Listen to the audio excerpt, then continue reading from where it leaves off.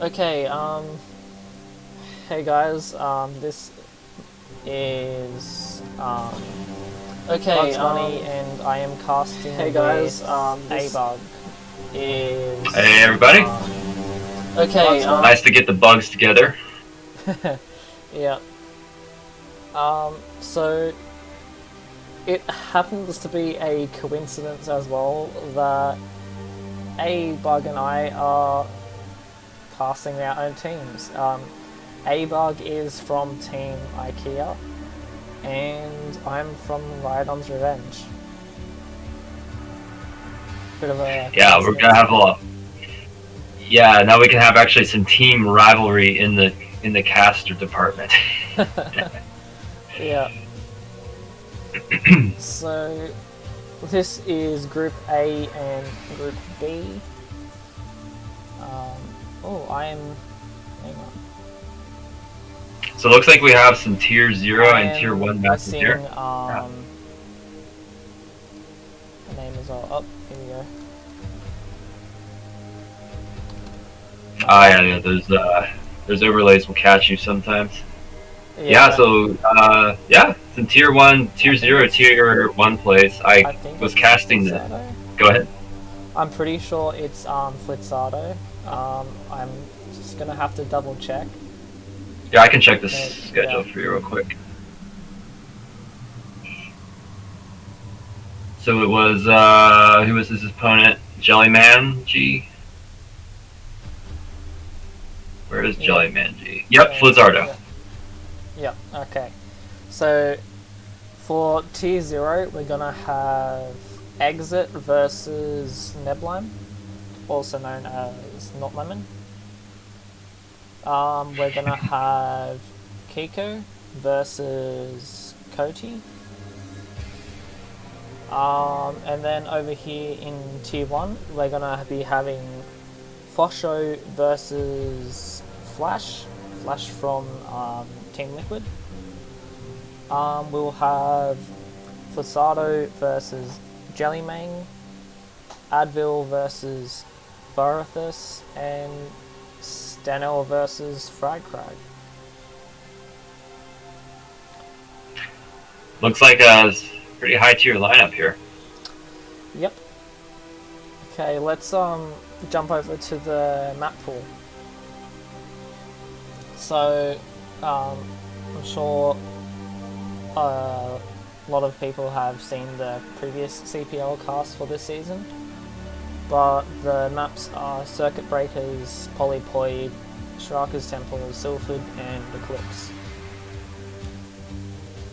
Now, me being a Zerg player, well, I've played Protoss sometimes as well. I've found Circuit Breakers is a really troubling map when you're playing against Terran as like just any race. I find it very difficult. What's your thoughts on this, A-Bug? Yeah, I think so Circuit Breakers and Fighting Spirit, kind of those maps that were the kings in the prior to Remastered coming out. I felt like those maps were definitely a little bit favored towards Terran. I'm not, I don't know what the actual stats are, but I am happy with the map pool as it is now. A little more, for sure, but I still like Circuit Breakers as a map, but I like to see the variety of other maps as well. So for this particular week, I know it was the 3 maps to be played in order were Circuit Breakers, Eclipse, and then Sylphid. But I don't know. When I was watching Tier 3, I noticed many times they actually did not adhere to that, so we had some interesting map choices. Yeah. Oh, everyone makes mistakes, right? Oh yeah, it made for fun casting, that's for sure. Yeah.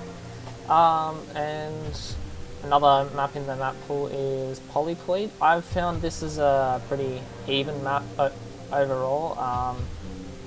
Sometimes it can be pretty difficult because just where the third is, especially for Zerg, like they've got to change how they play due to where the third is.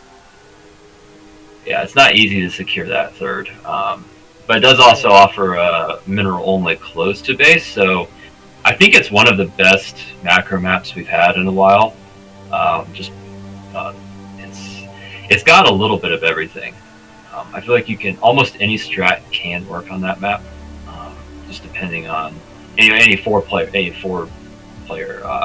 strat can work on that map. So yeah, I think we just see good games overall on that map. Yeah. Now with Shiraka's Temple, I haven't actually personally played on it much, but I think it's an alright map. I found it's pretty even between most matches, although sometimes I've found that Zerg and Terran can be overpowering on top of Protoss on it. Not sure what you think. Yeah, interesting feature on that map, I think, is just how difficult it is to defend the small little funnel expansions, whatever you want to call them. Yeah. The main and natural that are in each corner are somewhat normal, but the other bases are so small that it's difficult to really set up a defense in them. So I think it makes it easier to siege them, say with like a Terran mech force, but at the same time, this map does counterbalance that a little bit. There's a lot of paths to run around and a lot of open space in the middle of the map. So there is play against Terran setups. I feel like in a way that say Fighting Spirit didn't give. So I think it's overall a good map, but I think it's one of the maps that air harass is very strong on. So it's tricky. It's definitely a tricky map to play defensively on. Yeah, and with Silphid, I've found it's more of a Zerg map, Neo Silphid, because of how easy it is for Zerg to secure that third. Like, I think Silphid is one of the best Zerg maps in the pool. Instead of using the fake high ground, Zerg players tend to go over to the other high ground where there's only one ramp instead of the two ramps, which makes it really easy to secure. Yeah, there's also no ramp into the main, between main and natural. So especially if you're a Terran, it's difficult to defend that against the Zerg rush. Yeah. And Eclipse I've found is pretty even. Sometimes it can be pretty difficult, just cause it's easy to get like held back in your base because of the choke there and how it's lined out. Like, I've been kind of just stuck in my own base as Zerg before, and it's pretty difficult. Yeah, I think that's one of the most difficult maps to break out of your natural on. It's a close by air to the third, but realistically, you're not getting dropped to expand. Yeah, true. And I think it's rather difficult. The third, and then the two bases at the bottom right are defensible, but the other bases on the map are difficult to play, and it's asymmetrical as well, with the bottom right bases being a little bit closer, I suppose, to the bottom left player. So naturally, top tends to expand towards the left, but those bases are harder to defend. So it's an interesting map, though. I think it's a good one, but it's one of those maps where you don't ever want to get contained. And so I think we definitely see some exciting games on Eclipse. Personally, I think Sylphin and Eclipse give some of the most interesting games. But overall, though, a good map pool this season. Yeah, definitely. Alright, so let's get into it now. The first map is Circuit Breakers. Let's get into it. Alright, and this is going to be...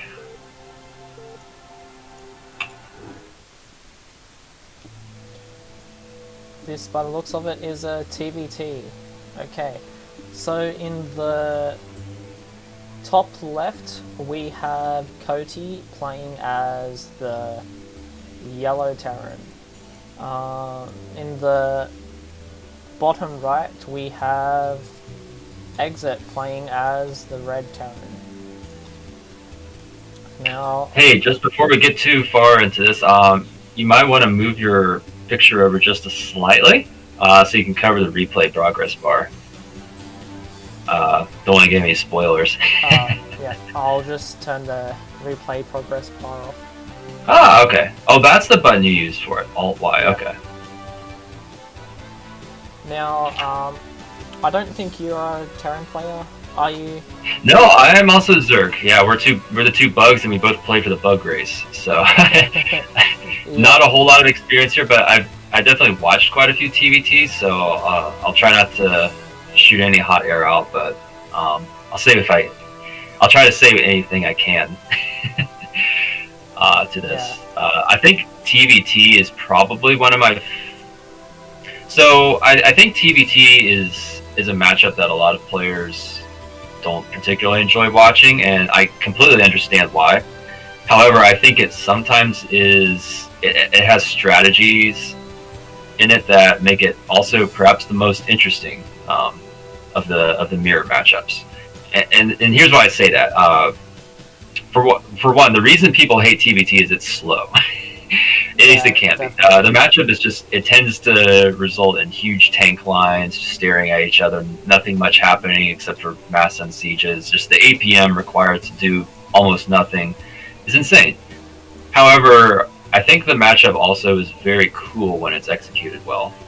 You see strategic choices that are just very sharp and very much execution oriented. You see, for example, Wraith usage or Vulture usage, fast, maneuverable units that are also very fragile.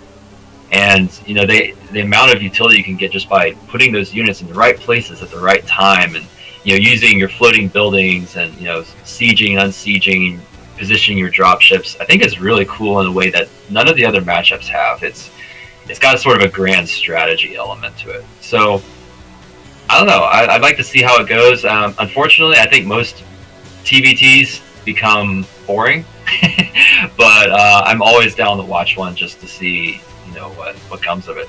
Yeah, it is pretty long and draining. Most TVTs, just watching tank lines just slowly creep up inches at a time. Now it both looks like regular builds, so it doesn't look like there's no cheese this game, so yeah, nothing too odd, but a cross scout from Exit. I think he's just wanting to rule out any sort of BBS or proxy factory if play that could happen. So getting the initial scout off, I don't think Koti, I think is how you say it, or Kawadi. Maybe it's Kawadi. That's an animal, Kawadi. I don't know, maybe. I pronounce it as Cody, but I could be wrong. I'm not 100% sure. Hard to say. But anyways, I think this may be his first scout. Don't think he'll lose the SCV. Not a big deal if he does, but does get it to see what's going on here. Doesn't look like any hidden units. Exit throwing down his expansion. Slightly slower. Few seconds behind Cody's, so yeah, true. See what happens. Yeah. Now, and we do see the SCV die. Huh. So after seeing that, Exit chooses just to pull his Vulture back defensively. So both players just playing defensive at their initial Vulture. I'm not sure why the choice is made this way, because since they both got a full scout off, they should both know there's not any hidden units out on the map. So maybe they're just both thinking that the risk of, it's sort of a gentleman's agreement of, okay, I'll just keep my Vulture in my base, you keep your Vulture in your base. We don't want to play the game of some Vulture running rampant in each other's bases. So, yeah. Both going pretty standard here, both adding a second factory, getting a siege tank. Parallel upgrades on Vultures as well. Kawadi, though, adding adding vultures a little bit faster than exit here. I'm not sure if exit is trying to save. Okay, exit got a faster machine shop. So a second machine shop, I should say. So it looks like he might be trying to lean more into the upgrade advantage instead of powering on early vultures. So we'll see if it pays off for him. But the old early vulture count from Kawadi's we'll see how could it be goes. a problem.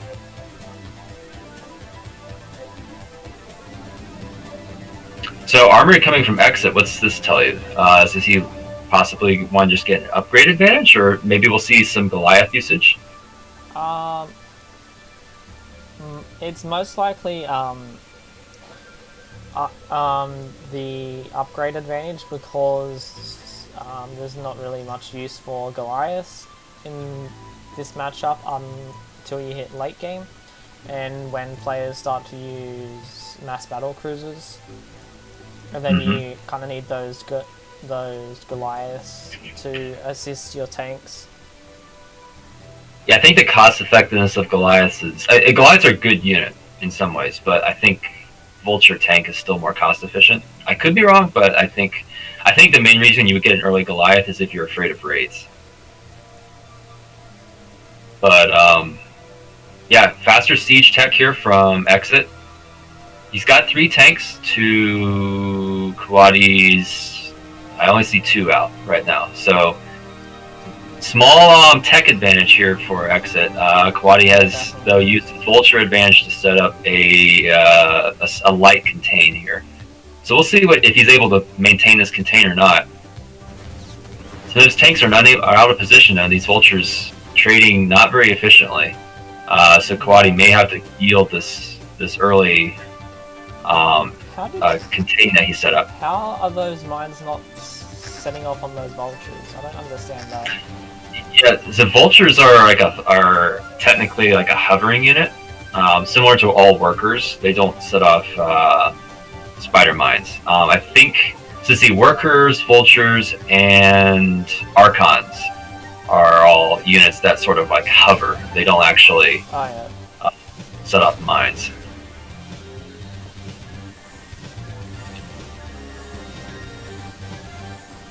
But the tanks would set them off. Yeah. I mean, just a safety Goliath. I think is just to make sure, that there wasn't some, choice to go. And he's got a scanner now, but saving that, choosing rather, and he's really got to save it. And instead of scanning, he's got to save that in case there might be a cloaked raid coming into action. So. Cody just finished his armory as well, so we might start seeing some of those stuff. Goliath missile range getting researched from exit, I think. Yep. Ooh, actually eats a tank. I don't know if you're seeing this, but they actually eating a tank here on the left hand side. Exit loses one of his tanks to spider mines. Cody is setting up a pretty nice screen of spider mines here, just to try to get an idea of where Exit's army is. All right, these tanks are not protected here. Oh, he's gonna lose another tank. Ooh, yeah, this is really bad. This is not good. Not good for exit. This is true. Yeah, it's just the IKEA coming out at me. I've got to, cheer for my teammate here.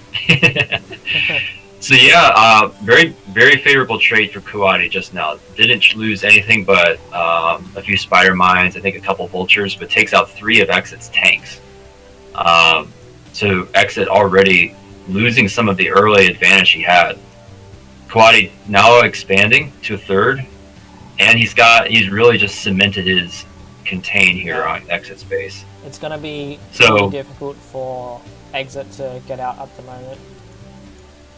And despite his early armory, we see he chose not to go upgrades, and we see +1 started faster for Kawadi. So I don't know, we'll see. Nice run by here by Exit. Vultures, yeah, those tanks might die. Oh, not. But he target fires all of the mine.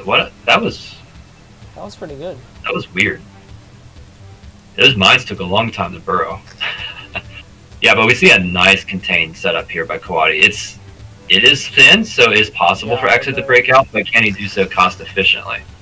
He's really only got this mineral only to expand to, whereas Kawadi really can take anything he wants in the map, and he's taking a gas base. So I don't know if he's going to fall behind in Exit's going to fall behind in tank count if he's not able to move out here quickly. Yeah, true.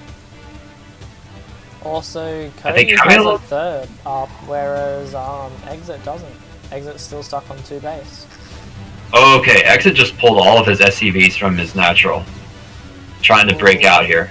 Yeah. I think he's trying to get some Zealot bombs. Oh. Sieging all of his tanks together. Oh, loses all of his tanks for nothing. Alright. Nicely controlled by Kawadi, able to keep his tank spread. Exit not sieging enough tanks quickly enough. In that situation, I don't even know if you siege your tanks when you're in that position. Because unsieged tanks actually put out a lot of DPS, focused DPS, so they might have actually been able to kill off those 4 tanks, but I don't know. Kawadi up to 8 tanks here on this contain, 3 more down on the bottom left. Versus Exit has 1 tank, 2 tanks now. He is getting dropships though. He has 2 dropships. It might be possible. Again, TBT has a lot of comeback potential. True. It is possible he could get us maybe do some SCV bombs. Well, actually, SCVs don't trigger, so he would have to do Vulture. We do see some drop ships from Exit, so we don't know what could happen with them. Could be some drops, or could be some SCV bombs on tanks, as you said earlier. Yeah, it's interesting he chose to go for dropships already rather than any wraiths. Wraiths aren't strong in the sense of DPS, but they do force a reaction. But I think he's wanting to go for a more decisive play. Dropships tend to make you win or lose much faster than a wraith in this matchup. So yeah, choosing not to break out, but instead to try to just fly around, go for a kill move. Possibly. Yeah, true. I don't know though. Like this tank count from Yellow is just incredible. Like there's hardly any tank mines here to buffer. So I don't know. We'll see what he can get done. The drop's about to go into Kawadi's base. Yep. Let's see what happens. No anti-air. What to speak of here.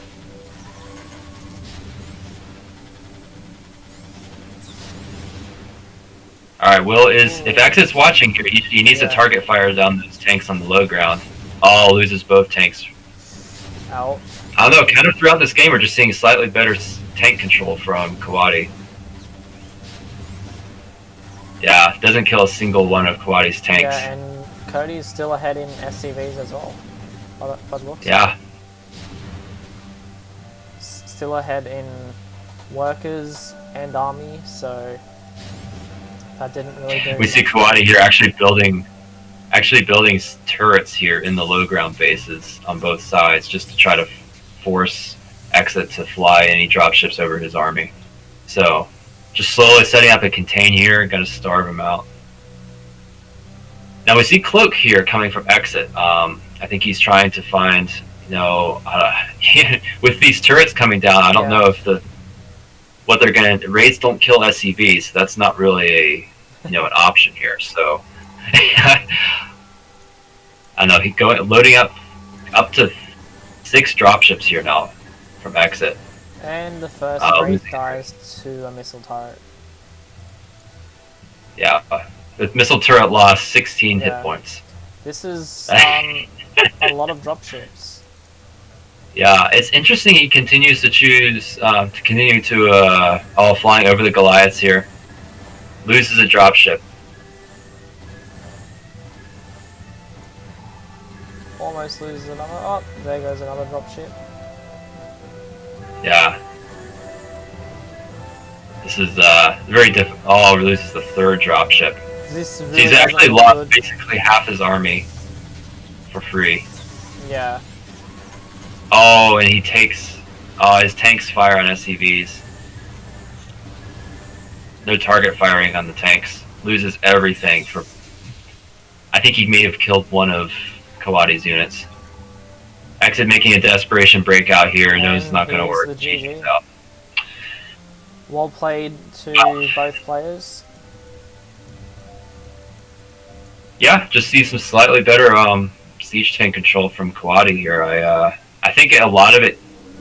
The game was not over, but I think a lot of it just came down to that initial breakout effort that Exit made. He chose to go for earlier tech, and then he lost his siege tank advantage just from some, I guess just some poor army placement.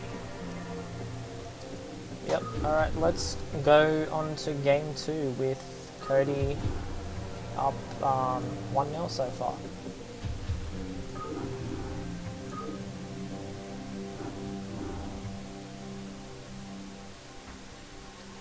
Okay, game's up.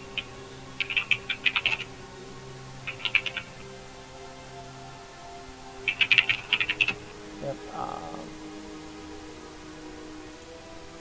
keep trying. I'm gonna open and close the slot because that seems to work better. Yep, there we go. There we go, okay. Such a buggy client. I mean, we've got 2 bugs here, right? Oh yeah. We've got 2 bugs going on. How does anything work? Alright, let's... Neo Sylphid. I think this ought to be the next map here. I haven't really seen many TBTs on Neo Sylphid. Circuit Breakers, big macro map, I feel like just becomes slow, but Neo Sylphid, I feel like we could actually see some interesting strats come out here. Haven't really seen TBT on Sylphid, so let's get into it and see how it goes out.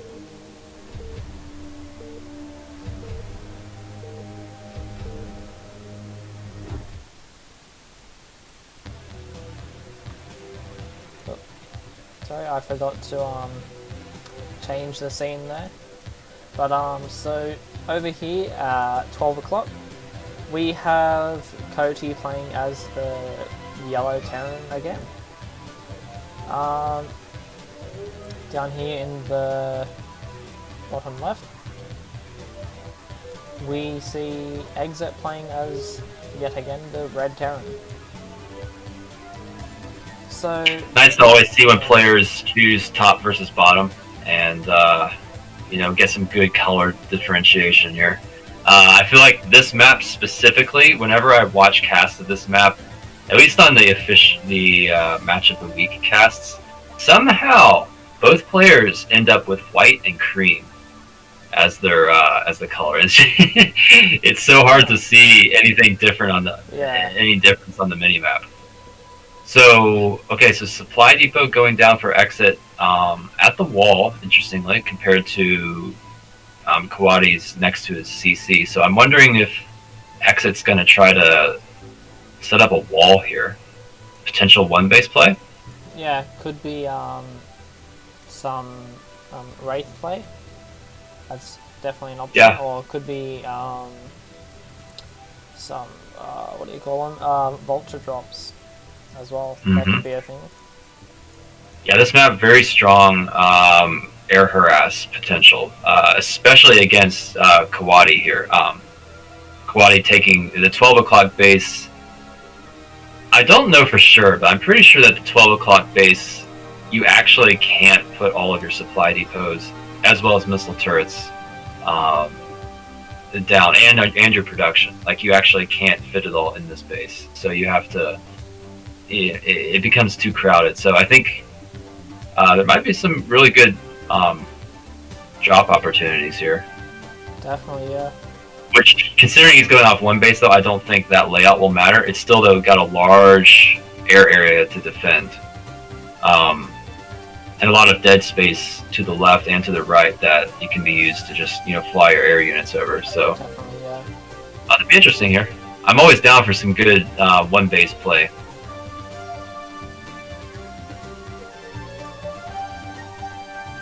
Now, I'm not too sure on wall ends, but is this wall in tight against vultures? I think it is. I don't think it'll stop an enemy STV, but I think it does, or Marines, but I think it does stop a vulture. Yeah, because I think vultures are considered like medium units, like a dragoon. In terms of Terran in SimCity, I only know a little bit, but not a lot. But I know that little bit from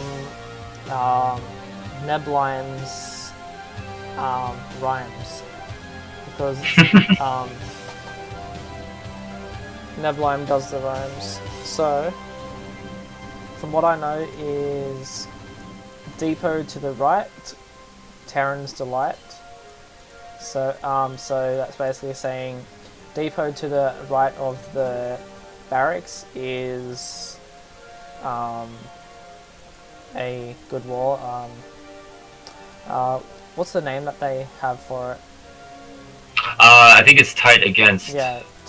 Zealots or anything larger than, say, a Marine or a Zergling. Yeah. So, and I think it's also tight against vultures. Should be tight against vultures too. So, Depot above fits like a glove. Okay, so one above will also work. Okay.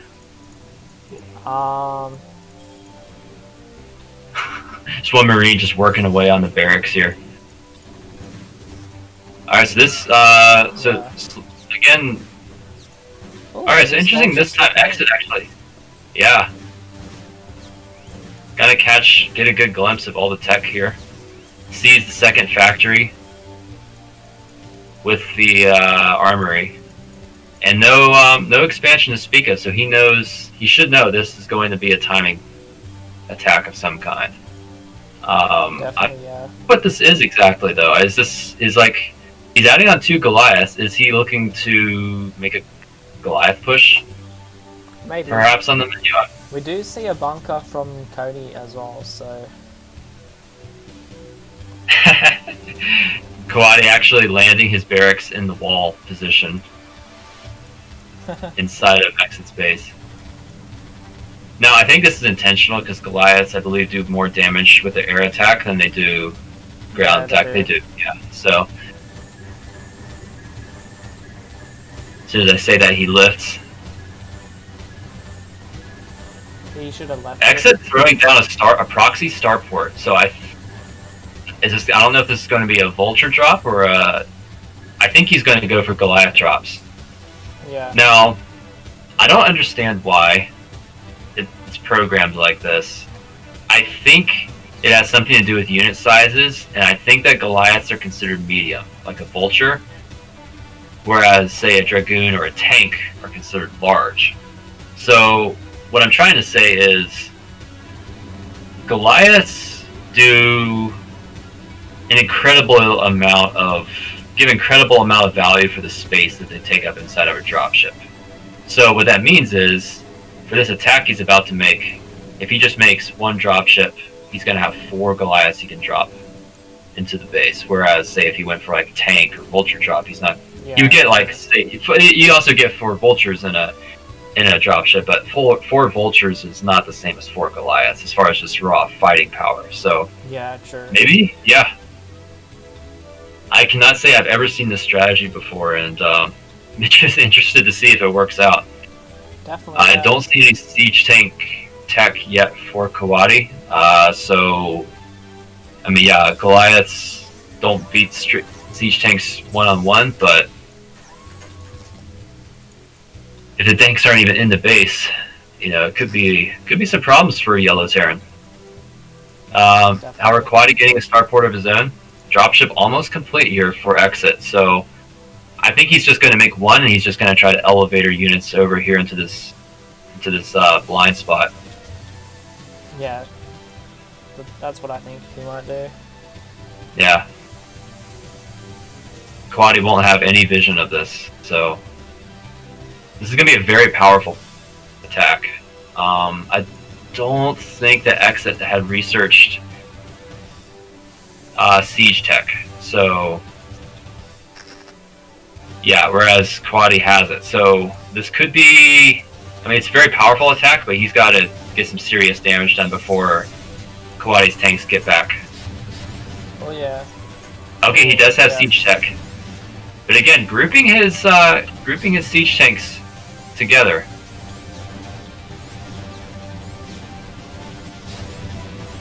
This is not looking good for Cody.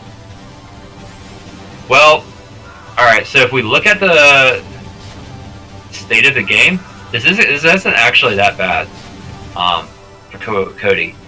Yeah, he lost a good number of SCVs, but he's only down 7 SCVs, and he has a second CC complete and mining. Exit just now completing his second CC, so I mean, there's definitely a gas superiority for Kawadi that Exit's going to need some time to recover. So overall, a successful attack, but I don't think it's successful enough. I think the game from here is actually even. He went from being behind to just making the game stay even. So a successful attack, but I just don't know if it's enough. Sure. Enough though, as much as he wanted. I think, yeah, the SCV pull is pretty strong. We do see the Goliath still attacking, so... Yeah, good control here from these Goliaths, continuing to get value, going for this, for the supply depot, this Wraith here just being a nuisance. Forcing Exit to make an eBay. Yeah, he's just not wanting. He should be using this Wraith to attack like the siege tank or something and slowly whittle it down. Yeah, I think he just pulled back because he didn't want to get... It's very low, he doesn't want it to get shot down by Kawadi's Wraith, which is actually in Exit's natural, slowly tickling these SCVs. And he's got Cloak here for Kawadi, so actually no detection here. Far out. Again, one Cloaked Wraith isn't that scary, but considering the damage he dealt earlier, I mean, and the economic hit he took, he can't really afford to be losing his SCVs. Yeah, true. It's pretty even. But continuing to add in more Wraiths here, yeah, Kawadi knows that there's a starport on the map. It's just... So it's not... These Wraiths that he's making shouldn't come as a surprise, but... Still, he's actually got a Wraith count advantage for Exit. And a small contain setup, sort of similar to what we saw from Kawadi in the first game. So we'll see if Exit's going to expect these. He didn't. Cody's So Exit doesn't have... ahead in terms of working. Ooh, nice. Yeah. Okay, so actually a bit of a favorable trade here for Exit. Able to take one of Kawadi's tanks down, and the other two basically one shot away. Has to pull down SCVs to repair. Yeah, true. This is pretty good for Exit then. Yeah. Now Exit's starting to add on a third and fourth factory. What do we see here? We already see 3 factories done for Exit, a 4th and 5th on the way, so Exit really just powering up now. Setting up a soft contain as well with a missile turret here in the center. Just 1 siege tank though. Definitely still a siege count advantage for Kawadi, but again, these Wraiths, not really any anti-air here for Kawadi. So if Exit's able to get this in his favor, there's really nothing in the main base of Kawadi to stop. Stop all these Wraiths are discovered? Yeah. He's got to... Oh, he shows that he has Cloak as well. Okay, so he's got to get something done with these Wraiths, some decisive damage.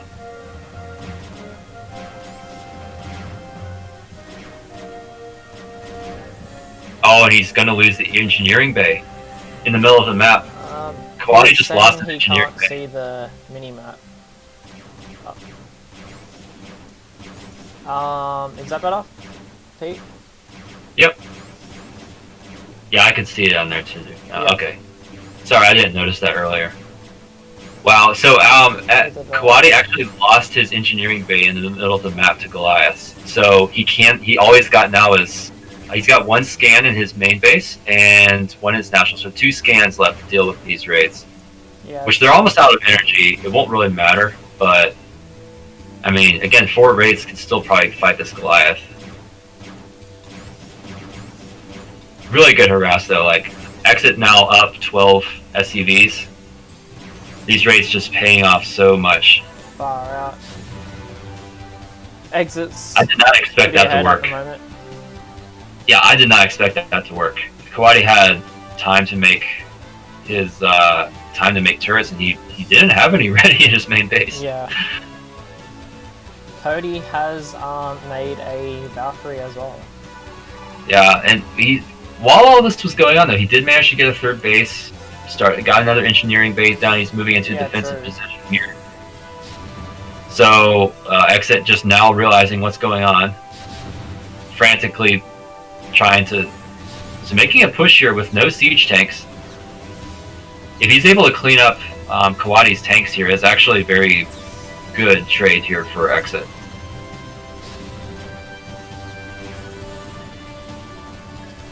Does lose 1 tank, but maybe? Yeah. So overall, I think that trade still favors Exit slightly, but definitely. Again, it was really only it was what 3 of Kawadi's tanks for 2 of Exit's. I don't know. Actually, I think that trade favored Kawadi. If you look at the supplies, still far ahead, because so much of Exit's army is just sort of support units, raids, dropships, whereas Kawadi's has more muscle. So not being able to break that, I think I just read that wrong. I think that really favored Kawadi because he's able to keep his 3rd base now, solidify his position. Kawadi has no Actually, 3rd yet. I have to agree there.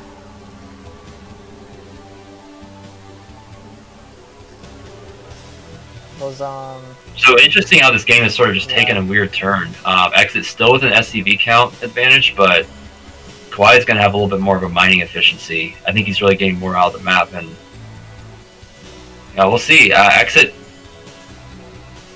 not really having much of an advantage to lean on. I think if he had managed to break this 3rd, the game's pretty much like 70% his favor from there, but I think it's still pretty much even. If even actually Kawadi favored. So another drop coming into Kawadi's base at 12 o'clock. But I do notice one thing as well. Exit has much more map control over Cody.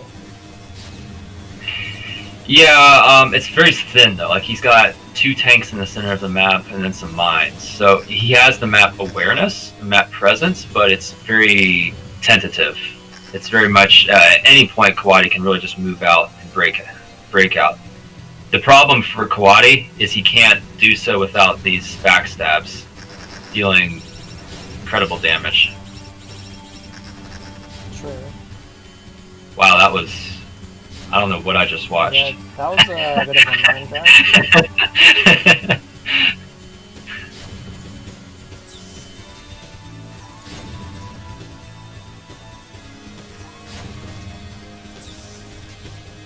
Interesting that tank wasn't actually in range.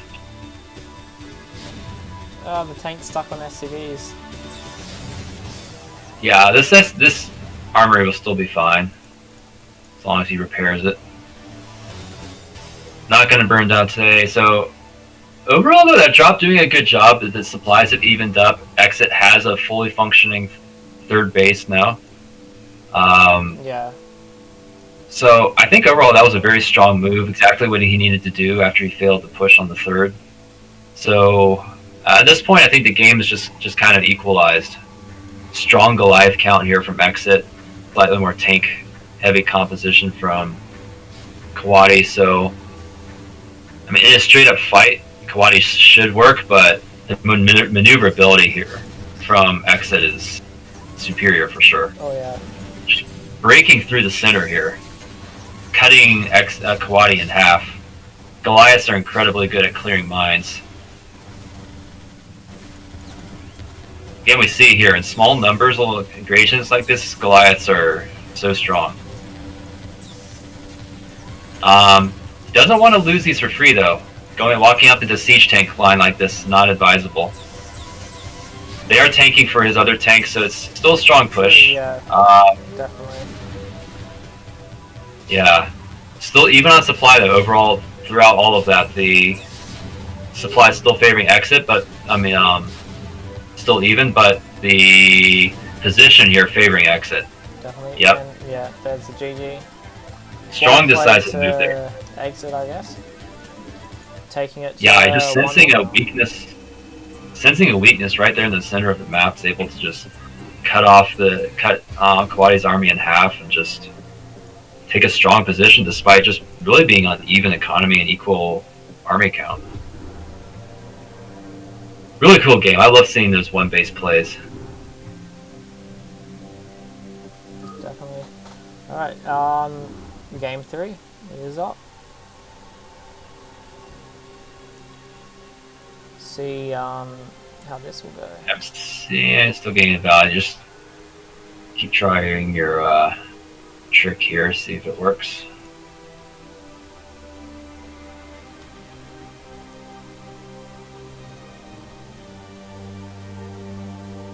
Have you tried opening and closing the slots yet?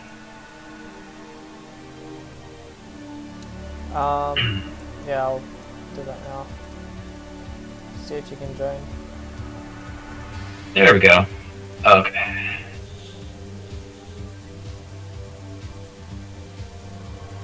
Alright, game 3. 1-1 between Cody and Exit. Let's jump into it.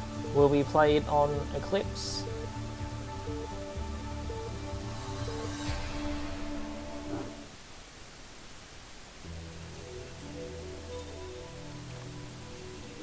I've got to fix up my OBS, I forgot to change.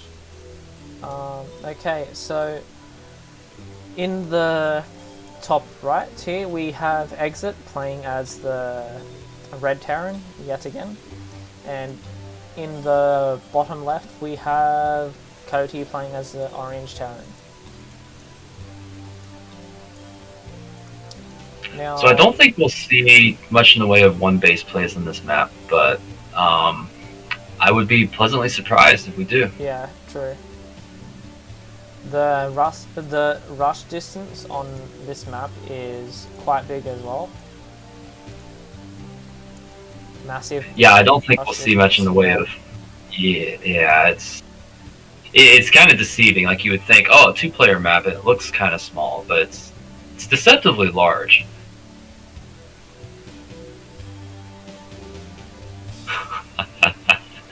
Okay, yeah, Exit going for something a little bit sneaky here.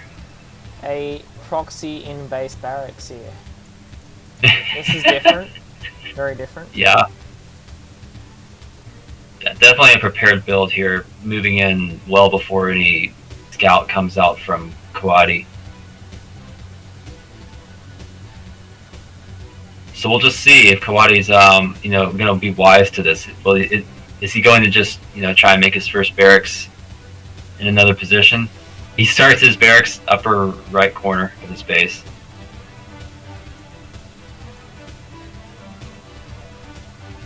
Cody still has not seen it. Yeah. Now, I don't think the game is over by any means, once this is seen, but definitely can throw a wrench into Kawadi's game plan here. Definitely, yeah. So immediately starting a bunker here. I'm guessing he wants to try to slow push with bunkers or something? Could be that. Yeah, he could do a slow push. He also may just be wanting to use it as a fallback position, so he can. But I just don't feel like that's a good positioning for a fallback bunker. Like you want to try and get a couple more out. Oh, reveals the second SCV. If Kawadi saw that, he should know what's going on. He does. All right, but the trigger's pulled. Second bunker started here. Exit going to be able to just harass the line here. If anything comes out to attack, he can pull back to the bunker. SCV's not that great against Marines. All right, he needs to Exit needs to get the second bunker complete. He will be in range of the refinery. every moment here counts Cody for exit. is getting his own bunker as well. Well, Yeah, he actually abandoned it. Yeah. This is incredibly hard micro for Kawadi. Definitely, yeah. Trying to micro this Marine while having SCVs in the front. Very frantic here. And Oh, GG's. Wow. 6 strategy here from exit. Yeah, well played. So, exit runs away, winning that 2-1. Yeah, if you don't know, when you play Eclipse, always scout the edge of your base if you spawn at the bottom. I agree.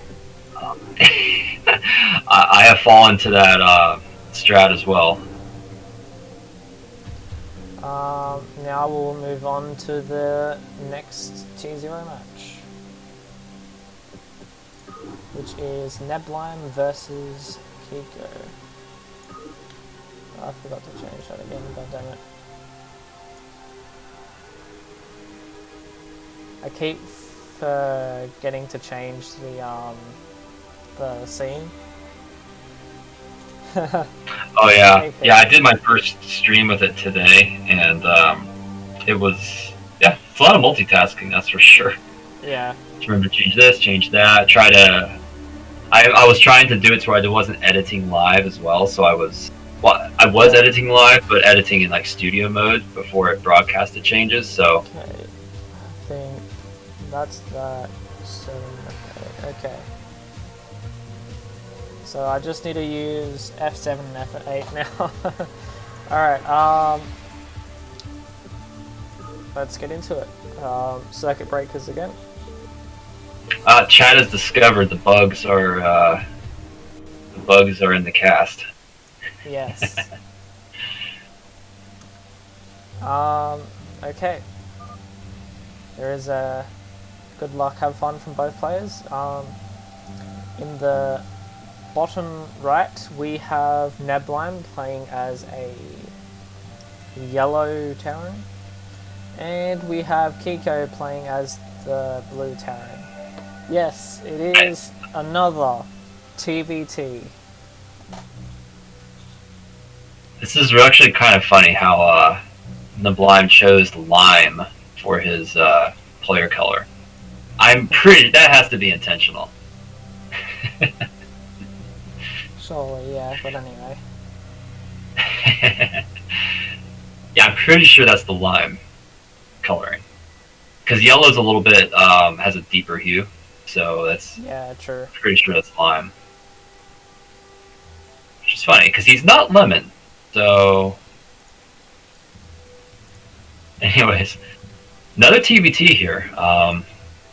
Interesting how that worked out. So I don't know about you, but I had an incredible number of mirror matchups that I personally had to play this season. So let's see, I played in, I think, 6 weeks of the regular season, and 4 of those were against the Zerg.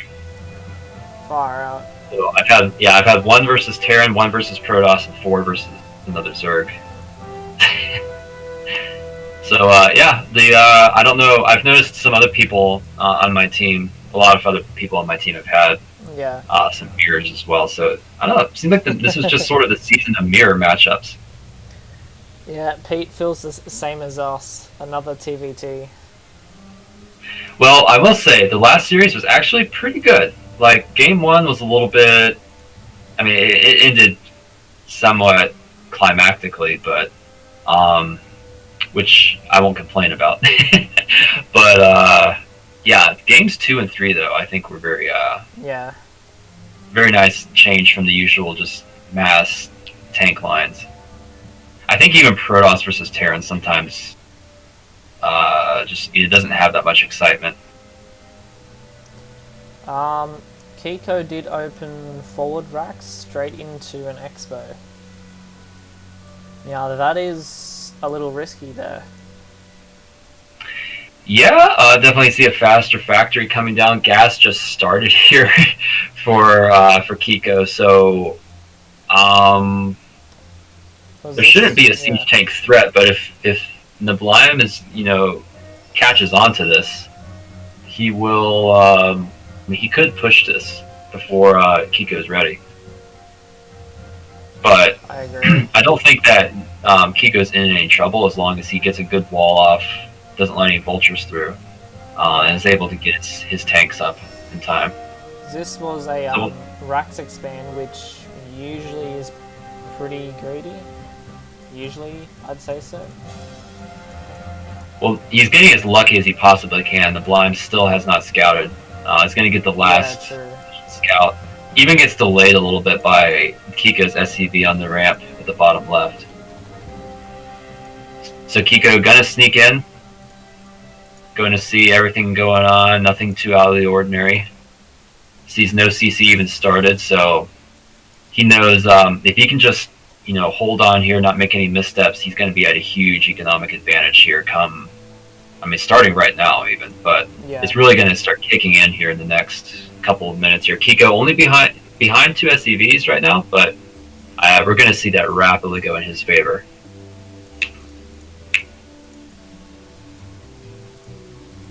So Kiko almost complete, adding on a second factory now. So his second, he was behind slightly on his tech and in factory, quite a bit behind on factory timing, but already going to be matching Nablime's second factory timing. So Nablime now getting in, finally going to see a scout on what's happening. I don't think his SCV ever made it into the base. No. So he's now going to see. Now he would have known this was a fast expand, judging by the front buildings, but he has no idea what Kiko is up to inside of his main. Now fast expand kind of rules out fast wraith timings, that sort of thing, but we are seeing 3 factories here though, so it's not going to be much. Yeah, Nablime knows I think he's got to pull the trigger, get a contain up, something, just try to. Kiko's going to just have an overwhelming number of units here before long. Definitely. In terms of so a little bit faster gas timing though. Yeah, interesting though, Nablime does get his second CC up, going for a faster gas timing than Kiko. So I'm thinking Kiko is opting more in favor of Mass Vulture for his opening aggression. Whereas Nablime looks like he's going to go more for a tech route. Throwing down an academy.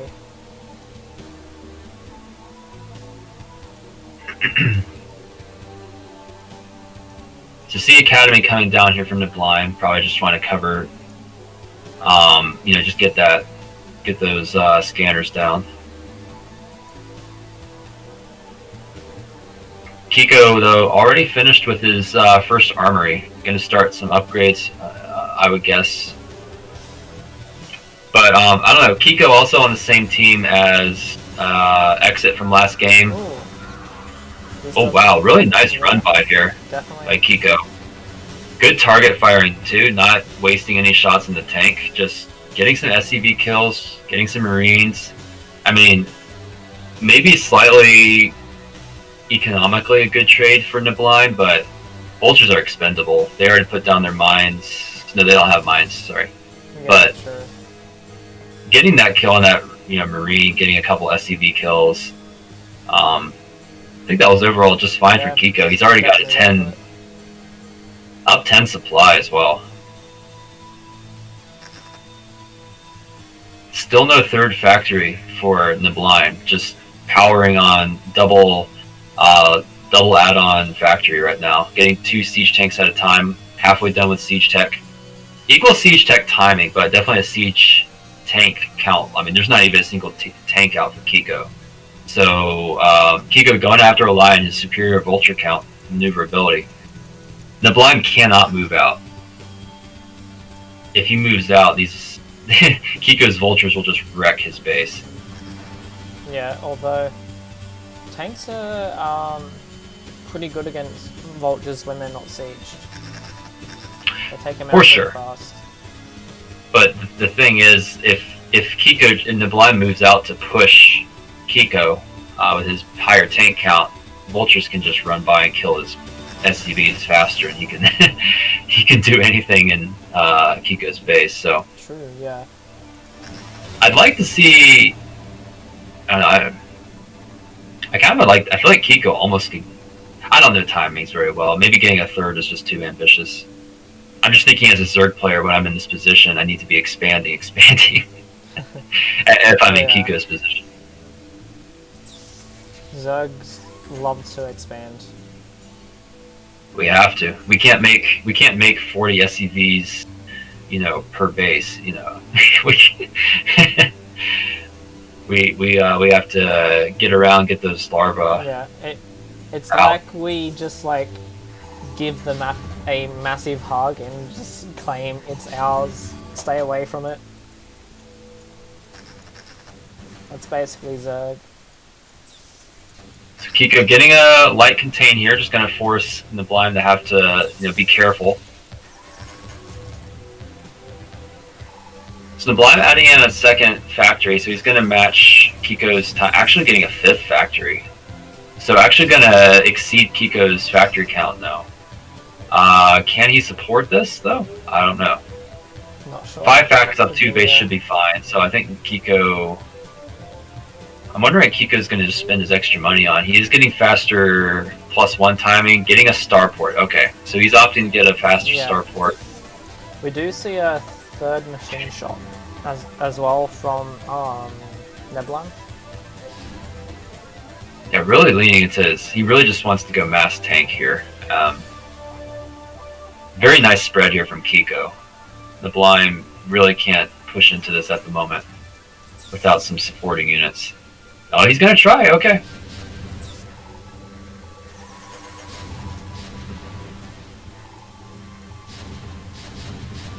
Pretty good. Very nice clear from Neblan.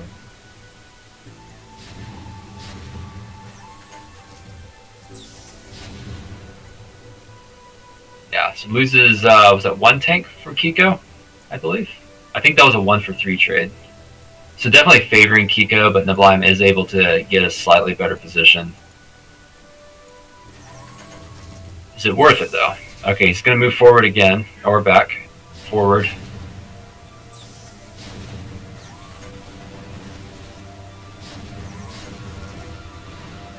Oh, wow. Just lost. Okay, yeah. Basically. So, That yes. really hurts Neblan. The blind just kind of, I don't know, he's using his siege tanks like Zerglings almost. It's, he's got 3 add-ons. He can remake 3 tanks at a time. It's not over, but, giving up that many tanks.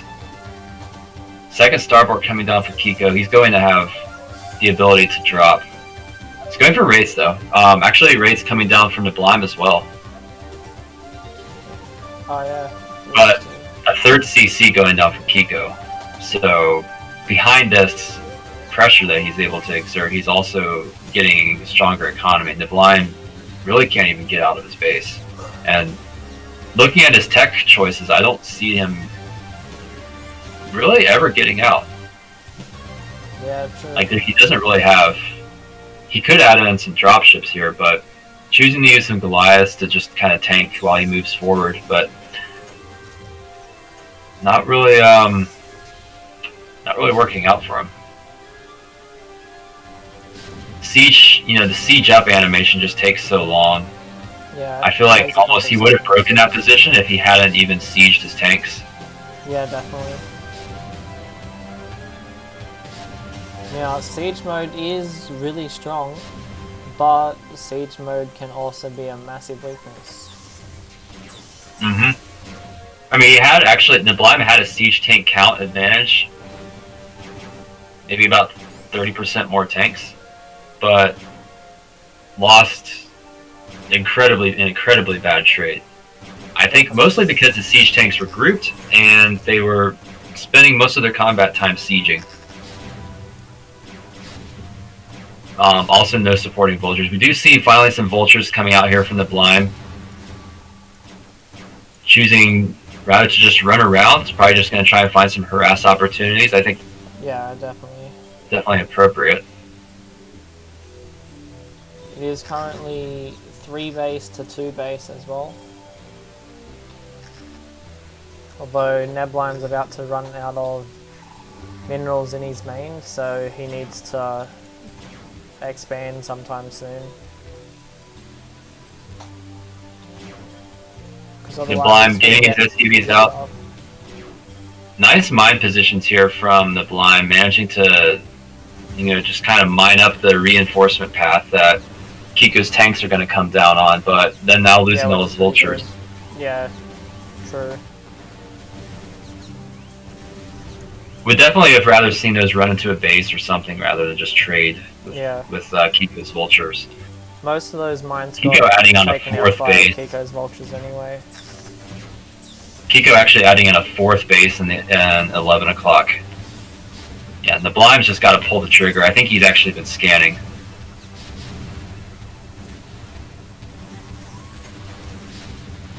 Yeah, Neblime kind of has no choice but to try and break out now. Like, he really needs to get a 3rd.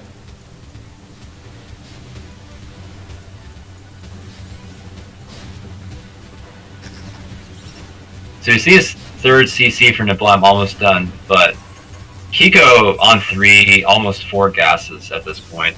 Yeah, definitely. Like, we've seen Neblime manage to have the gas lead and really just kind of lean into better tank projection, but Kiko is just going to have so much gas soon that it right? Yeah. He could probably have add-on every factory in his main and just make non-stop tanks if he wanted to. Not advisable, but he could. Interestingly, they've been on equal factory counts though, so Econ lead for Kiko, but not it. Yeah, but he's really Kiko's been spending his extra money on the 2nd starport, just trying to secure air control, which is not a bad choice. We've seen that Blime here is actually going to have to cede control of his 3rd position because of his lack of air control. So I think there is a science facility from Neblime as well, so it looks like Neblime maybe wants to go into battle cruisers or something. Because that's the only thing I really think he'd use it for, wouldn't he? I mean, you could also just get a science vessel and try to you could use it to detect mines or put a D-matrix down. But yeah, I think usually, yeah, exactly. I feel like you're just getting it for battle cruisers. So I don't know if that's what his plan was, but I don't think he's going to be able to make anything. Well, Neblime tried to go for 2 bases, so which I think put him in a bad position. So if you look at the map, Neblime tried to go for a 3rd and a 4th. Oh wow, yeah, I just saw that. I mean, I don't know how big of a difference that made on his econ, but maybe if, he had delayed that, all these transferring SCVs gonna get picked off. Ow. Oh, that's gonna hurt. Yeah, landing his command center. There's really nothing that Neblime can do. I feel like he's just baiting his command center, just so he can get his 6 o'clock up and running. Could be, yeah. But hardly any SCVs mining at 6 o'clock to, There's yeah, a just GG from GGs. Neblime. Well played to Kiko with the contain there as well. So I feel like both games we've seen on circuit breakers, the player here that spawned at 5 o'clock tried to move up on this high ground and push out and just lost all their tanks. And then from there the game was almost unwinnable. I agree. It's a recurring strategy.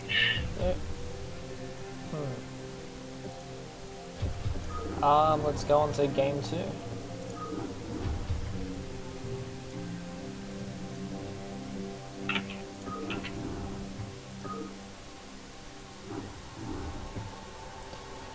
Game's up. Alright. Invalid password. Oh, of course it is. Oh yeah. Alright, try and join. Alright, we're in. Alright, let's move on to game number 2 on Eclipse. Yeah. Interesting choice in the map orders here. This last series it went Sylphid second. I think Sylphid actually was supposed to be the third third map in the series. As long as both players were happy with it anyway.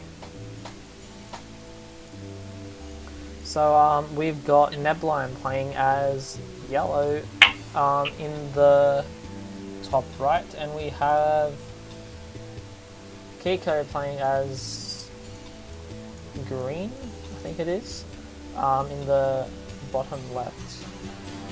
He's playing as I don't know what color that is actually. I think that's, I almost was gonna say teal, but I think that's teal. Could be. It's hard to tell. But Nebline actually choosing to be a lemon this game. You know, playing the lemon color. So I don't know what's happening here. Is he not lemon or is he Nebline? Yeah, I'm gonna have to take a screenshot of this.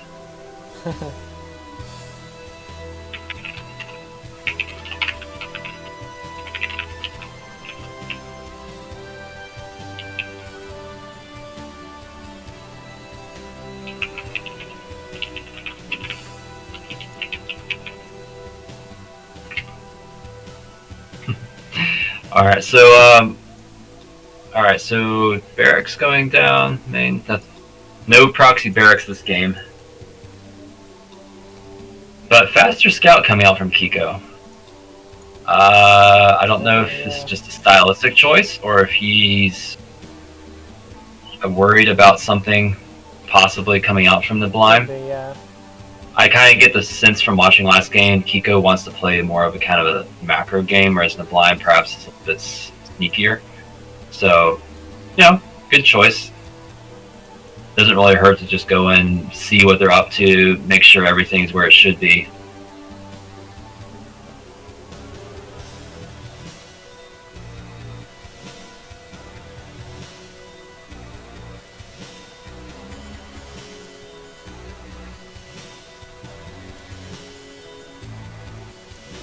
Seems pretty standard from both players. Yeah, not really, don't feel like there's really much to say at the moment regarding them. I feel like this is another thing with trying to cast TVT anyway. Like, there's not as much to say as the other matchups, because there's like not really much happening in TVTs. Yeah, I feel like I can say Protoss versus Zerg, there's usually some sort of Protoss or Zergling action going on, or Protoss versus Terran. Protoss versus Terran's dependent on some things, but yeah, true. I feel like most high-level players at least are going to have some sort of action going on in PvT, versus, you know, just sitting in their bases building up an army. But alright, so pretty much equivalent expansion timing is coming here, just slightly faster from the Blime. So nothing too sneaky at this point. Faster add-on for Kiko.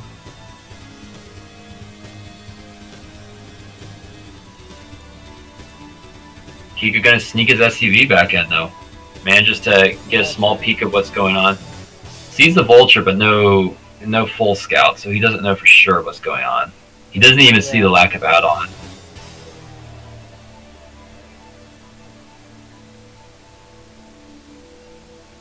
The Blind though moving his Marines Oh, across the Enter's map. saying Maybe he's splash screen. Don't know what he means. Oh. There we go. Think that fixed it? Okay, yeah. There we go. Yeah. I must have accidentally hit the wrong button. Sorry about that. Sorry, I actually had your stream minimized there for a second. Yeah, man, chat's my best friend. I've noticed, I think I've streamed. I really only streamed once actually earlier today, but chat's your best friend sometimes. Yeah, sometimes it's hard to pick those little things up or misclicks. Alright, so, you know, got 2 tanks moving out here from Kiko. Completely, like, unprotected, though. This almost looks like some weird, like, Terran versus Protoss push here, you know, with SCV, 2 tanks, and some Marines, but... is Kiko going to see... Oh no, is he gonna... No. Kiko! What? Kiko, what are you doing? How'd those tanks not die from all those mines? Yeah, I think it takes 2 mines to kill a tank. But at this point, I think Kiko's trying to figure out, like, should he move forward or not? Guys in the chat's got your back. Nice. Guys in the chat, yep. I'm streaming. So, I don't know, interesting position. Kiko not wanting to get in position, though. Repairing the tanks. Yeah. But holding the position here. Laying down his own mine, so... You know, this is a very early move out from Kiko. Both players really just trying to get out and secure some early map control. The Blind taking a long way around with these vultures. He could actually get some damage done with those vultures there, so... Yeah, no tank on the way for Kiko, so there's... Yeah, his base is completely unprotected here.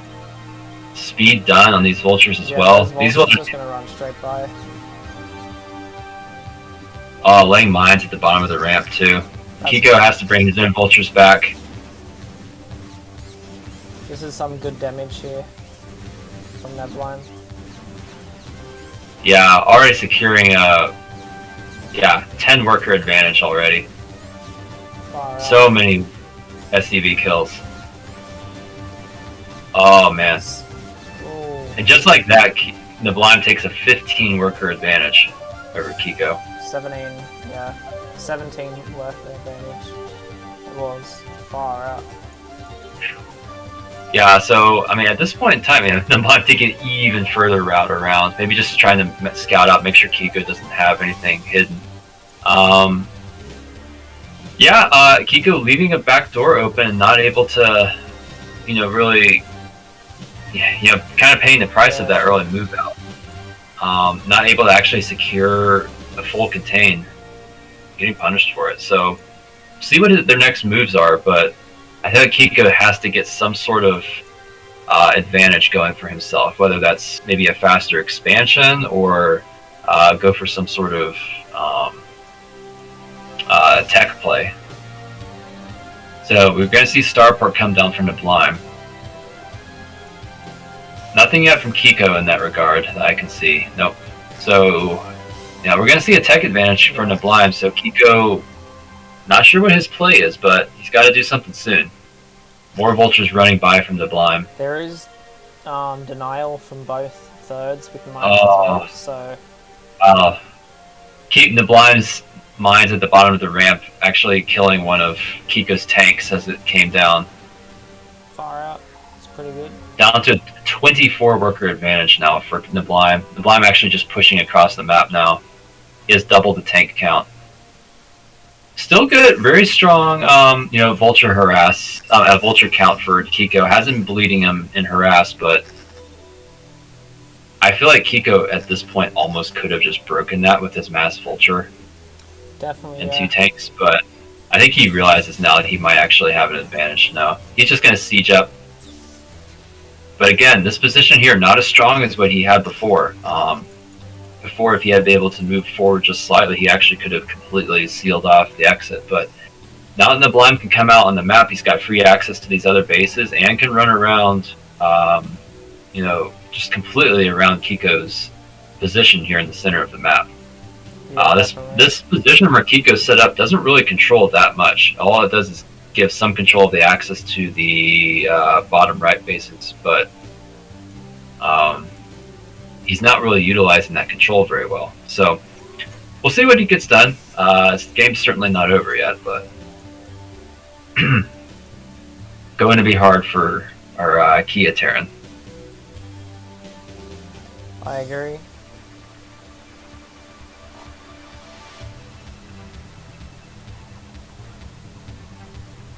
$12 started here for Niblime. Almost half done. I do not see no CC even started for no Kiko CC anywhere. Kiko.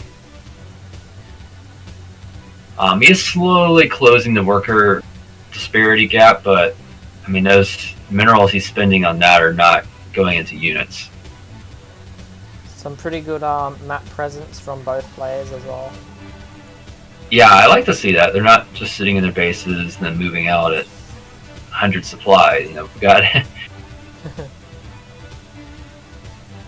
All right, so got a wraith here from Niblime, going to really start tickling. Okay, good timing here on these Goliaths. Kind of no free wraith harass at this point. Yeah, which is good because wraiths left alone can actually do a fair bit of damage. So, okay, interesting. The Niblime actually goes for this position here that Kiko had set up. Going to deny the SCV building. Yeah, totally worth it. He loses all these vultures. Still a decent trade for Kiko army-wise, but again, losing that third, yeah, totally worth it. Is definitely worth it. Kiko able to, now as his macro advantage coming into play, he's able to bring 3 tanks down here. I think he can just break this position and hard deny the 9 o'clock. We'll see how Kiko responds, but I don't think he can afford to let this position go. Oh yeah, Kiko's vulture's not in position to lay mines. Yeah, I'd have to agree here. Alright, so Kiko did bring up reinforcing tanks here, so he's going to hold this position for the moment, but still not working on his 9 o'clock expansion. Since so denied for so long, I think Niblime actually is going to. Niblime may have a 4th base done before Kiko can get his 3rd set up. Could be, possibly, yeah. Yeah, 4th base started here from Niblime. SCV transfer, perhaps, or just repairs? Okay, he's going to do repairs. Bringing 2 SCVs to work on the 9 o'clock. Kiko wanting to make sure he gets this base up and running. And Niblime just relentless with this harass, bringing 5 more vultures here around the side. All these tanks aren't even sieged. Far out. Okay, nice slow push here from Kiko. Not doing sieging. Here, yeah, and you see there how strong vultures run by again and delay the 3rd even longer. And this has got to be so annoying if you're Kiko. I think at this point he's just like, whatever, man. I'm getting into this position, and he's actually in a really strong position here. If he can actually get up this ramp, he just needs support units. He doesn't have. Like at this point, his 9 o'clock's delayed so long. These 2 vultures aren't going to do anything. He needs to send these up. I think he just tries to. If he breaks 12 o'clock, forces Niblime off of 12 o'clock, and just holds a position here, I feel like that's actually worth it. But Niblime just taking a 6th base down at 4 o'clock.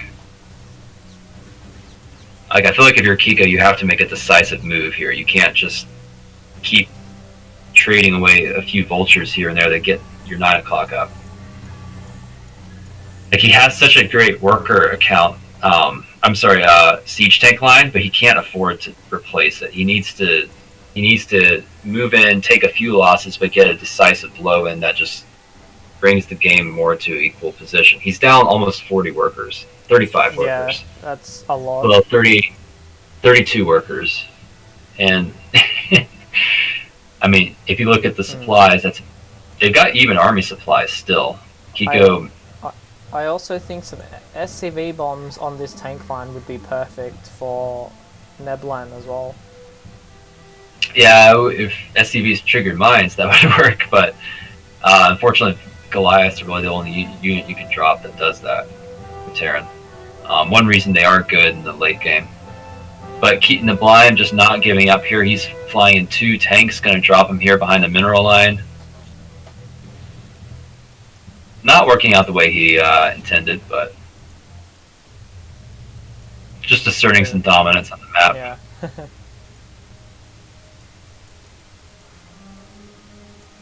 So Kiko, despite his kind of another drop here in Kiko's natural.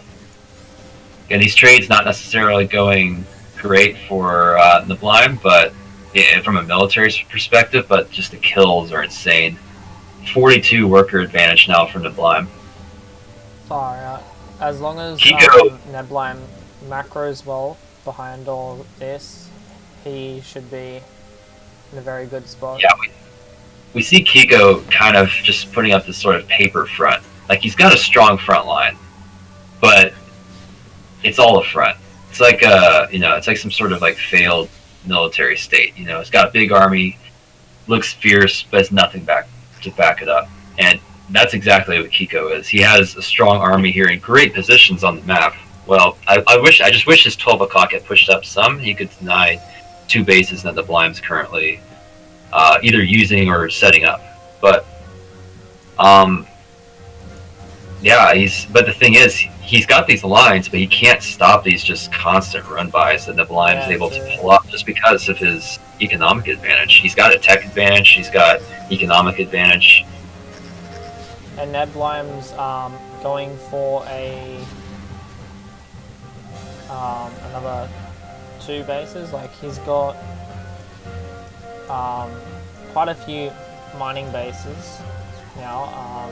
He's basically taking the map, whereas Kiko's going to start running out of resources at his natural soon, and his main is basically out of resources as well. So Kiko is able to deny the other 12 o'clock expansion from the blind, but again, the regular third here is still just pouring in money from the blind. Not even able to spend all this money. 200 supply, 2 and 1k bank. Adding on his his 5th base, another an alternative 5th down here at 5 o'clock, 5:30. Doesn't even need to siege most of his tanks either, and he just runs through and breaks it. Yeah, you can do that when you have such a huge advantage. Yeah, true, definitely. Tanks. Yeah, tanks are just, I don't know. The decision, I don't really know when exactly you decide to siege versus unsiege when attacking. Follow Pete.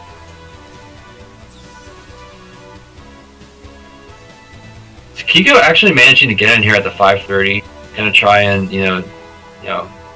get some deny going on, but this is just true. It's just a token denial here. Like, the mod doesn't really care about this expansion. Probably not, because he's got a whole bunch of other expansions, I guess. Like, he's just moved in. He's really taken over the whole top half of the map. He can just expand up here, take a double gas, take the other single gas. Kiko trying to take a 4th base here, but he has no army to back it up. Yeah. He's gonna have to cancel. Neblan's just gonna roll over this base over here. I mean, from this position here, Kiko's got 3 tanks, 2 on the low ground, 1 on the high ground. It's not an easy position to break here at 9 o'clock, but The Blime doesn't really have to trade effectively. He can just attack move through here. Nebblime kills this third base, which looks like he might. Kiko's in a really bad spot. And I don't think he's going to come back from that point if that third base is taken down. Why is my seat going down? This is annoying. Up 70 supply here. Blime doesn't really have to worry about anything. He can just pump units out and attack move. This is late game Zerg basically. Just make tons of army attack. Just gonna drop 4 dropships casually at 9 o'clock. Yeah. There's a GG from Kiko, and it is now 1-all.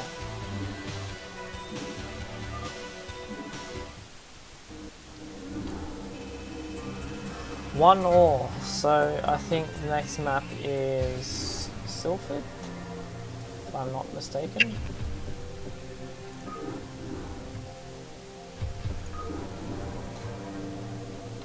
Why am I seeing this screen?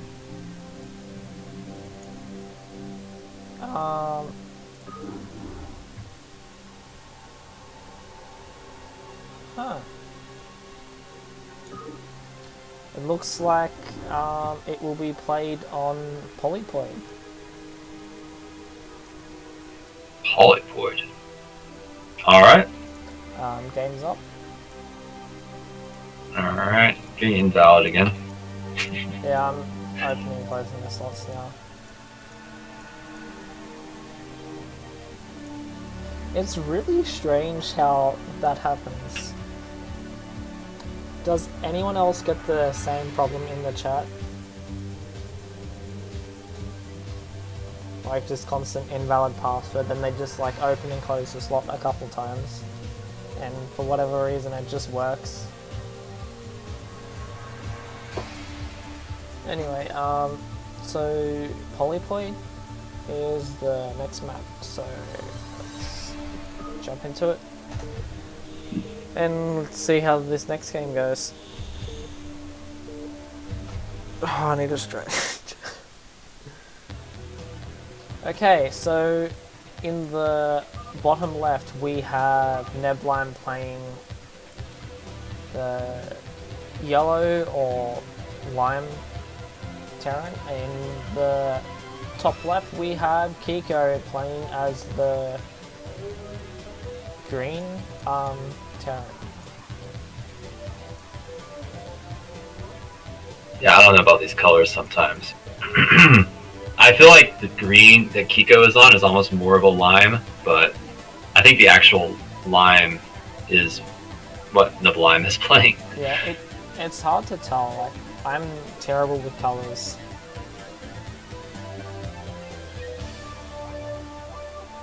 Alright, so quick move out here from Nebblime. It could be just a safety, but given the 2 players and the way they've been playing so far, I think he's up to something sneaky. So I think we might be about to see a rather quick game. At least a lot of action early. Oh. Yep. Is this so only one SCV. Is this a BBS? It looks like it's going to be a BBS. Well, if it was BBS, I think he would have brought another SCV and would have delayed the... Yeah, I think he would have brought a second SCV. Because you want to build 2 barracks before supply. But starting a second in his base, I'm wondering if he's going to try to just build a second barracks in his base, sort of as and just cut SCV production slightly, and just hope that Kiko doesn't catch on to the fact that doesn't see quite as many SCVs there. It might have just been an 8 racks. That's my guess. Just to get some interesting to see here. Marine pressure. Yeah, I mean, he's going to have... So, I mean, if he just rallies his Marines over, he's not really going to have a Marine count advantage over Kiko. So, my guess is he's going to bank up maybe at least 3. And then from that point... oh, wow, Kiko actually scouts the barracks in the middle of the map. So 2 Marines out. Okay, Kiko knows what's up. He's already seen the barracks. I mean, yeah, the bunker. Looks like Niblime does get the cancel, but Niblime not watching his Marine here. He's going to lose a Marine for free. Yeah, this is a failed rush. But he does force a bunker. Doesn't lose his Marine. Sure. Yeah. While this was a sort of a failed push, it's not that bad actually. Niblime, they're pretty much even on workers. Kiko actually bringing multiple SCVs to the front to buffer, just to make sure that the rush is complete. And he has a small contain here on Kiko, so Kiko's not going to be able to get any scouting information done if he loses this SCV in Blime's main. So he's still got the scouting information going on, but if once that dies, he doesn't really know what's happening. And what's more, he can't punish it. But faster expand here from Kiko.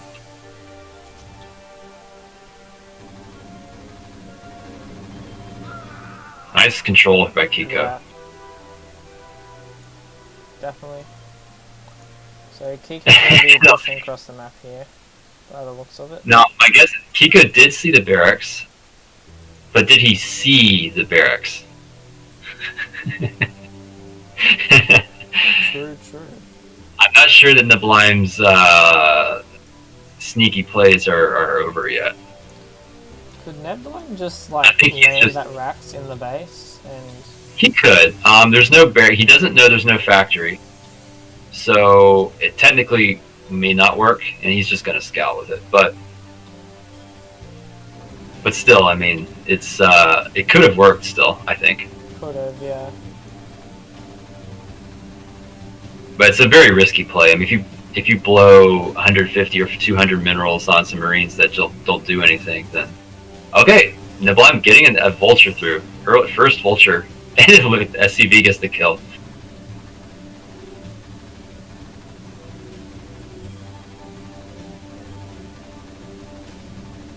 Niblime, I think, just trying to look for any sort of opening to get some sort of damage done. Double factory coming down for Kiko. And one complete for Niblime, though. Did get his a little bit faster, and he started a starport. Double starport, okay. So yeah, he's killed Kiko's... he managed to kill off Kiko's scouting SCV, so Kiko has no way of knowing what's going on.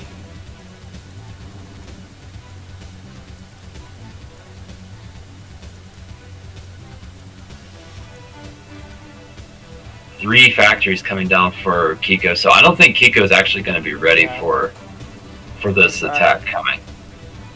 And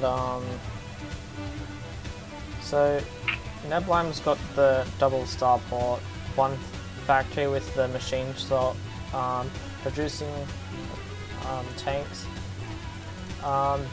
We have 3 factories from Kiko. We see vultures being made with vulture speed.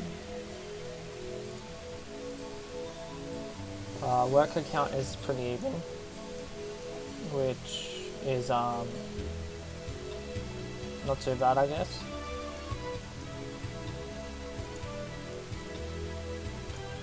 So we are seeing 2 Port Wraith. Yeah, and this is very strong if he manages to hit without Kiko knowing, having any sort of readiness prepared. I mean, they're still even on SCV counts, both on 2 bases. This is not all in, but he has to get enough damage done to make it worth it. But vultures coming down. Oh wow, nice block here by Niblime. He's gonna get it. Yep, he's gonna get a scout. Okay. So, is there an eBay on the way? He's got an armory, so he will have Goliaths available. But he doesn't have an academy or an eBay, so no way to detect cloaked wraiths. He does start an engineer eBay right away. But this first wraith, there's nothing to shoot up. If he can just delay true. SCVs making armory and or engineering bay. Yeah, he's got 2 more on the way. This damage can really add up fast. Kiko already bringing another SCV over to repair the one that's making the armory. Oh, wasn't too bad. This is a lot of Needs to get that armory up. Oh, yeah, it Wraith is so close to being done. Yeah, this is so tense for both players because, but he does get the armory up, so 2 Goliaths going to be popping out soon. So Cloak, a little over halfway done. 3 Goliaths on the way for Kiko. So this window of harass is going to be done soon. I think Kiko, Nablime. Nope, Nablime's still making double Wraith. Where are his other Wraiths? Cloaked, I think, by the looks of it. But they're on the way back now. Alright, so up to 5 Wraiths.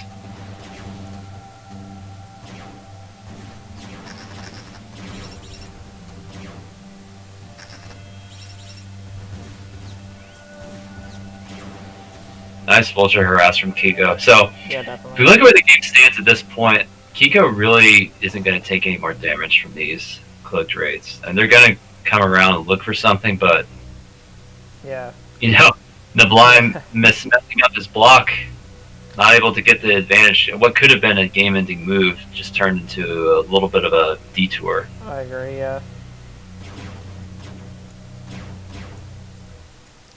Do have the Wraith harass on these Goliaths though. Yeah, and this is going to force Kiko to have to add in more Goliaths into his composition. Like, this is enough Wraiths, he can't just move out and, you know, kill Kiko. Some of those Wraiths have a few kills on them. Like, there's a Wraith that has 10 kills. Oh, wow. Yeah, it's quite hefty. That's impressive, actually. I think it got almost all the Marine kills is what happened. But yeah, I mean, 14 kills, so it's like 1 Goliath. 10 plus 3 plus another 2, 15 kills. Yeah. We got I think buildings go into the kill counter. Yeah, they would. I'd say so.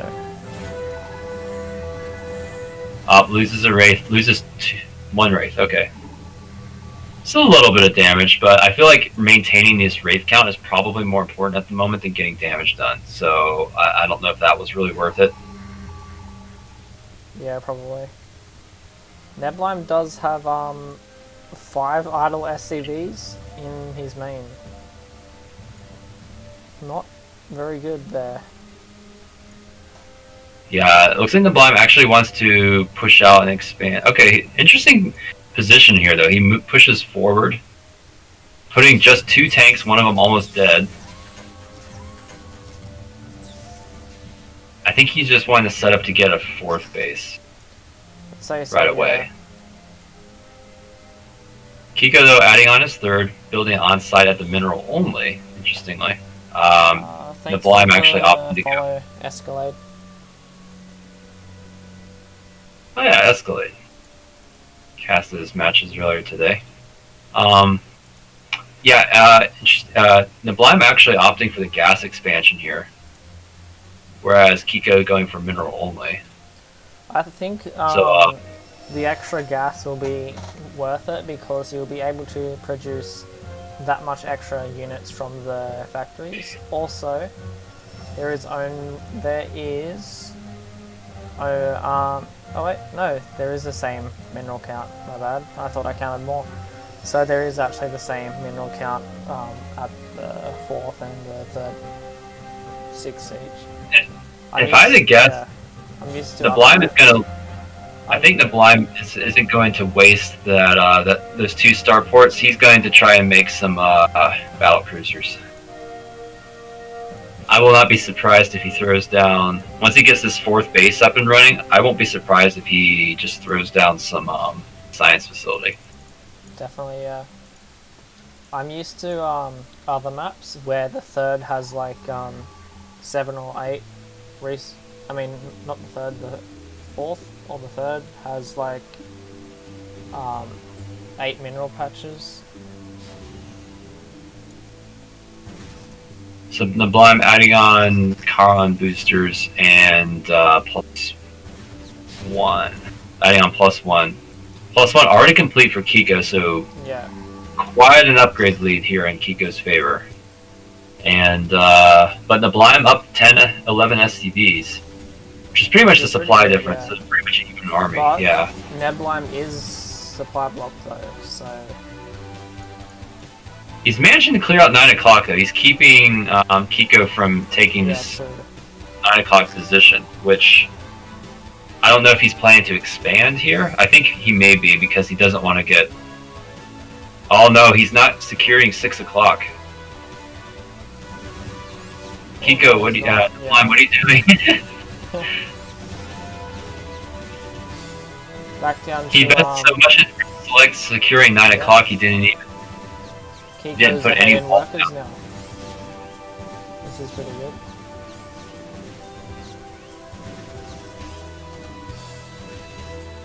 Well, I don't know if we were going to see BCs before, but I feel like we may not see them now, fortunately.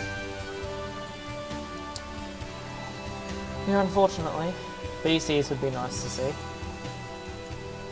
Ignamod going for the 9 o'clock expansion now. I think this part move. I think it's easier to defend that, even though it's close to Kiko's base. It's easier to hold that than 5 o'clock and 4 o'clock, just because of the map's so wide. Trying to defend all of that's just so much. Whereas 9 o'clock is pretty much just in a corner.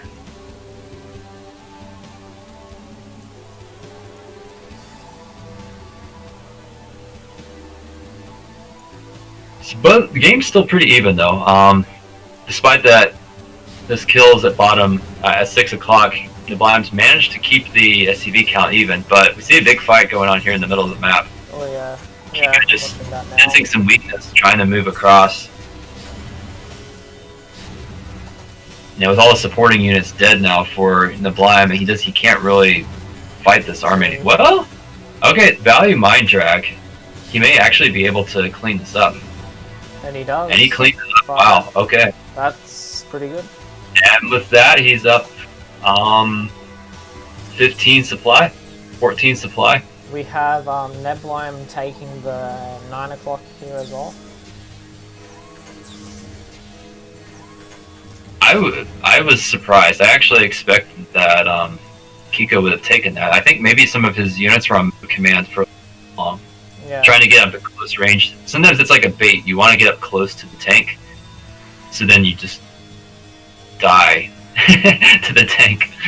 We have Kiko taking the 12 o'clock, although it seems, I'm not sure about you, but it just seems like that CC's a little off-center. Yeah, I think that actually is the correct location, but I get what you're saying. It's some of these map positions just don't feel right occasionally. Yeah, definitely. I feel, I guess, similarly about the one that's those mineral-only expansions. Especially since there's like these like terrain blockers. Okay, so drop coming on. Kiko trying to break 9 o'clock, losing the dropship. Doesn't look like Sublime going to lose anything here.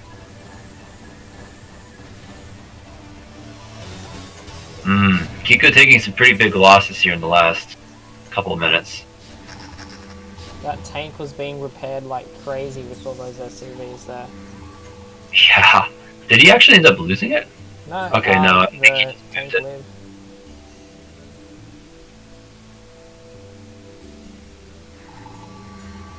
Whole bunch of idle SCVs at the 4th.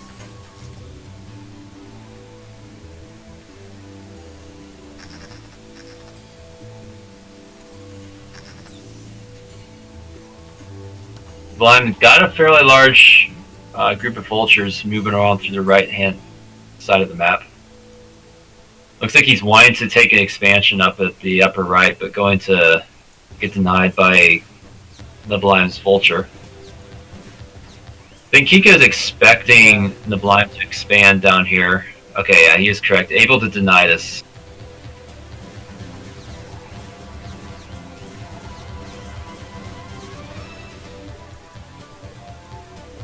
You see a few wraiths here as well. Still got 4 wraiths out on the map. Sublime does.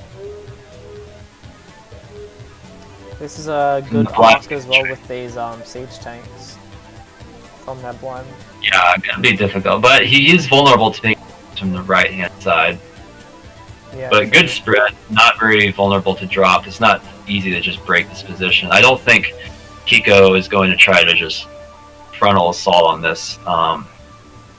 Going around the side and focusing on bottom right is probably going to be his goal for the rest of the game, at least for the foreseeable future. Definitely, yeah. So Sublime, interestingly, adding on additional wraiths.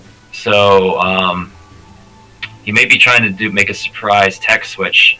Kiko doesn't really have much in the way of a Goliath count.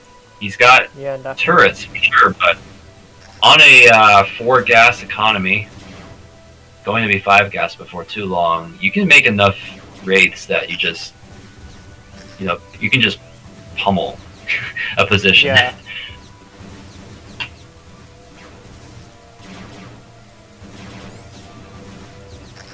Are wraiths considered medium or small units? I'm not sure entirely, but I think they're medium. But for air, it doesn't really matter, I don't believe. Unless, well, actually, I think it does matter. And loses all of his raids free. Yeah, far out. Yeah, again, raids aren't that great at trading with anti-air, but running across the map from Sublime. Slowly pushing forward with some of these tanks as well. Maybe not, maybe going off to the side somewhere. Not sure what he's doing. Yeah, I think Sublime's just trying to get active on the map and do something. Yeah, could be, yeah. I think he really just wants to deny this upper right base.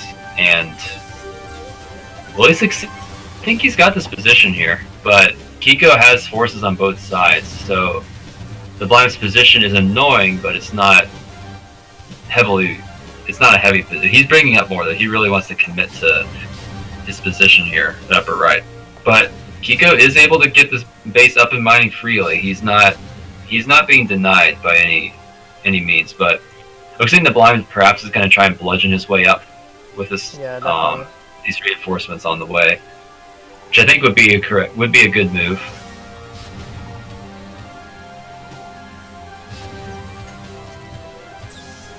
Do you see I have any dropships here for either side? I don't see any.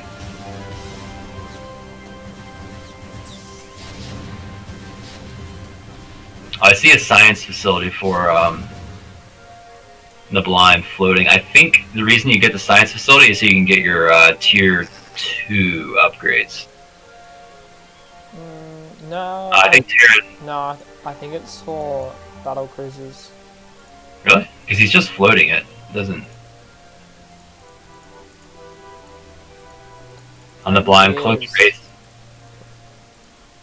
Yeah, because I think Terran can't get their tier 2 upgrades, like +2 attack, until they have a science facility.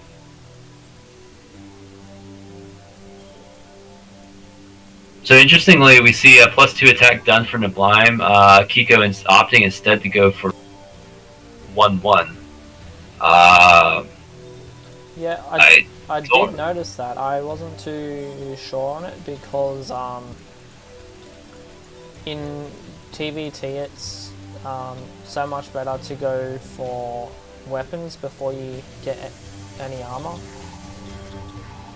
because weapons scales a lot better, especially with siege tanks.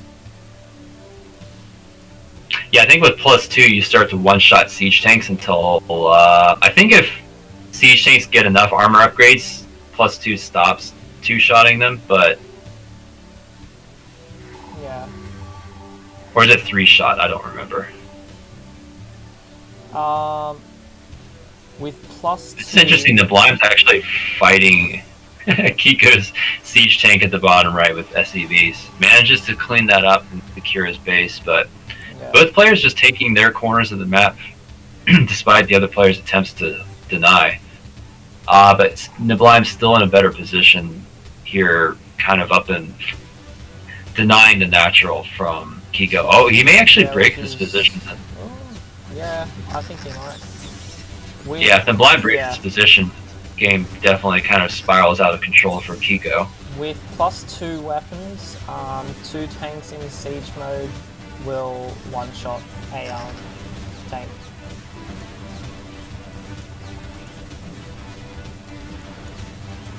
So many units moving across the map from the Blime. Kiko not really responding. I don't know what if he's waiting for a specific unit, if he's got drops on the way. He's intercepting these reinforcements though. If Kiko can pick these off. Yeah, there is a big army in the center of the map though from Kiko. Yeah, this is very powerful. He's got tanks.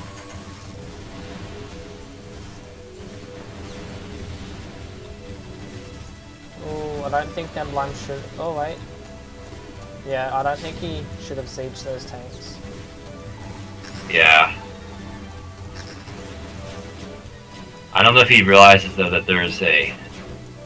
I think he scanned here looking for the raids and just now realized that he lost his Goliath.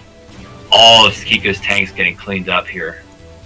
And with that was most of his army. That's big, yeah. The core of his fighting force. Is pretty ahead at the moment.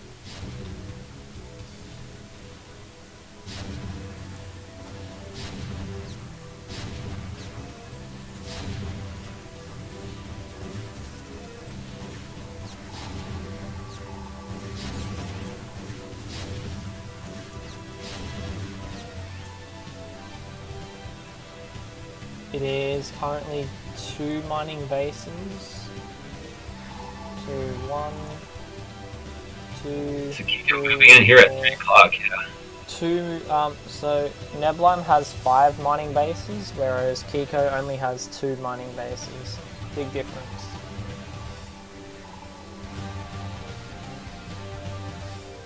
Kiko trying to get some sort of denial going on at 3 o'clock, but it's just not enough. He's spread out. Yeah. His command center on the brink of completion at 1 o'clock. Not able to complete it though. Has to cancel. Oh, GG's. Alright, Rhynadon ties up. Both players, especially Neblime being my teammate, of course. Mm-hmm. Yeah, I think so. That puts that Rhynadon up 2-0. Yeah.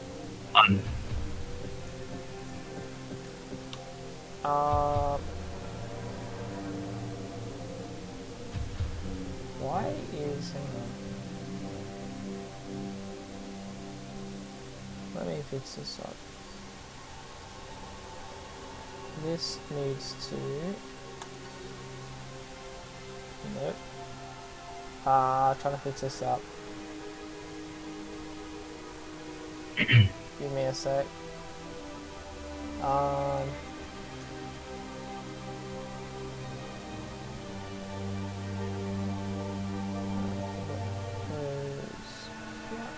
There we go.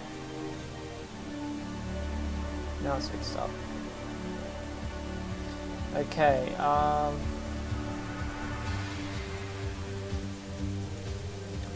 so I think what I might do is, so I'll get the game up. So we're going to be going to T1 games now.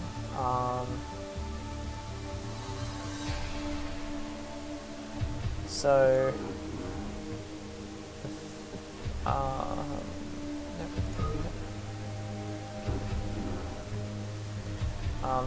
game's up. Alright. Invalid. I think just gonna have to open and close them almost every time. Yeah, it's a bit annoying. Alright,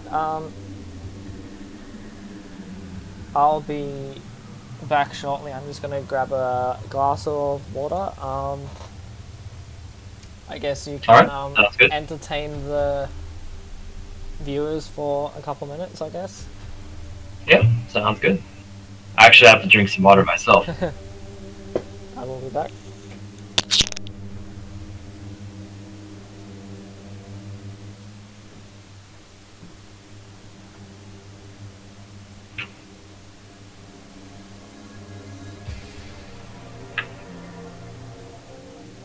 So, what should we talk about while Bugs Bunny is away?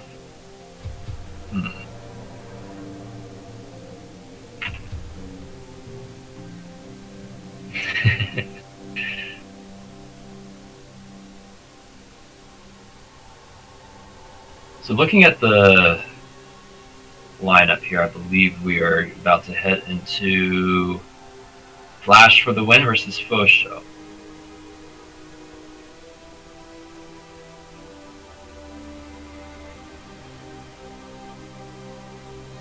Alright, so this is going to be a TVP. Actually, it looks like it's all TVPs now for the rest of the cast. A lot of TVPs.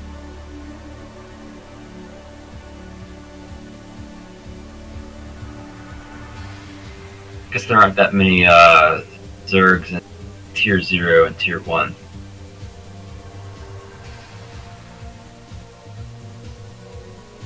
I mean, pretty much like all most Tier 0 players are Terran, and then most Tier 1s are Terran and Protoss.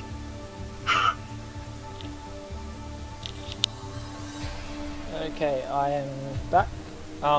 So you said you wanted to get a glass of water as well? Yeah, I already have some. I have a big bottle here next to me. Yeah. Oh, good. I knew I would get thirsty, so.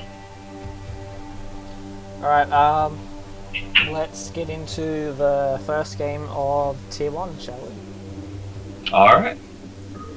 So I think it's all TVPs the rest of the cast.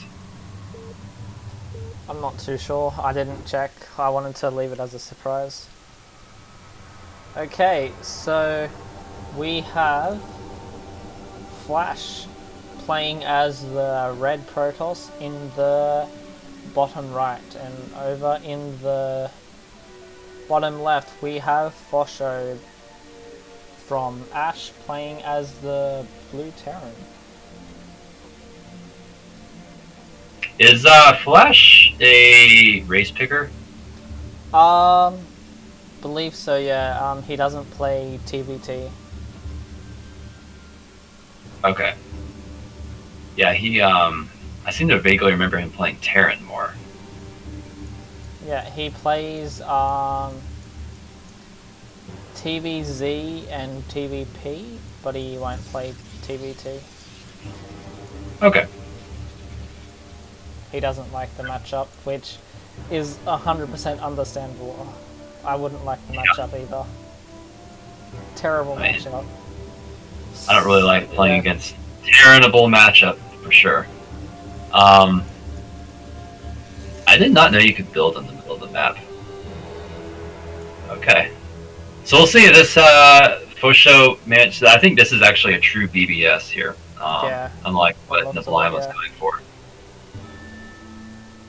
So, depending on which direction Flash scouts, he probably will not be aware of this, but I don't know, we'll see. He is not going 12 Nexus, so it's not just instant death. There's definitely play potential in this. It's Ash bringing an SCV to block the ramp. He wants to be sure Flash is unaware of what's going on.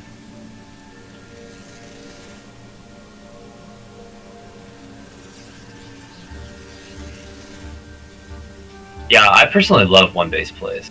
I don't know, it's I enjoy a good macro game, but I think most of us are not at the level where we can actually sustain just like high-level plays for a long time, and so many times macro games just kind of become, people sitting back getting upgrades, getting units and then fighting. So especially as a Zerg player, like I feel like when you play Zerg, there's always something big going on. But even with Definitely, Zerg I though, many agree. times it just yeah, especially with Zerg though, like Zerg gets lurkers and it just the same thing happens in Zerg in any matchup where they get Oh, lurkers. And Flash it just kind notices of something's up. yeah, he sees it here, comes through the middle of the map, but already 5 Marines out, 2 SCVs, 3 SCVs now heading towards. Interesting choice to pull a Zealot out to the middle of the map. I don't know if this Yeah. is really a standard play, but you don't really want to let Terran just move into your base and set up a bunker either. So True. immediately started throwing down a shield battery. I think that's the correct move. He does have a Dragoon, so there is some play potential, but if Terran gets up this ramp, it's going to be very difficult to hold.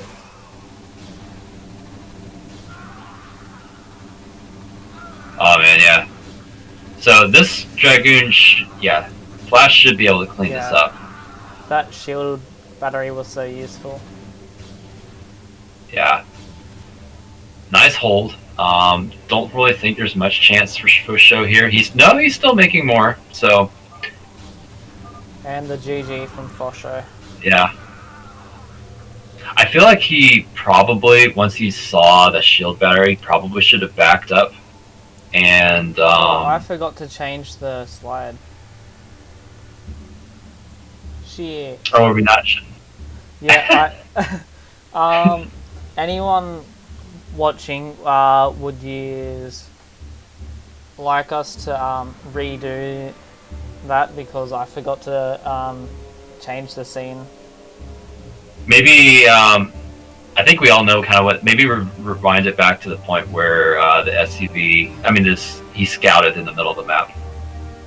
So the rest of it was just simply building buildings. It's kind of obvious what was going on, but once the probe scouts in the middle of the map, I think is where the actual game started to happen. Would have been about here. Yeah.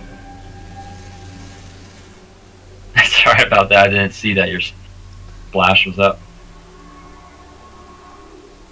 Interesting how his tail brought. I think he saw something that was a little suspicious. Yeah. Yeah. I think that that Marine was just up a bit too high. So I think that once Fosho got up the ramp, he should probably have pulled back once he saw that shield battery. I don't know how often he does for BBS builds, but I feel like in practice, though, you would want to. I feel like in practice, you would know that 5-6 Marines are not going to stop a Dragoon that's got a shield battery, especially with all the probe support. Yeah. So I think the correct play probably would have been to back down, wait for maybe a few more Marines to come out, or alternatively build a bunker on the low ground and just try to force Protoss to yeah, true. go into something. I don't really know if that's smart, how the math works, because Protoss can definitely make a shuttle, make DTs.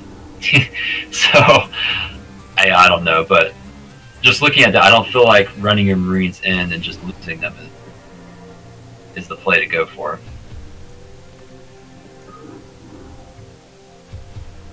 Alright, game 2.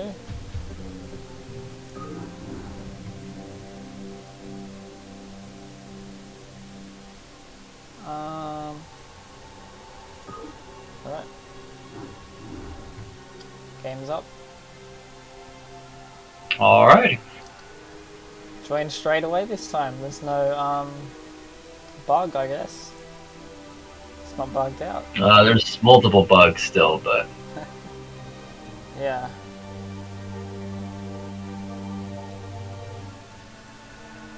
Alright, let's jump into it. This one's going to be played on Eclipse.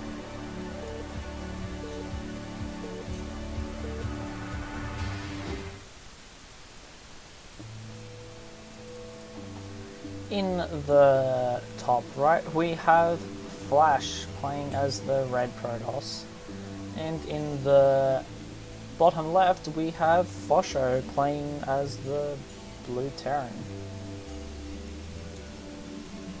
So another red versus blue game.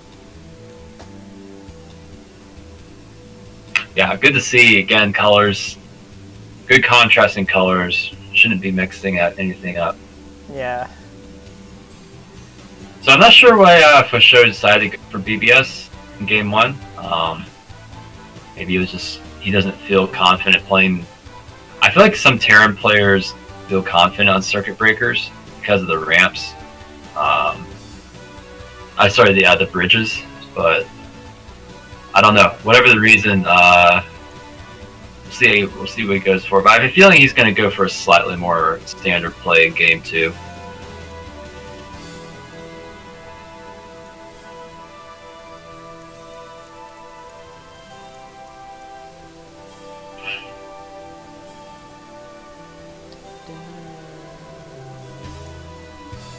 Gotta love the StarCraft music. Oh yeah, So good soundtrack. Don't ever have to find alternative soundtracks, when you're casting. It's just I feel like it's not too distracting. Got a good ambience to it. So it's like it doesn't feel awkward silence, but it's also it's not like it doesn't demand too much attention either. So true, yeah. For show? Okay. I thought maybe he was trying to dodge scout pattern. Maybe just looking for proxy locations. He sees the probe. But, especially on a 2-player map, I think the best way to scout for a proxy is to just go to their base and see what's missing. Yeah, probably. So, gonna come in, see the cyber core on down and the gas being mined. So, I think you'll know there's probably gonna be just some early goon count, early goon pressure coming out here. So, but should also know it's safe to take his expansion. So I think he's gonna go here for a. I think you can still go for a 2-fact push with a quick expansion. Yeah, he could. Expanding on, I think that was 16 supply, so rather early DC. I know my builds. So good move, I think. Though I don't think that Flash is going to have anything to stop this. He will be able to pressure, but as long as he's got for show, he's got a bunker and is on top of his defense here. Now, see how he does with this Zealot. Second Marine coming down. He does go down. Yeah. Oh, he's got a micro. Oh man, loses a Marine. I'm gonna have to pull SCVs here. Dragoon on the way. He needs to finish this bunker, otherwise Dragoon can just kite these Marines. So I don't know if you've ever seen what they call like there was a game years and years and years ago. Nice block here, not letting that Dragoon in. There was a game years and years and years ago. I think it was a BBS where the Protoss player held on without a shield battery with just one ranged Dragoon. Just killed like a whole control group of Marines. Oh yeah, wonder how they did that. One range Dragoon. I think it actually did have a shield battery, but it's just like it's the amount of play. If micro perfectly, Dragoon is just so good against Marines. But yeah, got a bunker here. Don't think there's going to be any problems as long as he brings one SCV per Dragoon. Yeah, which is the usual. Yeah. But his factory isn't done yet, so this is going to be annoying for a while. Flash could, yeah, he's gonna. Well, I don't know if he's gonna bring another Dragoon. Looks like he'll probably bring in some Reaver action though. Fosho definitely going to have to defend the front, so he may not have adequate anti-Reaver defenses. True, yeah. Okay, he's adding on Ob space, like Reaver. Which is respectable. I think most players don't feel comfortable with Reavers. I think that's it's just such a high micro-intensive build choice that it's not very appealing. Like, as a Zerg player, 2 Hachimuta is a build that, definitely requires execution and all, but it's also such an important build that I feel like everyone's just forced to learn it. Whereas there's ways you can play against Terran as Protoss without Reavers, but the skill level just involved in using Reavers is just like, even at the pro level, you can see just some pros are just not able to really utilize them as well as you could. So I can definitely understand why someone would not want to go for Reavers. Yeah. Now, I don't know what Flash's Reaver control is like. It may be very good, but for whatever reason, he just chose not to go for it. And I think that's the more common choice, at least in CPL. Does get the tank down, and he's doesn't go for the Bisu route, just pulling one Dragoon at a time. I don't know if you ever watched Bisu games, but he always pulls like one Dragoon at a time, lets it tank a tank hit, and then pulls it back. And then waits for the siege tank to fire on the next one, then he'll pull that Dragoon back and just tries to maximize the time in the bunker. With 7 Dragoons there, I think if Flash slips him properly, I think he might be able to take this, maybe. It depends. Fosho could move his... So Fosho could do an SCV block off to the right there and wouldn't let the if he does that and the Dragoons don't get in, then Flash loses probably 2 or 3 Dragoons. Some of them are bruised already, so he probably could have lost even 4 Dragoons. So I think it's the right choice, just to back. It's the safer play. That way Fosho can't just move out. And this is a lot of Dragoons. I mean, what's this? 10 Dragoons. It's got 12 on. Could a snipe on that bunker and a siege tank or something. Yeah, I think this map specifically, though. Say if we were on like Shakuris, I think you might go for that. But this map specifically, it's very difficult, very punishing if you fail because of the siege tank on the high ground. It just sort of loops around there. So that siege tank on the high ground is pretty much full coverage of the entire entrance, and unless that SCV block doesn't work and you get like a really good snipe off, it's not worth it. So I think this map specifically, a Dragoon buzz is just not very effective. But Fosho ready with some Goliaths just in case of any any air play here. But there is a Citadel. Yeah, he's adding in now a starport coming out for Fosho. I don't know if he's just trying to get his. I think he's just doing it to get science facility. Okay, yeah.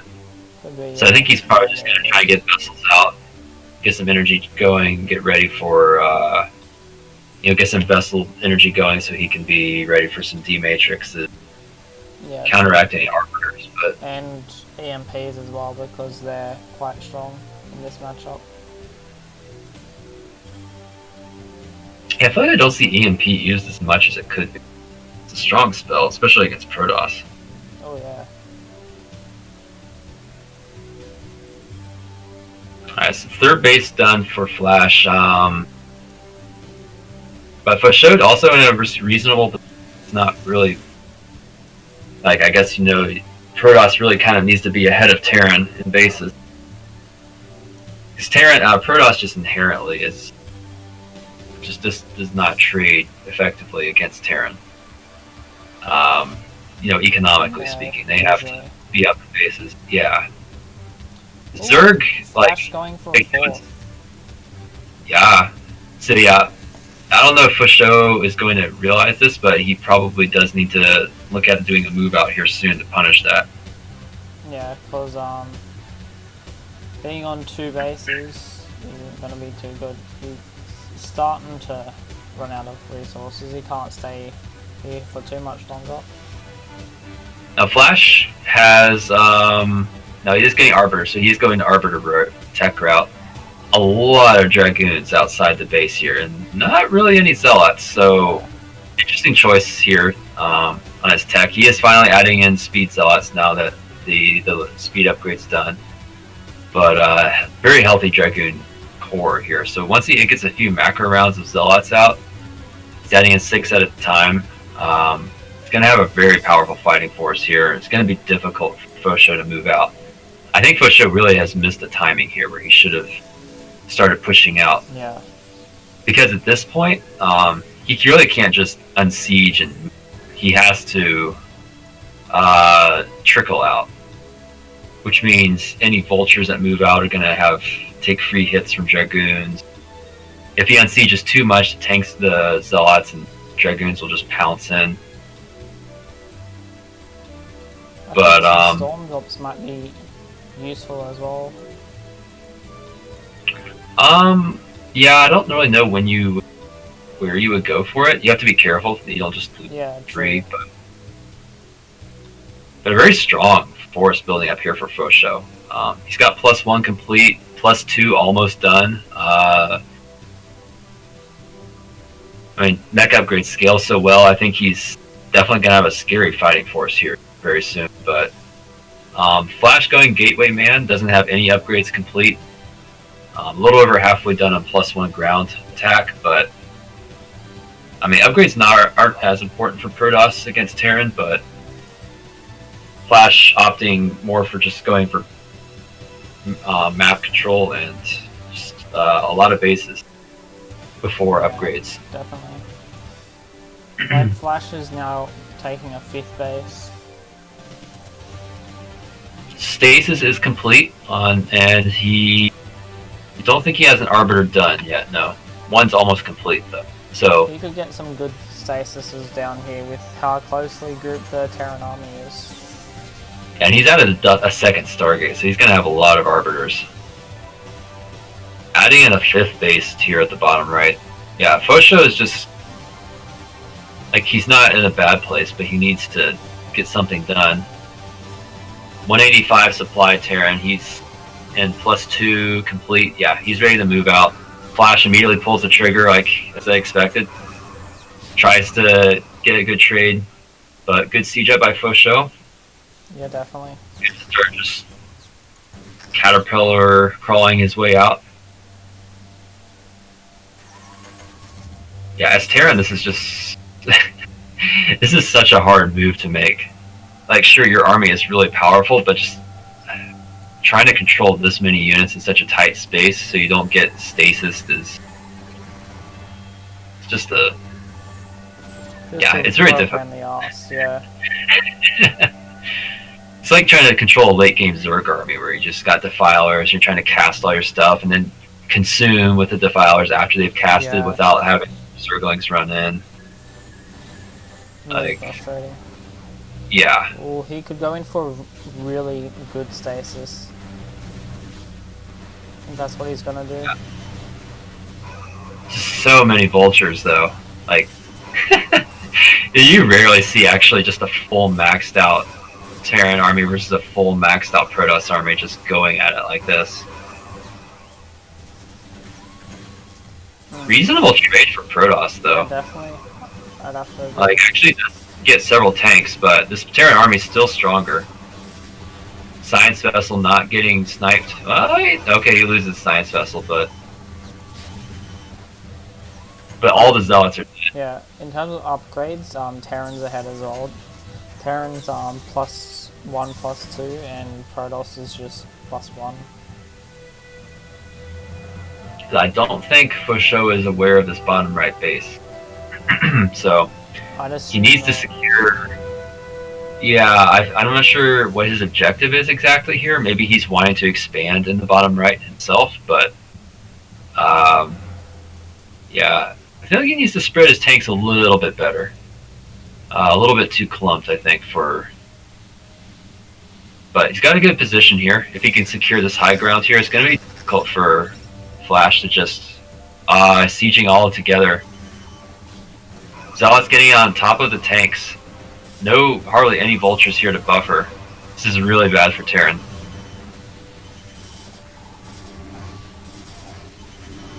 Oh yeah. The dance with the goons. There's the GG from Bosho.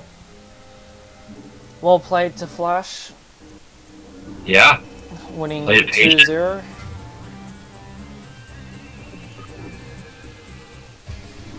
Yeah, pretty straightforward win there. Nothing. Both just kind of let the other player do what they wanted, but then I think Flash just took some better engages. Flash not really spreading his tanks that well. A little slow, I think, on macroing out more vultures as well. I didn't really see that many.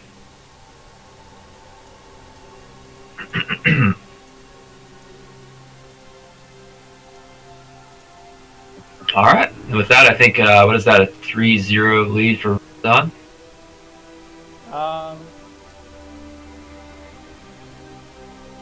Believe so. Yeah. Actually, no. 2-1. 2-1. Okay. Yeah. Game's up for next game. That was fast.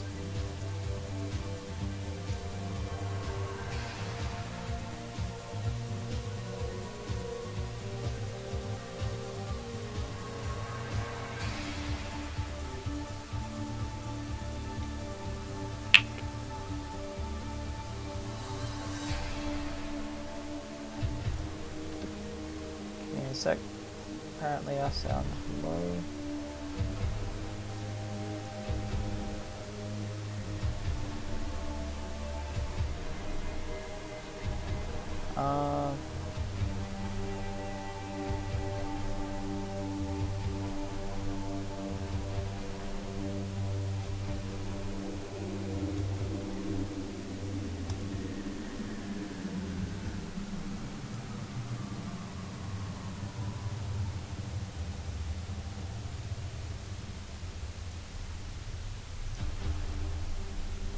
Might sound a bit louder now.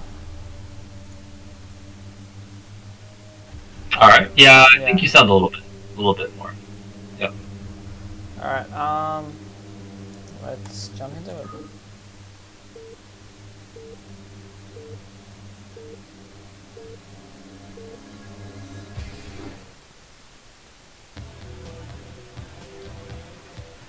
Okay, in the bottom right we have Varethus playing as the Pink Terran, and in the top left we have Advil playing as the Brown Terran. Fortunately, another TVT. Oh no. What on earth? Alright. This is the third TVT now. So I've played a little bit with Advil, a little bit of practice, not very much, but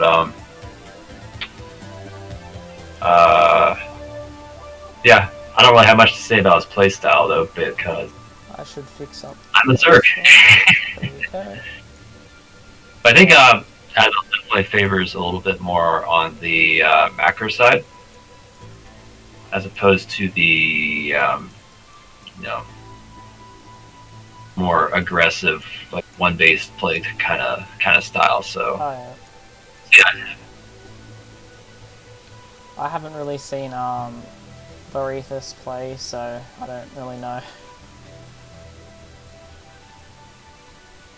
Well, nothing too out of the ordinary. Thanks for the follow, man.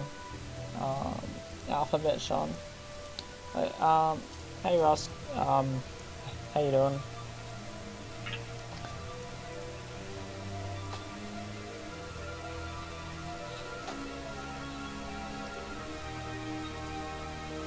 So, both going for standard openings.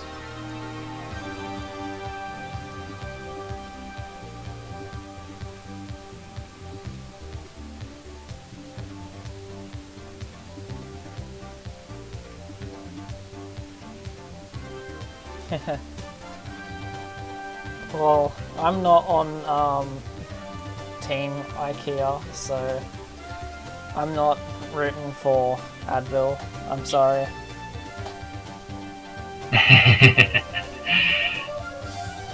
Yeah, Advil definitely one of our more active players. Team IKEA, at least as far as just like, I mean, he's not one of the most active, I should say, but he's not one. Sometimes there's people that I realize, wait, this person's on my team. So they never really comment in chat channels. You hardly ever. Occasionally, you'll see them play. I actually have some old legends on Team IKEA that haven't really played much this season, but like Diggity is on Team IKEA. I don't know if you're familiar with him, but he used to do a lot of Brood War casts back in the old Pro League days before StarCraft 2 came out. So he had one of the big. He was involved in one of the bigger YouTube channels that would do, replays of the pro Korean scene and just do some English casts. Yeah. But yeah, so yeah, you have some people like that I hardly ever see, and then you get some like Advil's pretty active, Cinders, Camodaz, all pretty. Well, Camodaz is our admin. But yeah, there's varying levels of activity. Yeah. That's for sure. Rusk, I'm from MG, and unfortunately, I don't know who Diggity is. So, but anyway. Oh yeah. Actually, I've heard he had started doing some casts again, but I don't think I've actually watched them. Advil does have their Vulture out first. Both expanding. Slightly earlier CC from Varethus.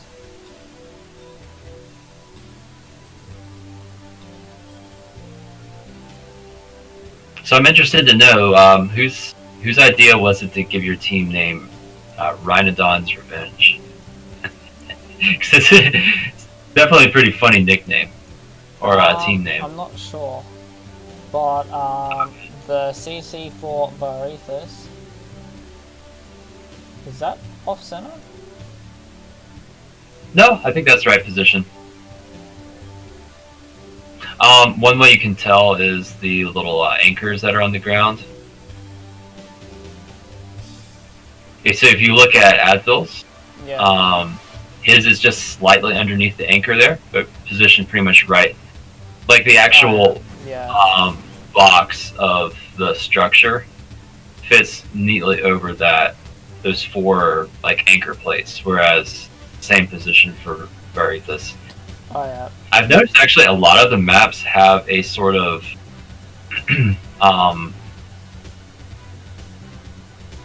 there's like a noticeable box at the expansion, at the natural expansion, that kind of clues you into where your base is supposed to go. Yeah. So you just look for those and you can usually place it there. I think map makers just do that on purpose to help you avoid misplacing it. Because if you're just running it along the edges, look where it's green and where it's red, that just wastes time. You can't hear it all hardly. Yeah, I think that's the key, isn't it? Yeah, I'd agree.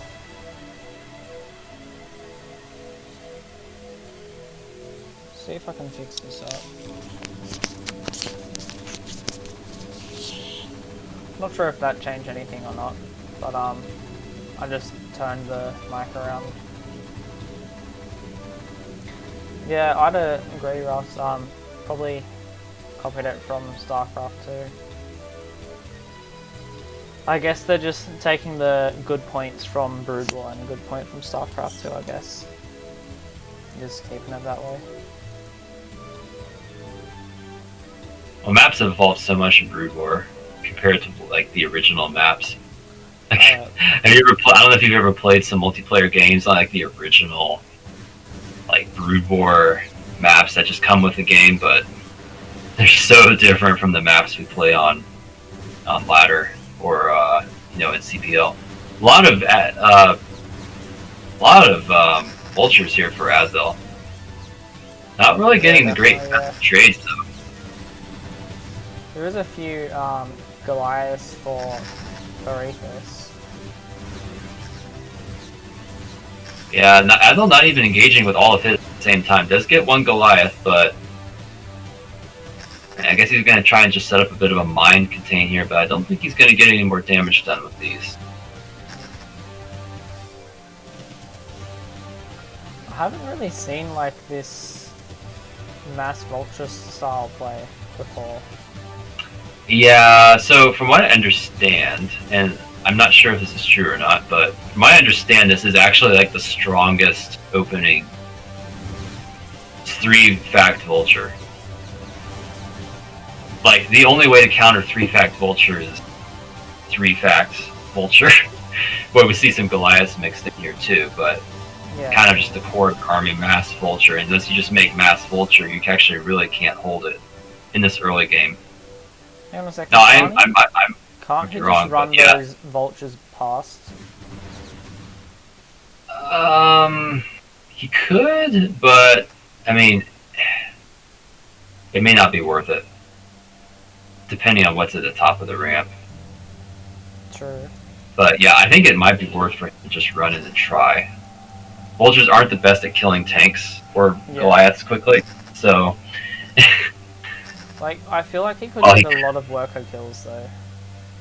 Yeah, I mean, with really good control, he could probably even get in, lay some mines, which will kill the tanks, pull back. He can pull his vultures back so he doesn't, lose them unnecessarily.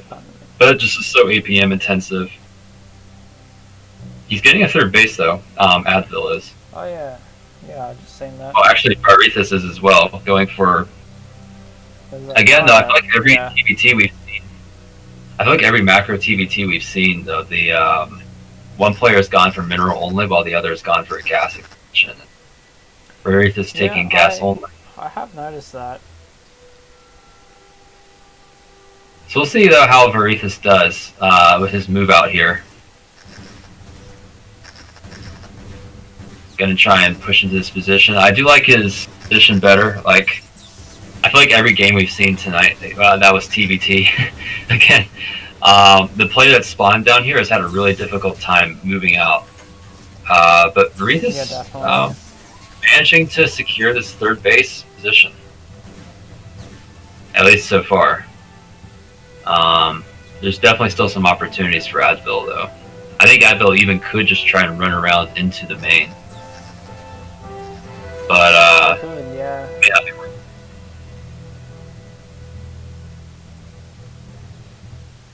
I'm actually interested he didn't try.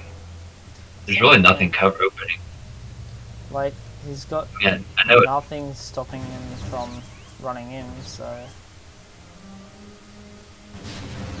I mean, I understand you don't want to lose your tanks, because Verethus has a lot of tanks. So, if he kills the one tank Advil has, Advil really doesn't have an army behind this. If you look at his base, if Verethus just kills the one tank he has and then just walks across the map, I don't think Advil can actually hold. So, I understand Advil really wants to keep his vultures as a threat, but taking not a very good trade there. Advil does. So, Verethus up slightly in supply, but again, Advil on a third base, and yeah, it is a gas base, so I suspect he's going to be able to add on some... okay, he's adding on a starport. Okay. I was wondering if he was going to just add more factories, but adding a starport.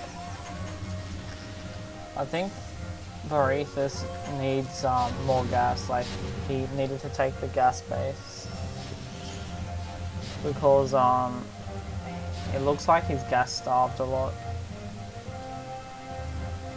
Yeah, he is. Like, how many? He is making. He could probably stand to add another factory or two and just He pump is making vultures. another CC though.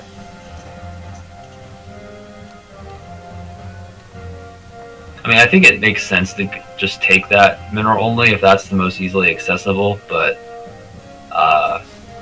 having gas is even better. No, Advil not mining 3 on his gas.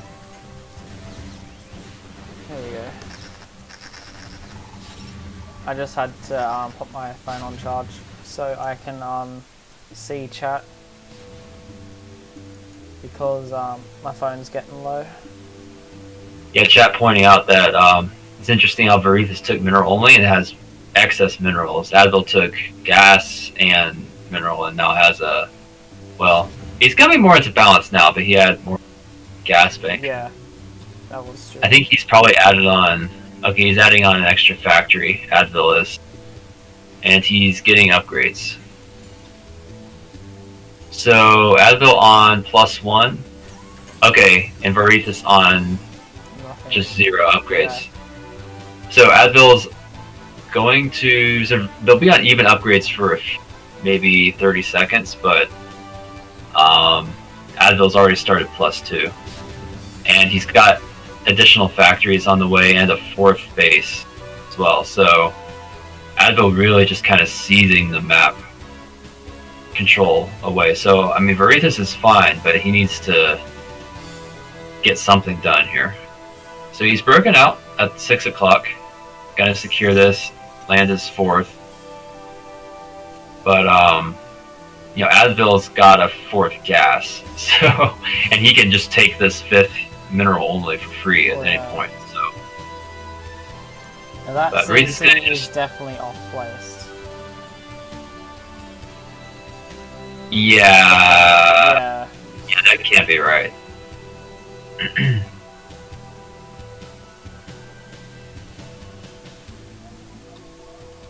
Lot of Varethus. Wow. Okay, I think he just kind of sensed Tiori scan to realize that Advil doesn't have vultures here to protect his tanks. Sure, yeah. Very cost-effective trade here for Varethus. I mean, loses all of his vultures. Advil's not going to lose his position yet, but I don't know, actually. You know, at first I thought that was a good Varethus trade, but at this point, actually, I think I'm not sure that was actually worth it. That many vultures. Varethus is banking up more resources than Advil here. Like 1,400 minerals. Probably needs to, I reckon, maybe throw down some more factories and just produce vultures off them. Or he's like a Zerg player here, just taking his 4th gas here right away without any minerals being mined. Yeah, but Advil, he can, let's see, he's got 3 add-ons now for his factories, so yeah, he can make triple tank production. Yeah, sure. Varethus, now, interestingly, I don't know what stylistic differences between these teams, but I'm curious now. Who was it that went 1-1 in the last TVT series? Because I'm seeing it now. Varethus getting +1 armor, while Advil just now finishing +2 attack. I think it wasn't Neblan, was the other guy? Can't remember who. Okay, so Neblan went +2 attack. Yeah, Neblan went +2 attack. Okay. So maybe it's not a team coach thing then.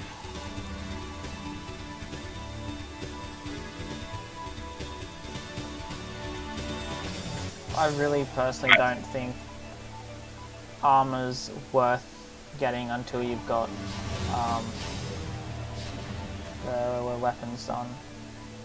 Or at least +2 weapons anyway. Rita's managed though to get these vultures into 9 o'clock. Advil gonna be able. Yeah, he's gonna lose all of his SCVs here.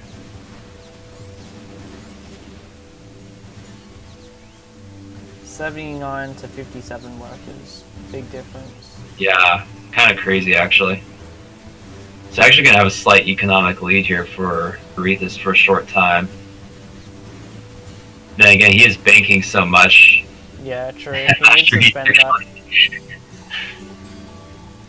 But that hurts to lose that much.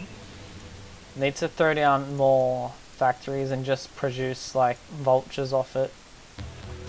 But like, even then, that might not even do it. So like, I know you wouldn't usually do it in TVT, but if you're banking this much resources, right, and you just can't get rid of it, or especially minerals anyway, maybe throw down some barracks and produce like marines and shit.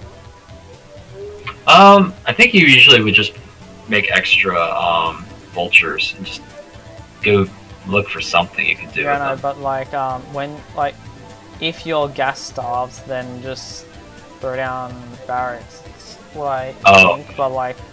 No, they're not that. Marines aren't really that good though. I think it's just the vultures is what you want. Like just cut a couple tanks to get some factories down, and then just make mass. Yeah, because look at this, like 3.7k, 3.8k, like that is insane.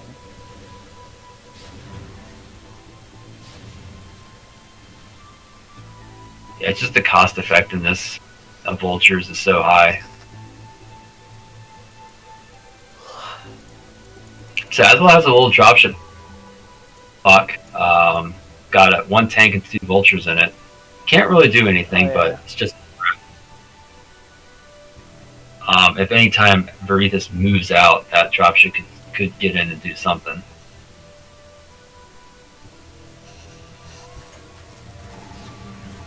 Yeah, pretty strong force moving around through the bottom of the map here for Varith. So, Advil probably needs to start thinking about another base here before long. The map control of Advil is a lot stronger at the moment. Yeah, he's not denying this base though. Okay, maybe he will deny it. Yeah, he'll be able to deny it at least for the time being.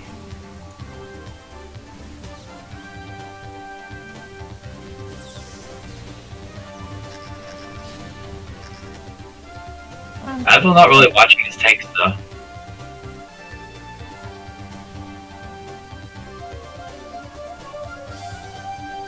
That's true, yeah. It's only 2 SCVs. There's only 2 SCVs mining at Barith's natural gas. That was a good pickup for us.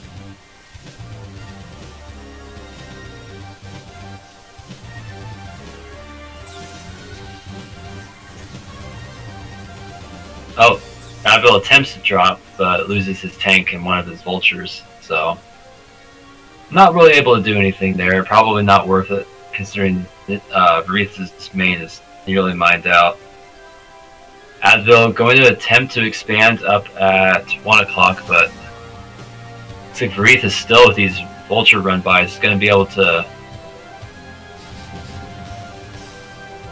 just continue to get value. Yeah.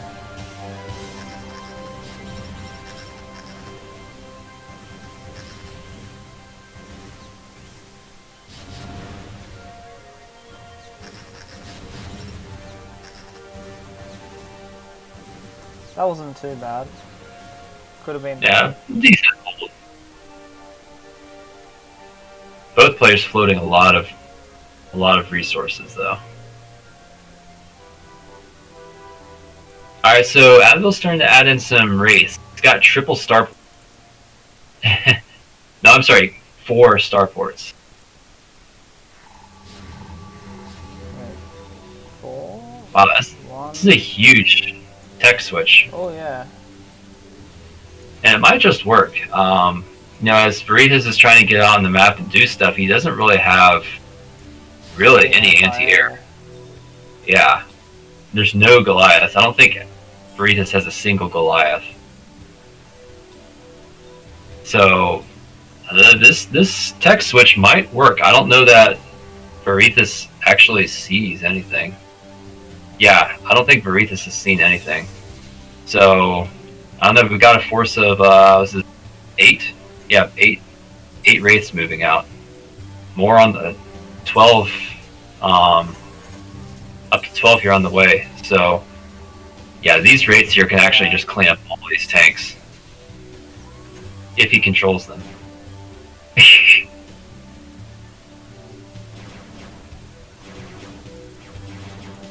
Wow, this is a really good move tactically.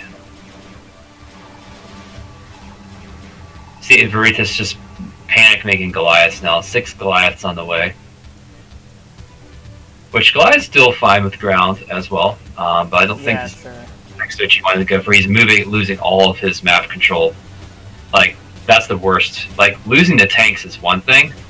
The problem is where he's losing his tanks. Definitely, yeah. He has the money. He can replace these tanks, but okay, Veritas trying to just bludgeon his way through the middle of the map. He knows his ground force is stronger, but no anti-air coverage here. Wraiths are not quick to kill tanks, but still, this is I think this trade is still going to go Advil's way. If he controls his Wraiths. Yeah. Man, Advil's still hard committing. Advil's still hard committing to making raids, though. I don't know. I don't know if I like this. A lot of Goliaths coming out for Veritas. This could swing pretty badly and away from Advil if he just continues to commit these.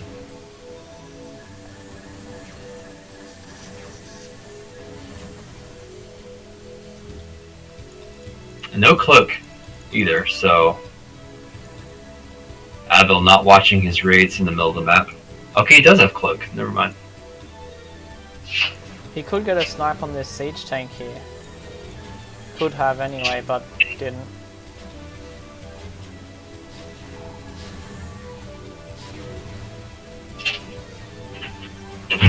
Yeah, he's... Advil... I don't know, he did, that was a good move by him, but I feel like he didn't quite utilize his raids as much as he could have. Otherwise, I think all these tanks would be gone, but you have to see 9 o'clock. Most of it's mostly mined out, so it's not the biggest, but he's going to lose these SCVs. Advil's not more really raids going down on the map. With his units out on the map either. Like, they're just like sitting there doing... Yeah, I'm really curious what Advil is doing. He's adding on a 5th and 6th starport. So, I'm not sure what he's going for exactly. But, I mean, is he going to go mass BC? He doesn't have the money for it. Veritas has a massive mineral bank. Yeah. I mean, he does have... There is still some gas income here for Advil, but he doesn't really have a force that can really protect all of his bases. Veritas needs to get another base, like, right now. Alright, I'm looking around for a science facility. There's no physics bay. I don't really know what he's doing. He's adding on control ports in bottom left.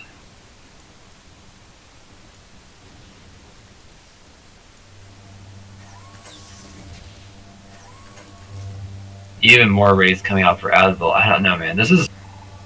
I think once you make those initial 10 raids or whatever, it's just... Yeah. Kind of a waste to make more. Like, you know he's going to switch. Like, I just imagine if he had spent that on battle cruisers. If he's actually trying to make so much better. Like, I know battle cruisers against mass Goliath isn't best, but their battle cruisers just have so much cost effective.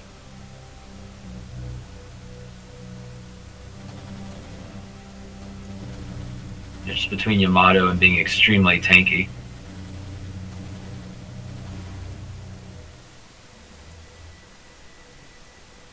Alright, so Advil does lose control of 1 o'clock, but manages to secure 7. Definitely. Okay, he is adding on physics, Advil, so we should see some battle cruisers here soon. But he needs to get some more gas. I don't know, he's got a lot of SCVs just idle at 9 o'clock. No gas being mined at 7. Now, you think Advil's pretty bad with that. Look at what Varethus like is not mining any minerals whatsoever. No, nothing at all. Yeah, needs to like go. I mean, he's got a 5.9k bank, but yeah, he really needs to be mining something soon. Especially with battle cruisers on the field. Gavel's making 2 now.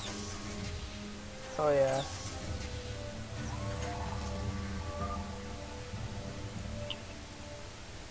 But yeah, Advil really needs, if he can get his gases up, he can make, he's got so many starports, he can be making 3 or 4 battle cruisers at a time. Got so much, also with Varethus, has so much idle SCVs at the 6 o'clock.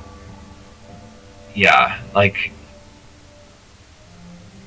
Advil, I don't see Yamato cannon being upgraded, but I'm sure they'll want to add that on here soon. It takes a while to charge, but it's just such a cost-effective ability. But I understand, maybe at this point in time, that the battle cruiser count matters more than the Yamato cannon. I'm just happy we finally get to see some battle cruisers in TVT. Oh yeah. Like, if you're gonna turtle, slow the game down, at least give us battle cruisers, right? Yeah, and battle cruisers start with 3 armor. It is crazy. Yeah, they're basically flying Ultralisks. Ultralisks start with 0 armor though. I guess that's true, right? Yeah. You have to get their special upgrade just to get +2. I think Ultras should at least start with 1 or 2 armor. Like, that would just like starting with 0 armor. I don't really like. Yeah, it's very strange that such a tanky unit naturally has, well, because Ultras really are not an attacking unit. They're not a, go kill the enemy. They do damage, but they're just, it's, the job of the Ultra is to tank for the Ling. So anyways, back to what we're seeing here. They're getting, map control slowly moving in Varethus' favor. He's securing 1 o'clock and 2 o'clock expansion. And which is going to be good for him. But he has control of most of the middle of the map, and it's time for the battle cruiser reveal. Yep. So no upgrades on the cannon researched yet? I don't think it is. No.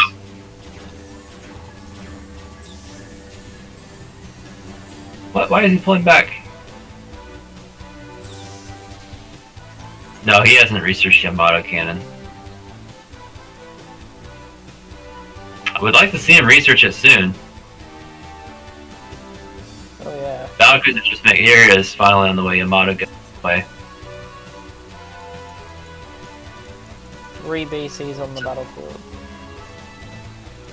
No response yet from Varethus, the battle cruiser switch. Really.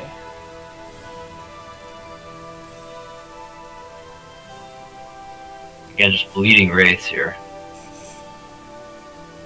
Battle cruisers are very slow, but I mean, once you build up a count, he's up to 5 here in the middle of the map. I mean, just imagine if battle cruisers had a speed upgrade. Yeah, like tactical jump like in StarCraft 2. Yeah, that would be not a very pleasant sight to see. He's just flying his battle cruisers over. Okay. needs to be careful with these. Just eating, like, battle cruisers can trade with Goliaths in these smaller numbers, but just eating free tank shots not really ideal. Oh yeah. But yeah, just the damage output from the 0-0 battle cruisers is just crazy. Oh, he's got a BC on 6 health there. Yeah, these BCs are just dead. Yeah, he needs this Yamato cannon and just try and split the map down the middle and just use Yamato cannon to start getting effective trades. It's really what Advil needs to do. He can't afford to be losing these battle cruisers. Definitely, yeah. Losing battle cruisers is big because 400 minerals, 300 gas each. Way too much resources to be just losing freely. And he's still got another gas he hasn't taken at the natural of 8 o'clock. Battle cruiser's most expensive unit in the game.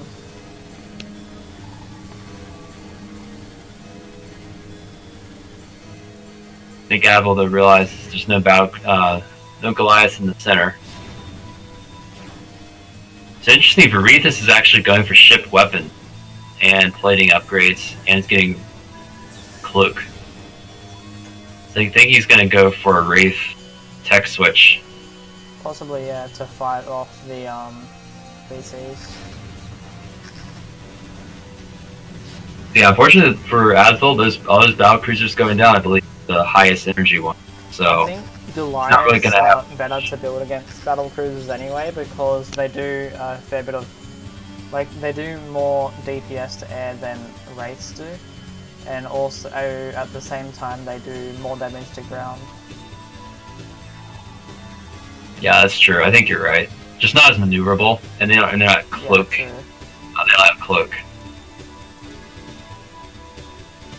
Just looks funny seeing a battle cruiser use Yamato to kill a Goliath, but I think that's the correct call. Like, if you kill a Goliath, the siege tanks are just easy kills.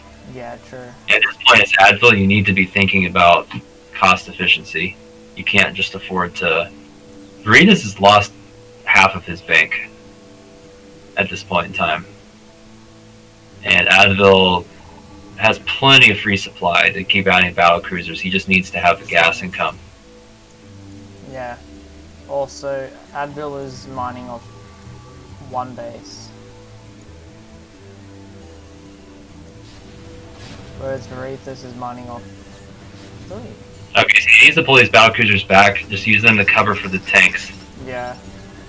He looks like he's just going to lose them for free here.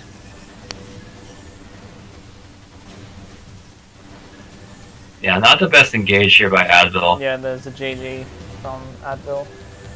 I really like the battle cruiser switch, but I feel like it just didn't position them that well. So yeah, interesting game.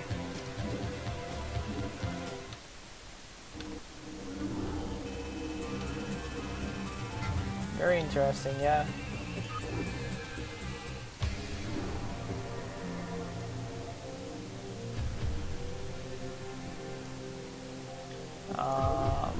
Next game.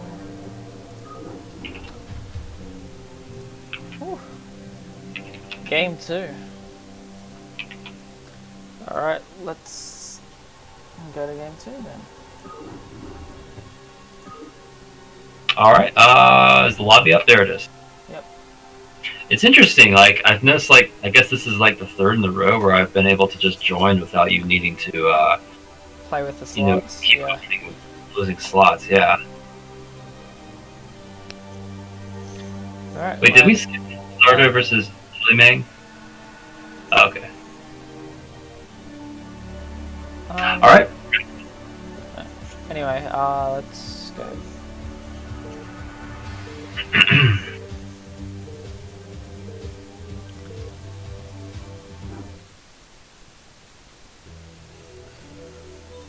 We have Advil in the top right spawning as the Brown Terran, and we have Varithus in the bottom left spawning as the light blue Terran. I think after this as well, we've got another 2 matchups after Varithus vs Advil. And I think those ones are PvP, I think. I haven't changed this over yet, my bad.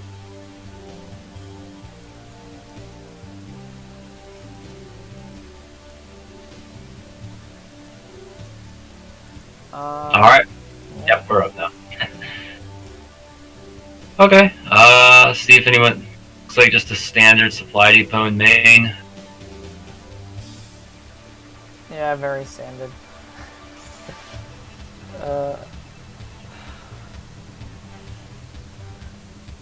It sucks I don't really know, like, what to talk about, like, in TVT. Like, I know a little bit with, like, TVP, but even then, not much.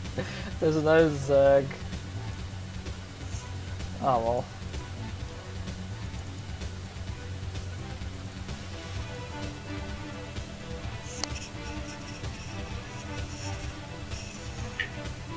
Alright, so both got barracks. Yeah, really nothing that that different either side. It's all just like almost precise timings.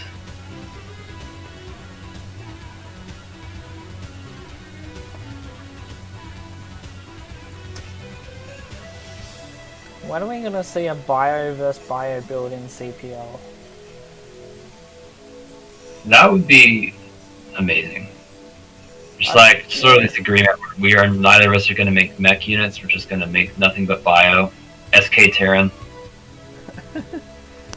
Yeah. There is something I would love to see though. Someone using bio against mech and winning the game. I want to see that happen. Yeah, I'm trying to think of how. So like, I guess like back in like in StarCraft 2, bio was kind of the not currently, but like years ago, bio was sort of the standard go-to in pretty much every matchup for Terran. Just because of just insane DPS and mobility, and even against in TVT, like it's just bio. Like if a Terran player went for mech, they typically just got rolled over by the bio players, just sustain and maneuverability. But I think a lot of that was just because of the ability to move a bio force quickly. And just like the, I guess, somewhat less effective siege tanks. I feel like in Brute War, the siege tank is just so good, such a long range. And since you can only control 12 units at a time, you can't just like mass load all of your bio force into dropships and then just doom drop on top of the Terran army and split your units effectively. It's just because of the control, I think, is the reason why. If you had the same control that you use in StarCraft 2, I think it might actually be viable, possibly.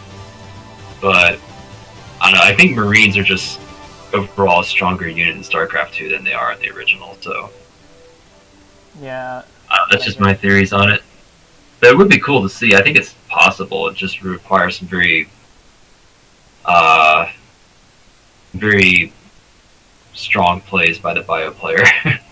Oh yeah, like you never see it happen in professional play as well. Like you don't see bio versus mech ever. I've seen bio versus Protoss before, but in pro games, but not. I don't think I've ever seen it in a maybe with some rush, like the proxy barracks we saw earlier, but not like a core like macro game.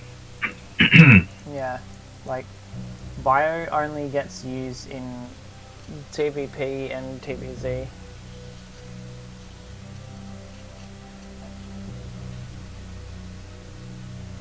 I think another reason also might be because of vultures. Like vultures are just 125% of a marine, or 150% of a marine. But I think they Pretty two-shot much, marines. Yeah, vultures two-shot marines. And they're faster. And mines aren't really that great against marines, but I mean, still mines are mines. So the vulture is just a better unit than a marine in many ways. Yeah, like one vulture would beat two marines on its own, I'd say.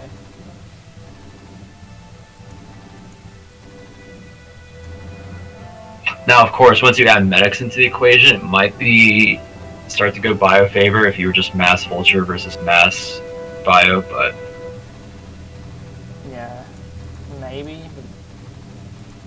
but then you have tanks Yeah. to deal with, and vultures just kind of block bio from being able to run in and kill siege tanks. Sure.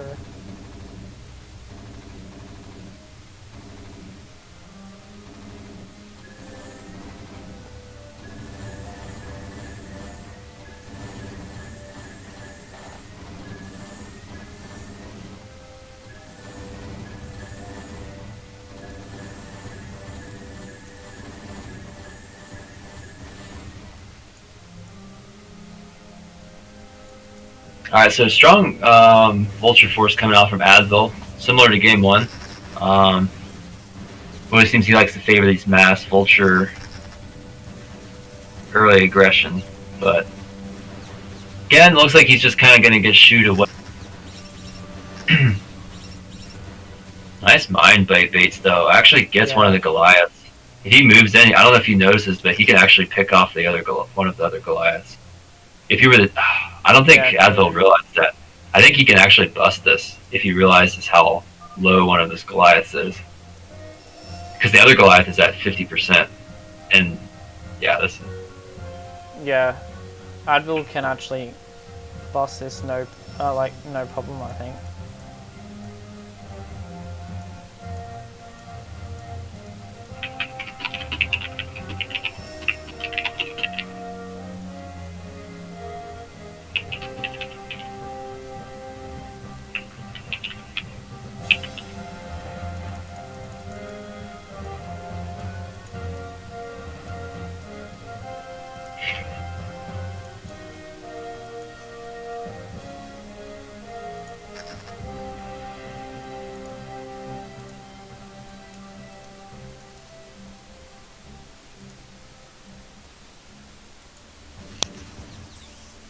Alright, so got a factory bench here for Varithus. We'll add on, so it looks like Advil is just kind of leaning into the vulture production and trying to get an expansion up. Also getting a faster +1.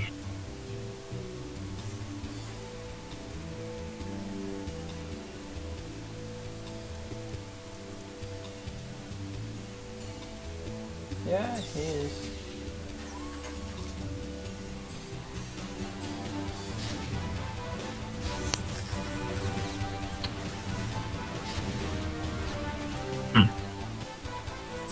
He's just kind of losing some of his vultures for free there.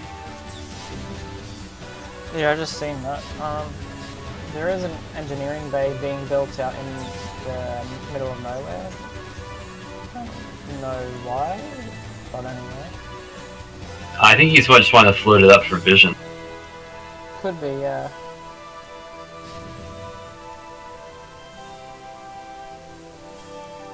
And he's going to set up a turret contain here. Okay. And contains are just... I feel like this is one of the hardest maps to break a contain with. Oh yeah, definitely. Like, how do you get out of a contain on this map? I don't know how.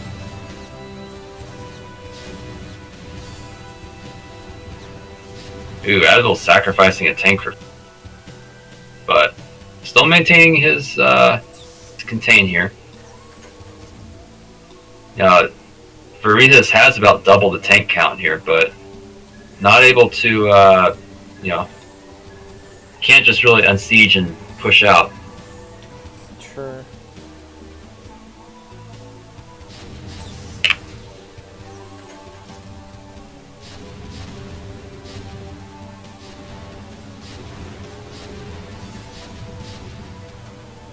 Advil bleeding a few units here though, taking a lot of free tank shot. Something you shouldn't be doing.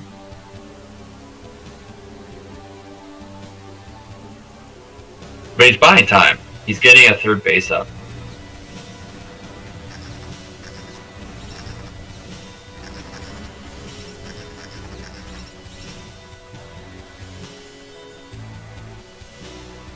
Oh, the SCV finishes the 12 o'clock expansion just in time.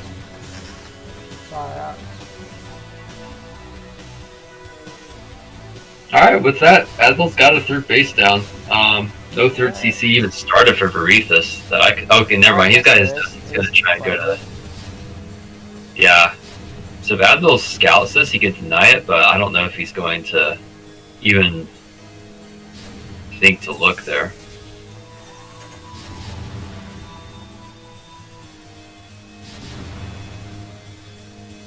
Yeah, I see Advil's grip here just slowly starting to wane. He's just varying in one tank at a time, versus while Varethus is adding on 2 tanks at a time. Yeah, looks like Varethus is just realizing he's just that much stronger now. He can just break out. Yep. Oh, 2 tanks gone pretty quickly there. Another 2. Yeah. Not a bad trade here for Advil. Yeah, definitely. Getting like almost all the tank. Wow. Advil killing almost all of Varethus tanks. So the contain is broken, but wow, that was a very favorable trade for Advil. But again, losing map control. So I'm not sure that that's really worth it.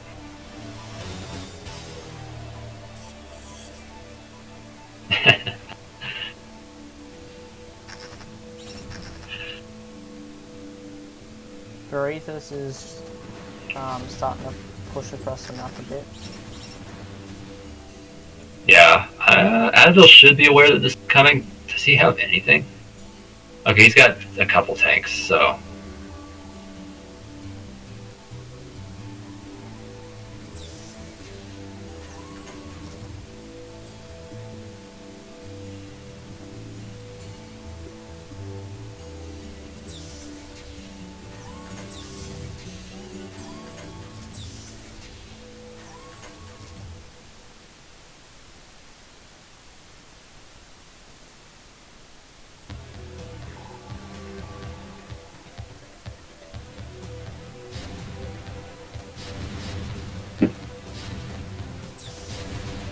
Advil's tank's getting caught out here. Ooh.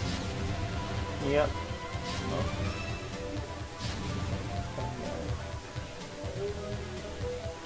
Just a small contain here by Varethus. I see a drop moving out here for Varethus. Gonna get spotted by this SCV, but I don't know if Advil's even watching that.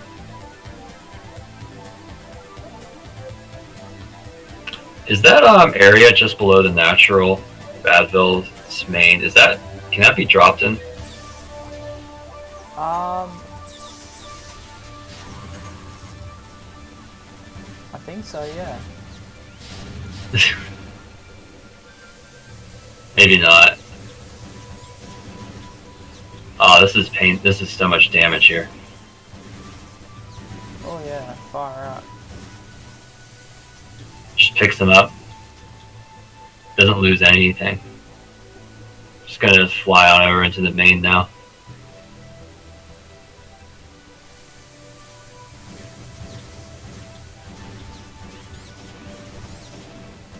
Yeah, at this point, I think Varethus is just kind of fire and forget. Pick them up, head to the next base. Yep. There is one turret at the third, but just kind of suicide drops a vulture, kill one of the SCVs. So many SCV kills here. Advil still actually, despite all this, actually has an SCV lead still, but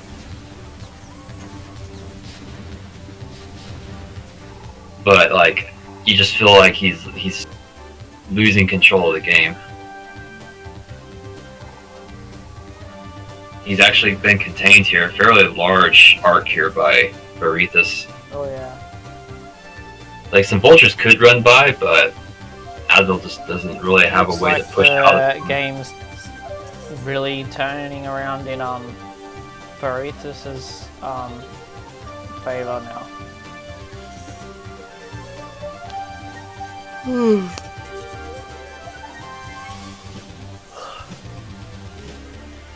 Fuck, I'm So no tech changes yet. Looks like both are just kind of choosing. Whoa, okay, so big move arounds here by Advil, trying to slip around the side of Varithus contained. If he can pull this off, just get a complete surround, game could definitely just swing back in his favor. But Varithus trying to commit to a push here. So many tanks here for Varithus. I'm not sure that Advil can really hold this 12 o'clock. He has no dropships to reinforce with. Yeah. Looks like this 12 o'clock might end up going down.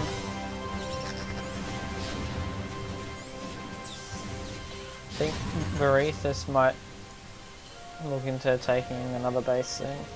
But he needs more workers first, I think. But Advil has positioning here. He can actually take over. He can actually just push in here.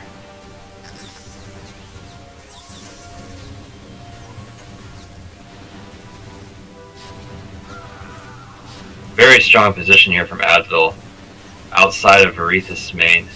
Oh yeah. He gets the target fire off. He can actually just completely cut off. But he has no air cover anymore. Like, he has no way of really covering these tanks. So unless these tanks just get some incredible damage done, this actually could be game losing for Advil to be in this position.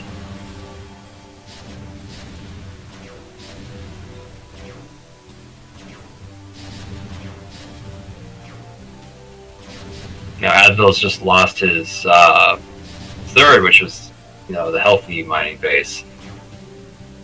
He's only denying the natural for Varithus. So down in supply. Actually, I'm sorry, Advil actually up in supply, but down in workers. Yeah. So Advil actually able to break out of his contain. Varithus pulling it back. Yeah. I don't know. Advil's actually bringing in. He's able to get reinforcements down, including a couple Goliaths. Can push away this. Catching the tanks of Varithus on their return. Not gonna get the kill on. Only get a kill on one of them, but so Advil's not out of this game yet. It looks like he did lose his CC at his third, though, not getting the lift off in time.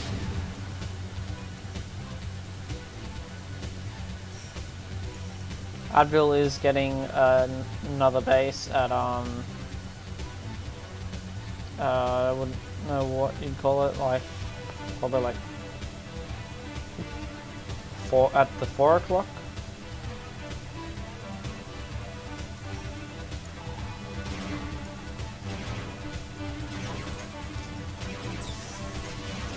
Hey, what's up, game? Thanks for the follow.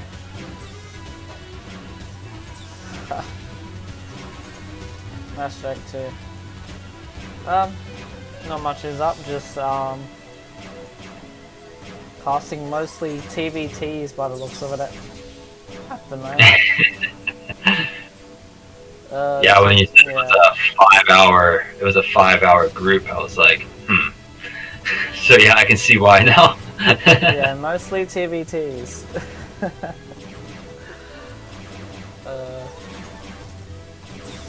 Alright, so Advil is using this space. He's losing a lot of tanks for free, though. Like, he has so many tanks here that he's just lost for free to like two raids. He's gonna try and hold this contain, I think, but don't think he can actually stop Varithus from just pushing out, taking what he wants. Yeah, I don't think so. Yeah.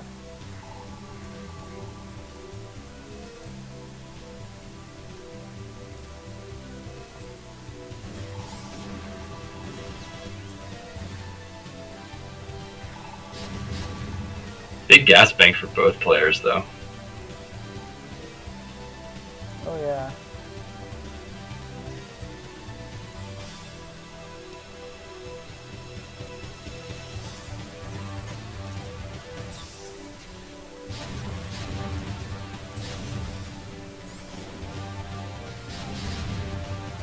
Varita's looking to move out with his superior tank count. Yep, and he's So many gonna tanks break here. this one by the looks of it.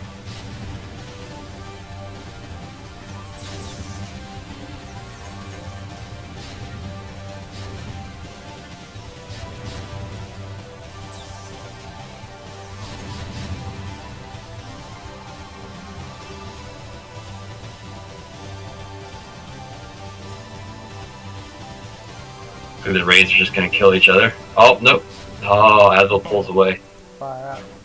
And pretty much all these trades just going Varitha's favor. By the looks of it, yeah.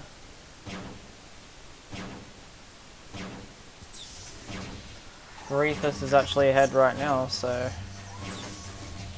Yeah, both on exactly 39 SCPs.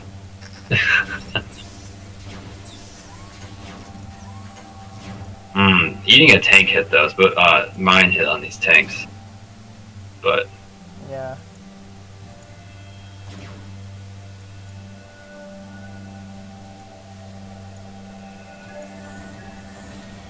Varitha's just flying. Yeah. Poor Ray. Alright, a couple vultures just coming around, just checking out what's going on.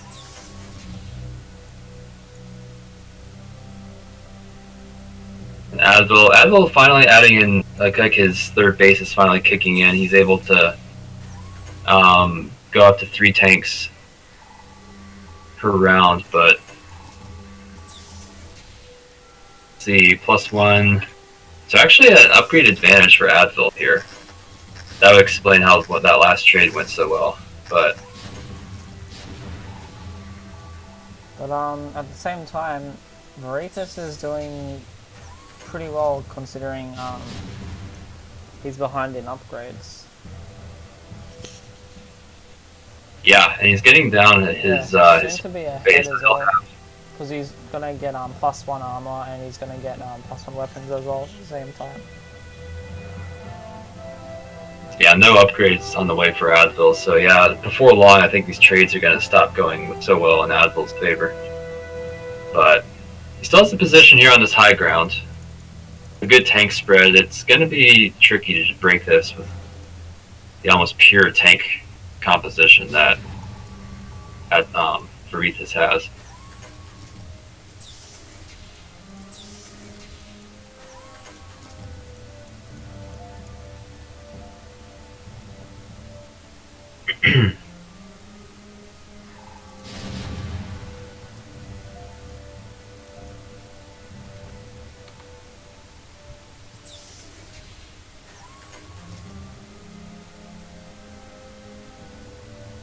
A little bit of a force for Advil sneaking around the top. I'm wondering if maybe they're just looking for a base they can try and. Okay, so it looks like Advil scans, sees the 10 o'clock.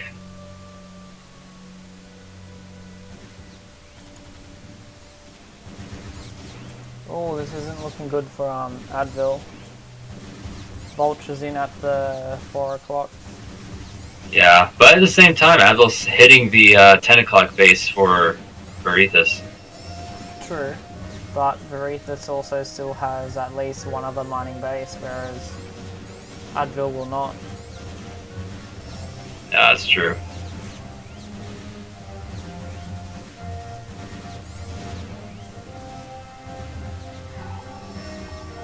Yeah. At the moment, by the looks of it, Advil has to either defend this or has to lift and try and go to another base. Oh, Advil only on 13 SCVs now. Lost almost everything. Oh, yeah, he's committed now. He has to. He doesn't even have a bank to make a CC here. He can't. I mean, he could lift his main to a 3rd or something, but he can't really afford to even make SCVs at this point. Not making yeah. anything.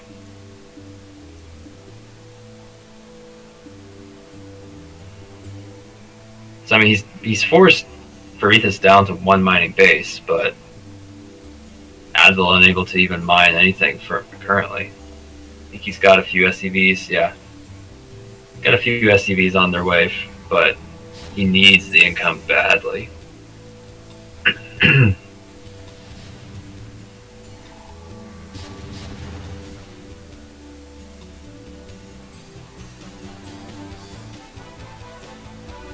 Looks like some Hydralisk bones in the edge of the map here at 10 o'clock. Alright, so 10 o'clock, getting retaken here by Verithus. Soon gonna have a second mining base.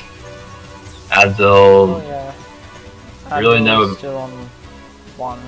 Yeah, he's still no production for Advil. Just, I mean, I know he's getting that small gas income main, but I feel like he needs to float his main.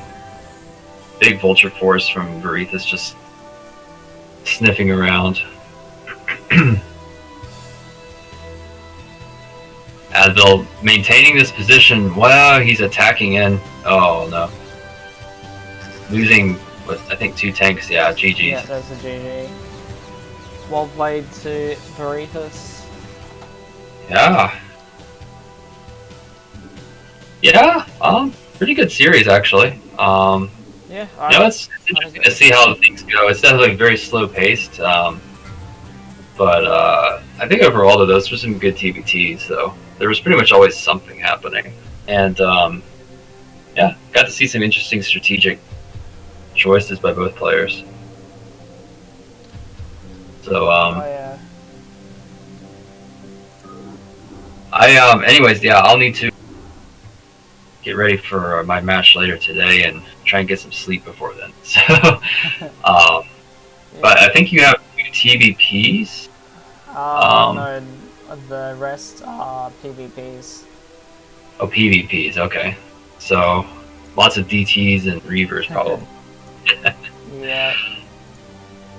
Well, thanks for letting me join the cast and help make it through those TVTs. Yep.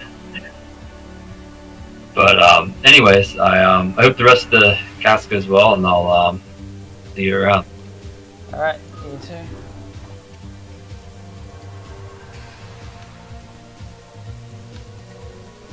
Alright, so this next match is going to be a PvP, because I believe the rest of them are.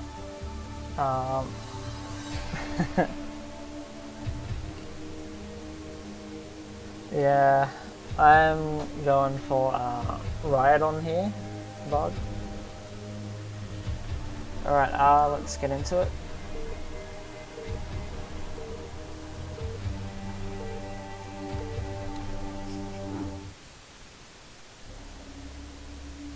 Alright, we have Rhynadon in the bottom right playing as the pink Protoss.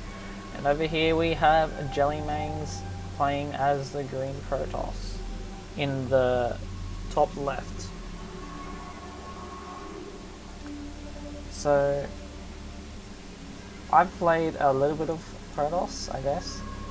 Not too much. The only real matchup I've basically played with Protoss is, I think, PvZ. Played a little bit of PvT, but I haven't really played much of PvP side anyway.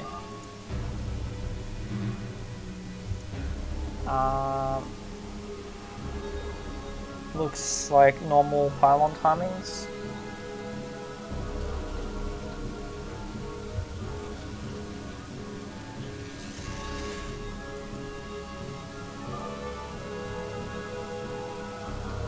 Looks like Rhynadon was cutting probes a bit there.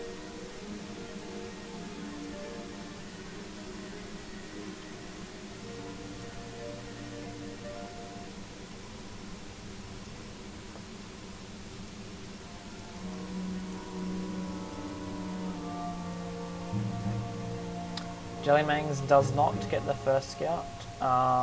Flizzado is sending out his scout now.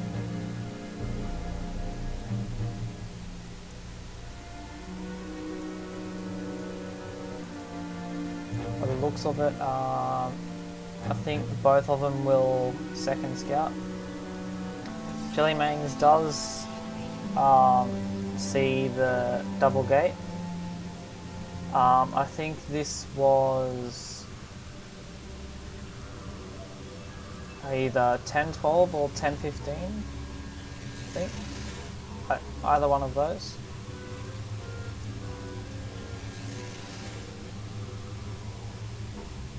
By the looks of it, Jellymangs is supply blocked.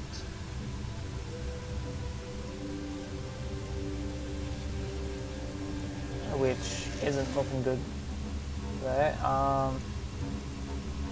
2 zealots being produced out of the 2 gateways.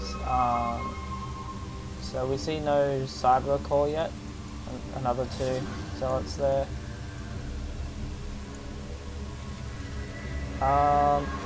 We do see a mana pylon.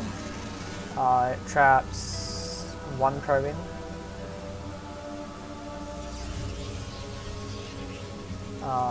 Cybercore going down for Jellymangs. Also 1 going down for...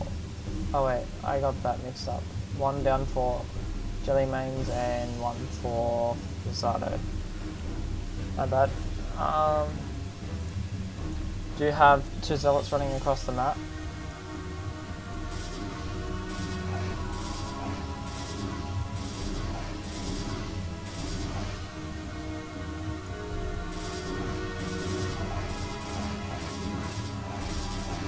Does he get range straight away?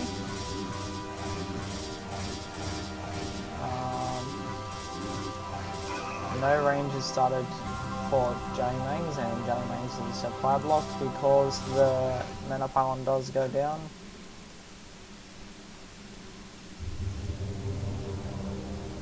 Not looking good for Jellymangs so far. Might get some probe kills though.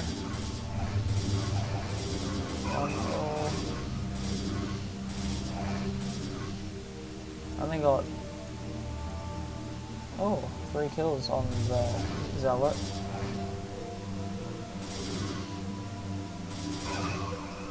Doesn't quite get his money's worth, but anyway. But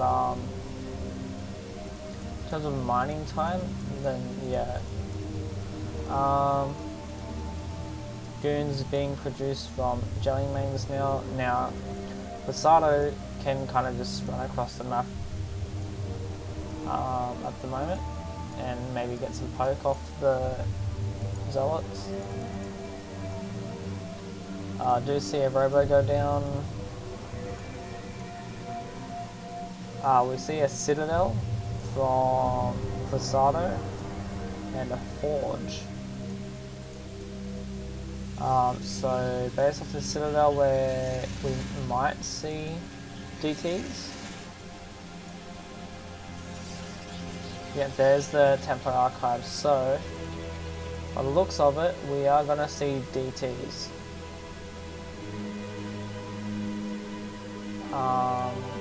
There is going to be an observatory, so I don't think the DTs are going to be doing any damage.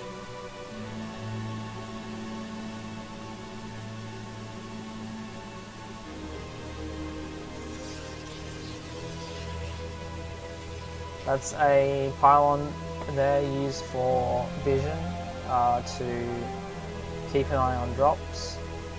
Although I find it is pretty hard to have your eye on the map all the time, because in StarCraft you tend to have so much stuff going on at the same time.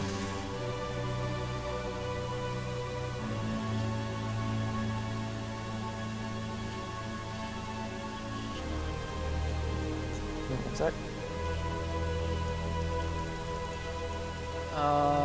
So Flizzado's natural is going to start way before Jellymangs. Oh, pardon me. So there is 2 photon cannons there. We do have an observer, 6 goons, 2 zealots, a DT, 2 goons, 2 zealots, HT there, observer being sent across the map. There is a pylon here, not sure why. Maybe you're gonna try and hide something.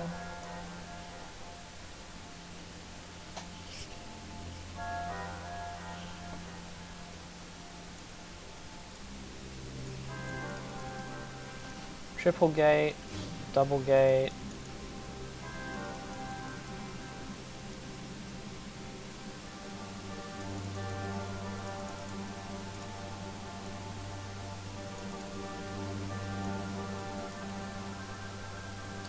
Doesn't look like there's much happening at the moment. Jellymangs is going to move across the map.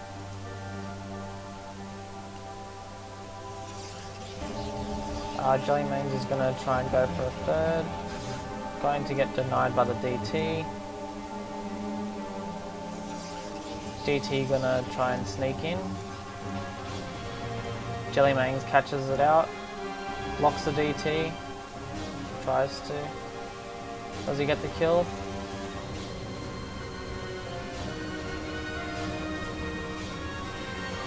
Yeah. So DT didn't really do much. We do see an attack. That was a pretty good storm.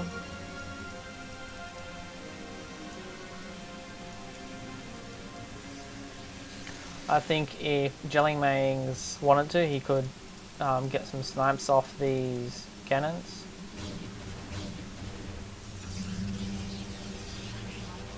Because Fozzado's army is all bunched up here on the ramp, so he can run up here, get a snipe on this cannon, maybe that one as well.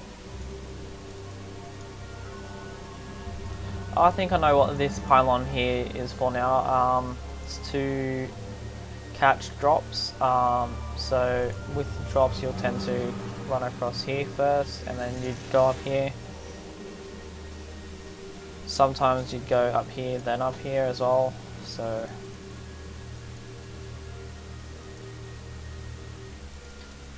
Jellymangs is just waiting outside the bridge, I guess, at the moment.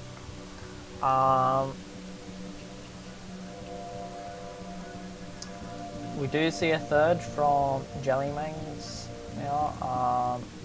No third for Fozzado yet. 1, 2, 3, 4, 5, 6, 7 gateways from Fozzado. Still has the 2 High Templar. Jellymangs doesn't have any High Templar.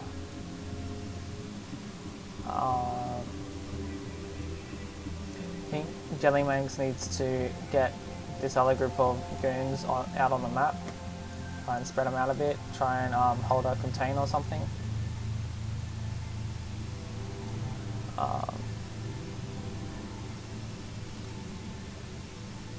Jellymangs is now getting their own, his own Templar archives. It is 6 gates to 7. There's now a robo. There's the observatory.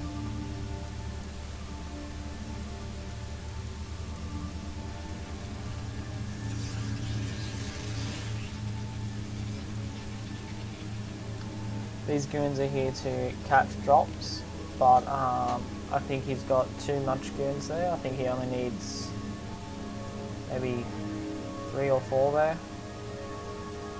Maybe not even that. They need to be out on the map though, like what Jellymangs is doing now. This is a pretty big army here, but it's not really doing anything. Needs to be out on the map with it, because Jellymangs is out on the map with his army. He's able to go do other things. So like he knows that Blitzado's not out on the map, so I am free to go do other things.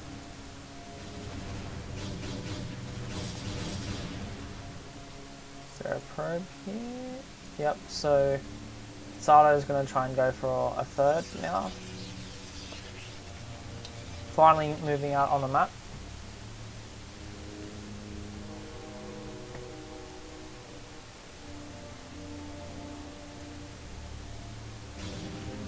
Does catch out the observer. He needs to have a better arc. Here, Jellymang does,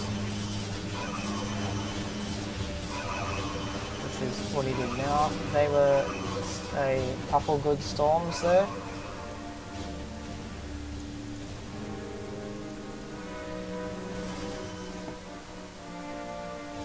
I don't think he should have morphed the High Templar. I think he should have kept them for Storm.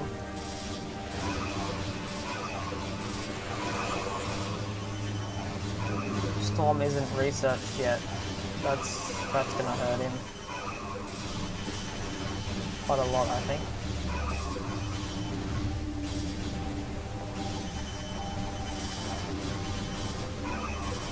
I think Blitzado may break through this. Oh, that was a good storm. Storm just finished.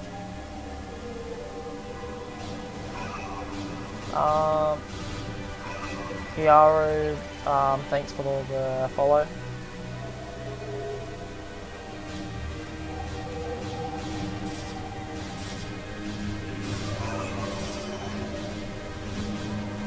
I think maybe Blitzado's gonna retreat here, yeah. Too many zealots and goons do explosive damage, so zealots are small units, which means it's going to take a dragoon a lot of hits, so a goon does half damage to zealots, so it would take like 10, and then shields take full damage, so you're looking at like about 13-14 hits, because you'd include shield generation, so probably about 14 hits for a dragoon to kill a zealot. DT goes down, doesn't get much. Still 7 gates. Blitzado trying to go for a fourth.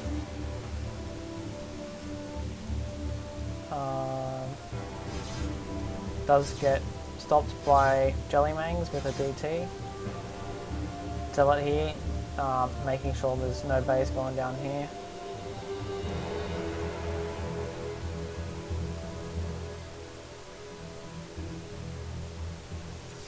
Blitzado getting out on the map again.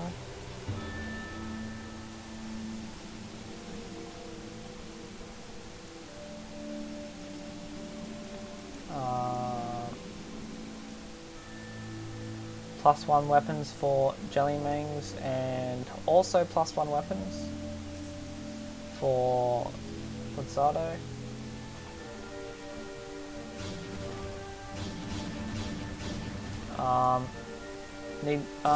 This looks like it'll be a good engage for Blitzado. Some really good storms go down.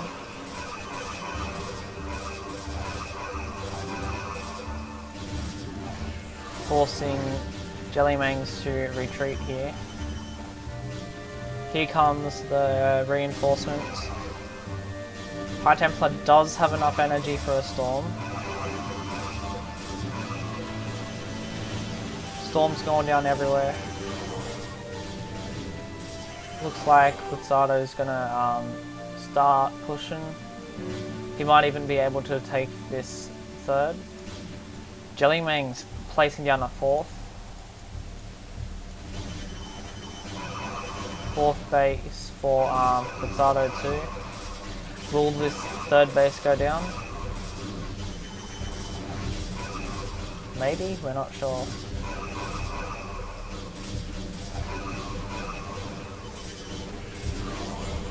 No, it's not going to go down. Unless it does. That's a lot of probe kills there.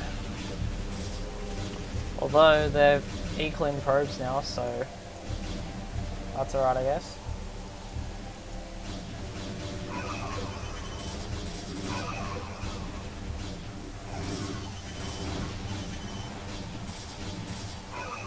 Jellymang's just finishing up the mess, I guess. Sato trying to take out the third. Some reinforcements from Sato. No observer, so DTs are getting 3 hits off. Forcing Sato to retreat.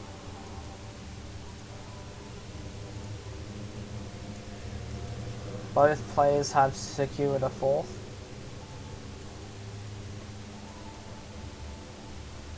So 11 zealots, far out. 2 DTs running across the map. I'm guessing checking the 6 o'clock, yep.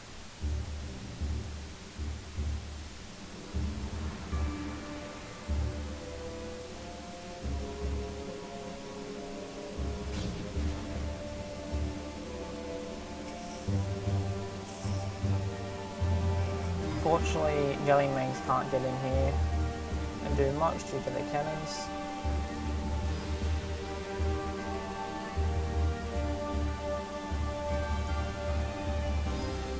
A Zealot is going to scout this.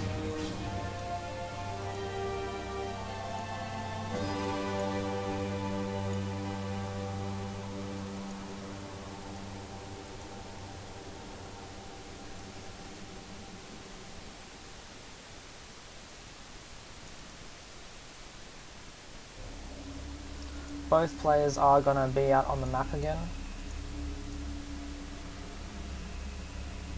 Looks like Flitzato has better map presence.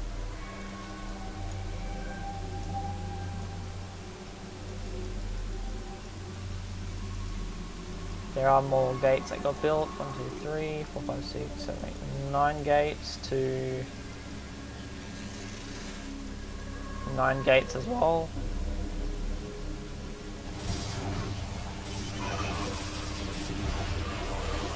Really hectic storms going down here. Far out. So much damage.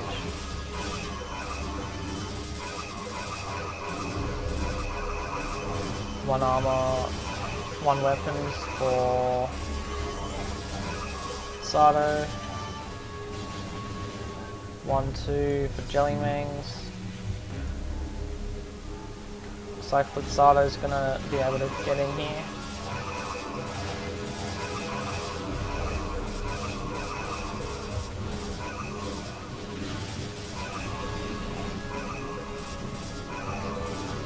This third may actually go down this time. Looks like it is going to go down.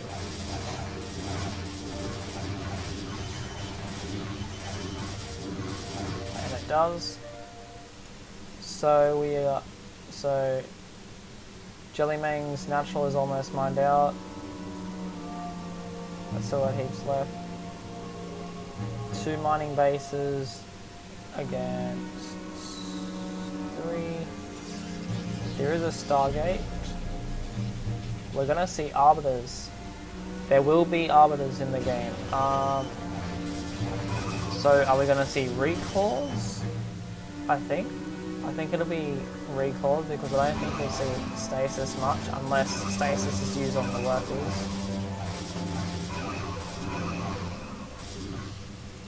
Jellymangs is going to clean this up. 32 workers to 52.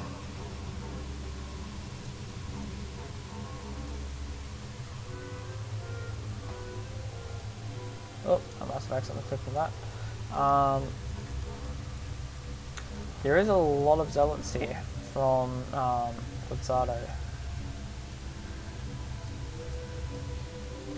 Jellymangs is ahead in upgrades.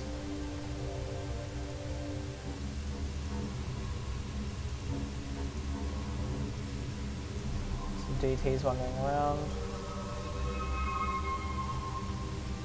Jellymangs is going to need to go get another base soon,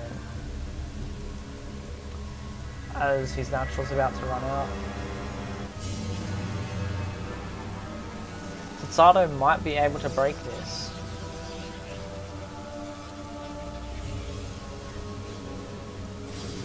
Once this base is taken out, it's basically game over for Jellymangs, I think.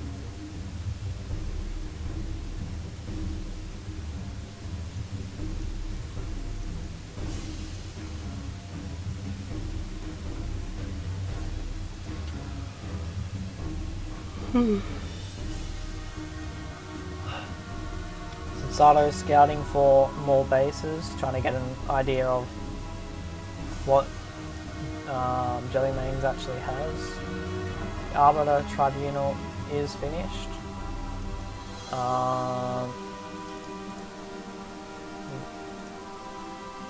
There is an Arbiter being produced. Another base trying to go down.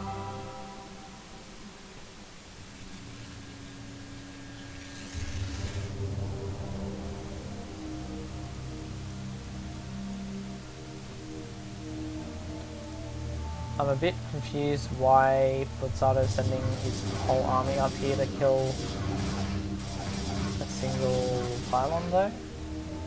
But anyway.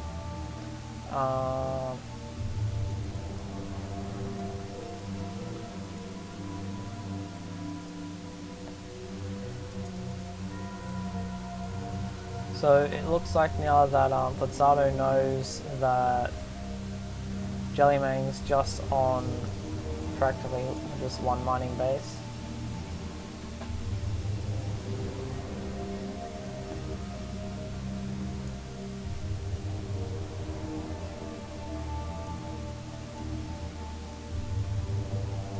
So which puts Blizzardo ahead, and I think he's about to go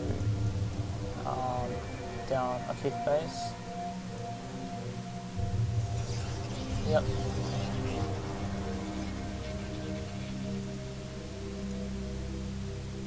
Jellymang's also trying to go for a 5th.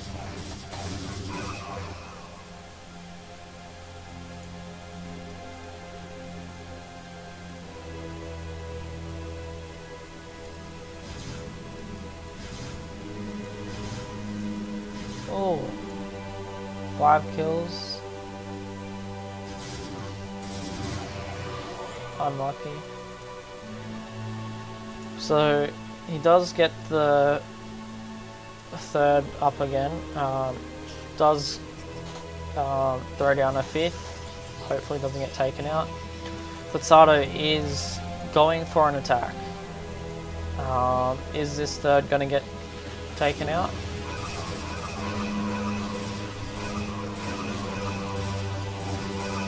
Good storms on the Zealots. There was a stasis. Personally, I probably would have gone for recall, but that's alright, everyone's different. 3 observers.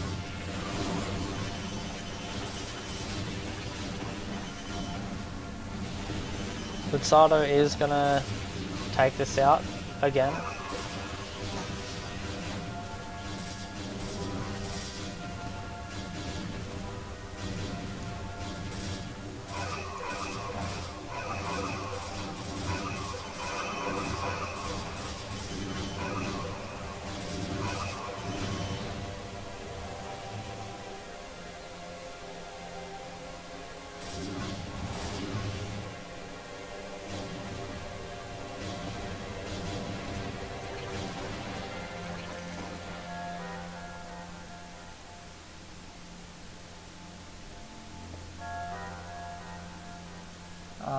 There is another base getting thrown down here at the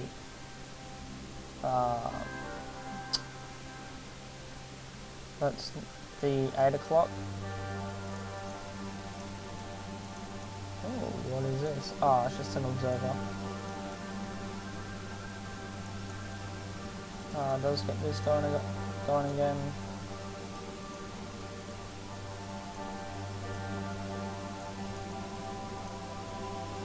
I actually really wonder if we're gonna see a recall.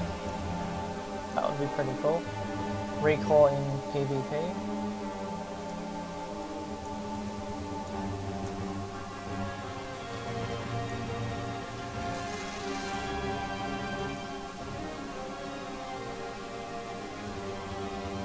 Looks like Vitsada is still ahead by quite a lot because Jellymane still has 36 workers, Vitsada has 57. 146 supplier to 113.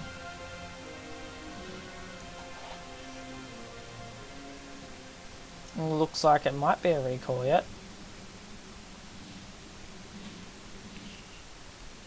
Although there's not enough energy because I think the recall is 150. No, it's just cloaking field.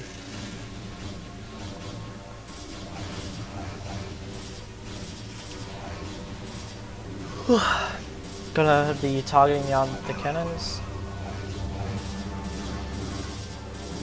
5th base is about to go down. Jellymane's doing a counter attack and taking out Futsato's 6th base. But Futsato is gonna go and take out the 3rd here.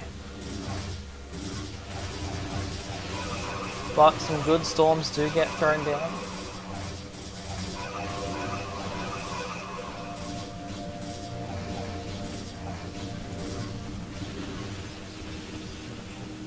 It looks like Jellymanes might be able to defend it, we're not sure yet. It is going to go down. There we go. Looks like Jellymanes is in a lot of trouble here. 1 mining base. Not much resources left. It's only got a little bit left. Barely struggling.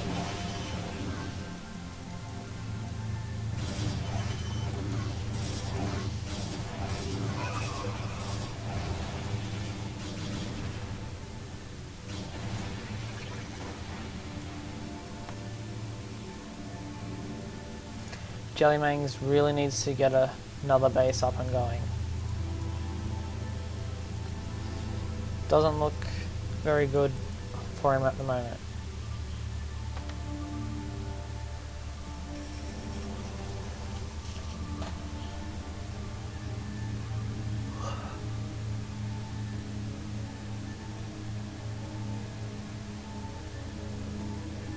Jellymanes is moving out on the map.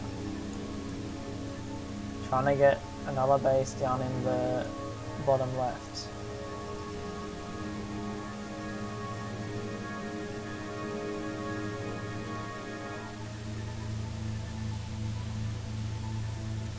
Both armies going to run straight past each other. Alright, no.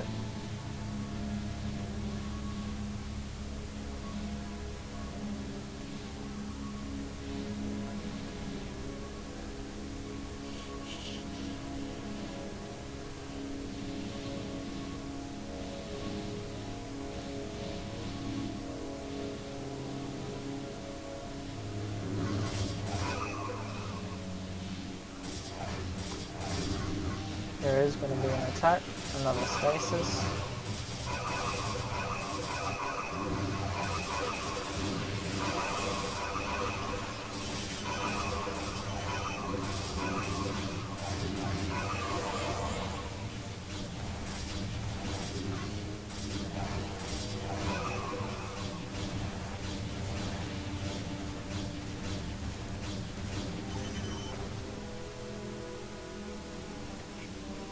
Jellymanes is going to lose this base, and I think that's probably going to be...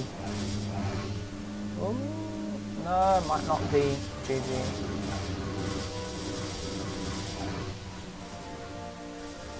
Still got some resources here.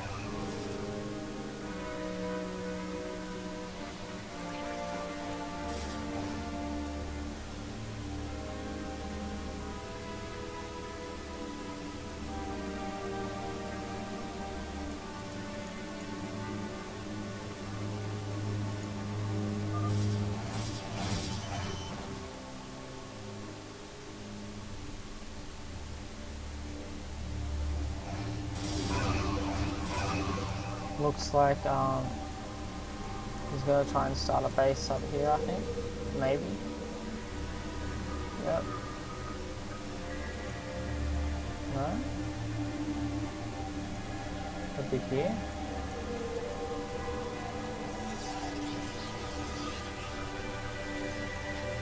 Yeah.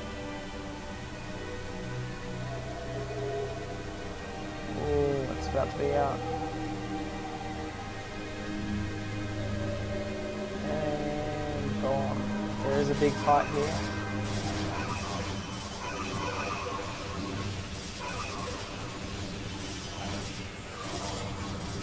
Looks like Flutsato's gonna crush this fight. And there's the GG from Jellymangs. Well played to Flutsato.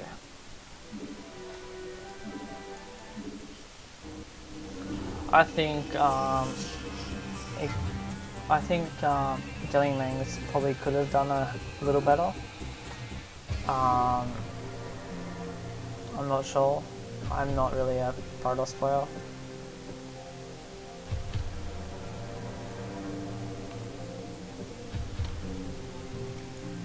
So, who do we got?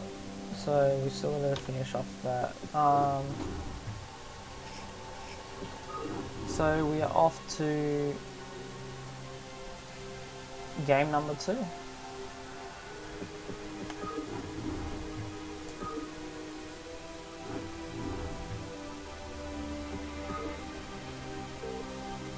Let's get into it.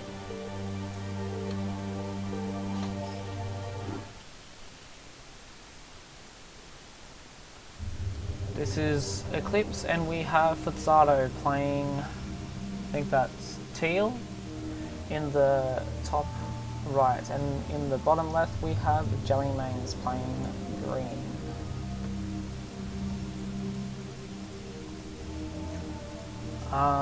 So last game we've seen some DTs, we've seen an Arbiter, which was surprising. You don't usually see Arbiters in PvP. What else did we see? And then we've seen a lot of Storms, Archons, which is pretty regular.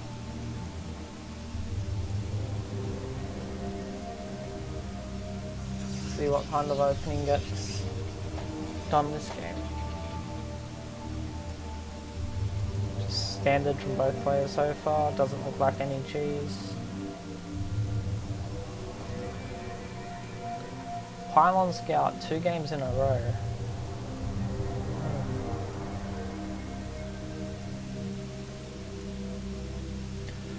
I'm not really too sure why people Pylon Scout, but then again, maybe they've had bad experiences with cheese.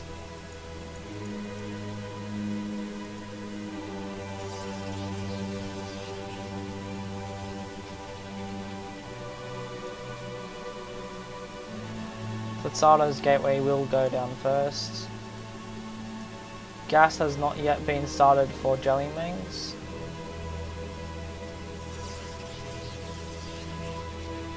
Very late gas.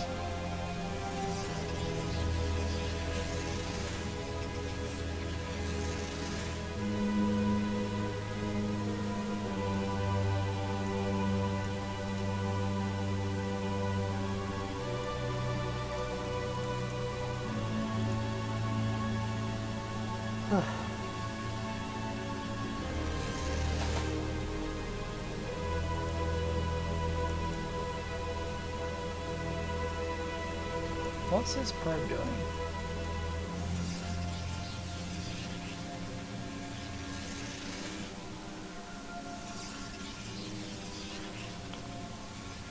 Zealot first.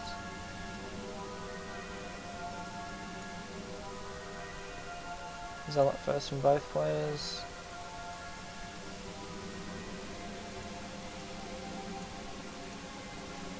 So both players open with a build what you would usually call, I think it's Z call Z.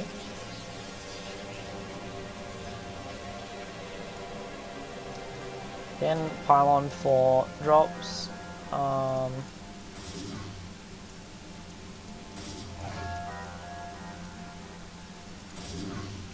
Zealot harass from both players.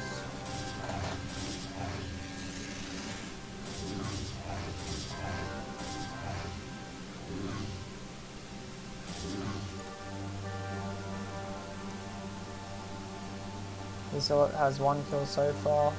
This one doesn't have any. So Rhynadon has no kills.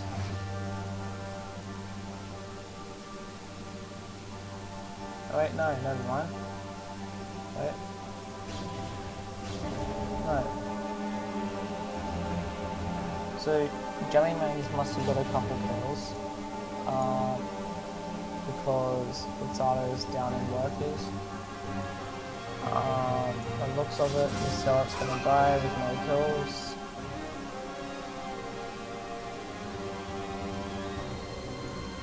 I do see the Robo first.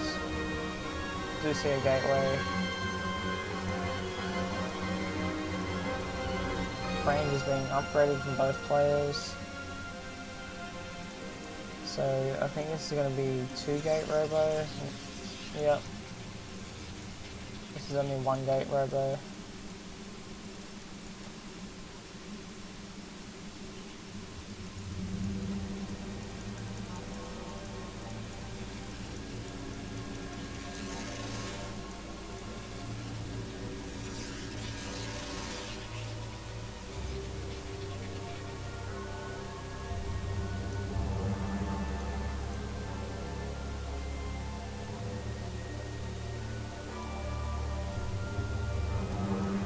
Across the map with a couple goons and a Zealot. This shouldn't do much because Rhynadon has more there.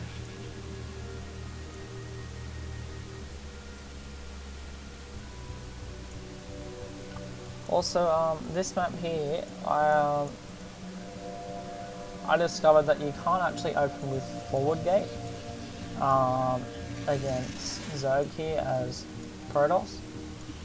Or against Terran, but yeah, so you can't actually get a gateway sitting perfectly here with the pylon up here. The gateway actually has to be positioned over here for whatever reason, not sure why.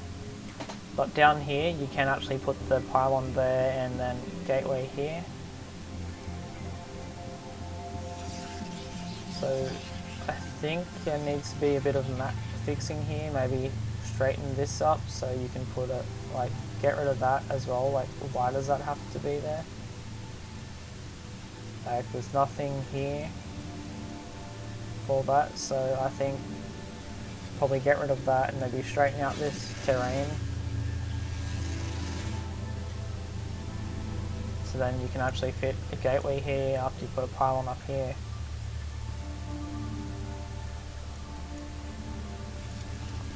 Observers are out from Rhynadon.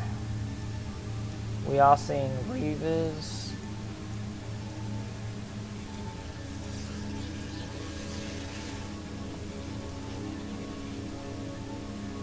So by the looks of it, it is a 3-gate.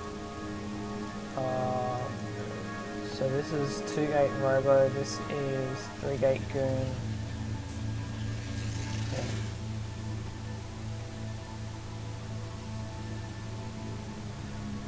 That's a much bigger army, so I think Rhynadon can probably take this out, maybe? No, there's 2 Reavers now, so maybe not.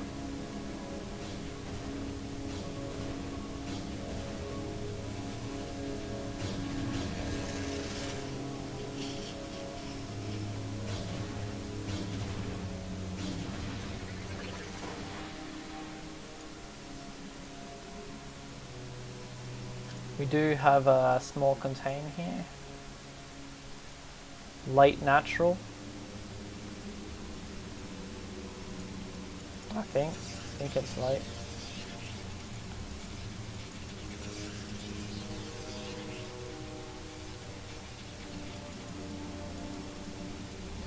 Another 2 gates being added on. Another 2 gates being added on here as well. What's this? Can I see it? Just the pylon. Where's A Bug? A Bug had to leave because he's got to get sleep for his CPL match, unfortunately. So yeah, it's just me casting the last couple series. There's one more series to go after Flitzado and Jellymangs.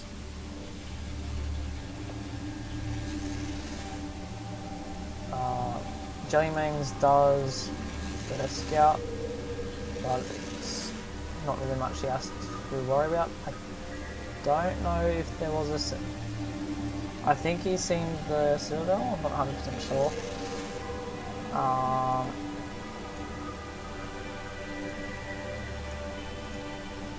So I'm pretty sure that's just speed blitz.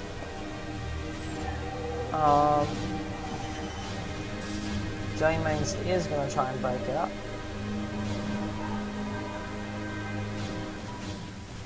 Going to be going for a Reaver drop as well. Flitzado going to try and take this double gas here. If he gets away with it, it can be quite useful. So you got the double gas, you also got 8 mineral patches there. Quite good if you can get away with it. Most of the time you don't get away with it.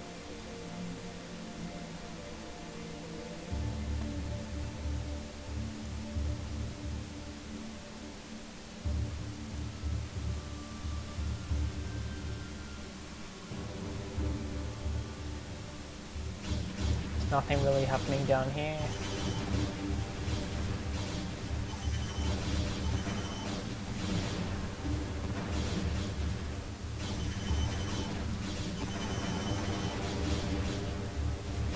So I think Flitzado should be able to defend this.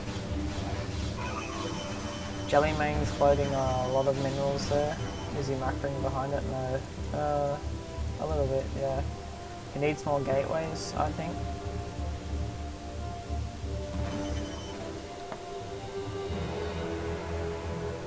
Yeah, Flitzado should have more units. He needs more gateways. I think that's what he's saying now. No, that's it. Citadel overdone.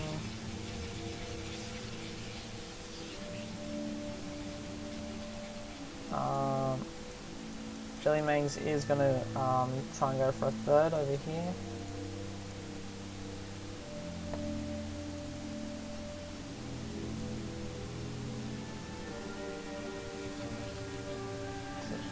Doves get scouted.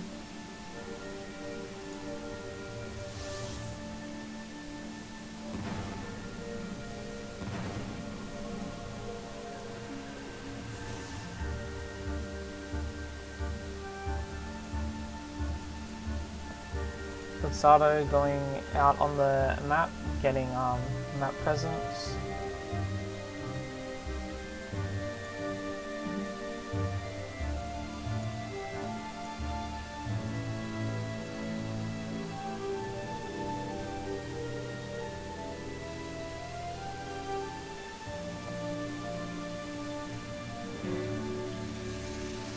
Some more contain.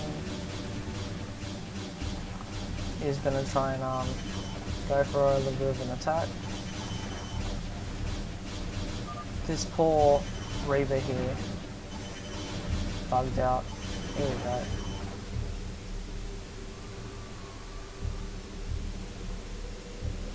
Shield battery would have helped out a bit.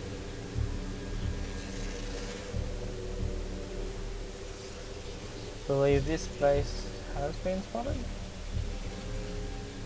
Yeah, so Flitzado is going to try and take this out.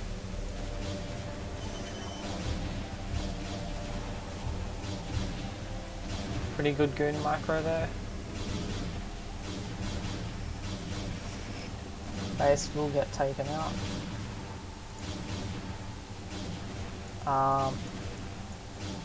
Flitzado's third got taken out. Trying to start another base. I wouldn't know what this is at 12 o'clock, I think, what you'd call it.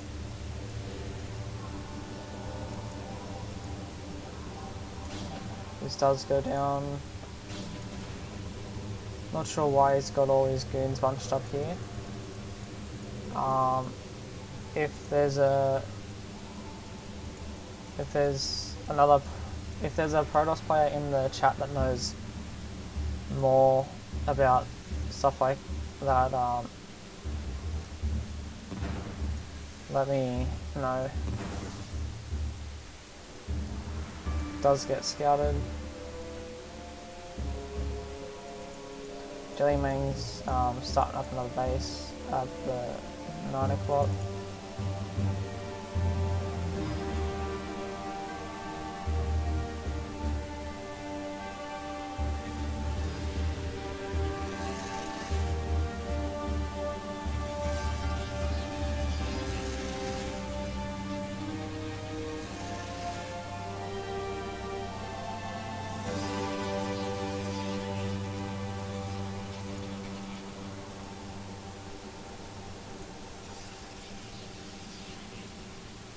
I think Jellymang's needs to throw down some more pylons soon. Can't English right now. Well, maybe not, because the Nexus is about to finish. Too used to playing Zerg where hatcheries only give one supply. That was a good snipe, but I don't think he needs that much goons there to defend the drop. Oh, there's the DTs. Oh, there. Wait, a single DT's gonna take that out.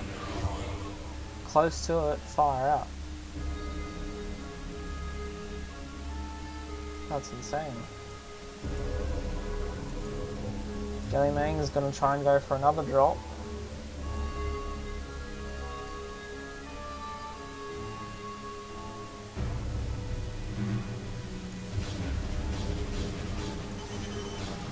Picking off a couple goons that are just wandering into the middle of nowhere for whatever reason.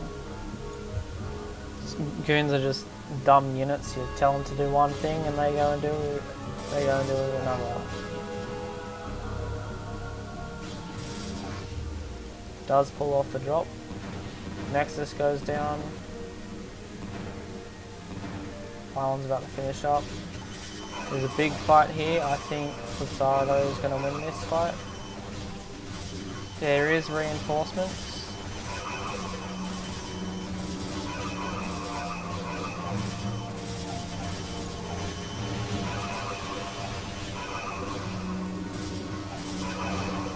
Jellymang's floating a lot of resources there. Does look like Flitsado does win this.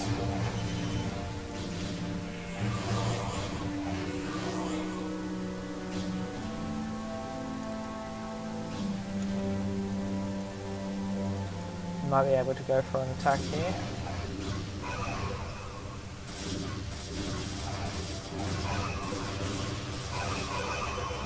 That was a good storm.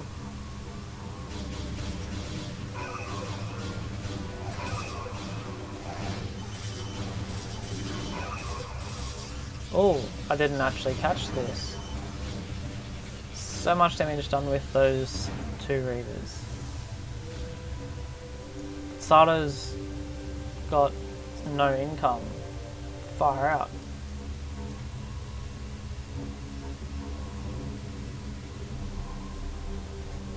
Gotta be GG, surely. Actually, maybe not. He does. Oh, wait. There we go, there's the GG. Well played to Jellymangs, but also very well played to Flitsado, almost being able to win that game, but like, that was a good game. That was pretty close, I reckon.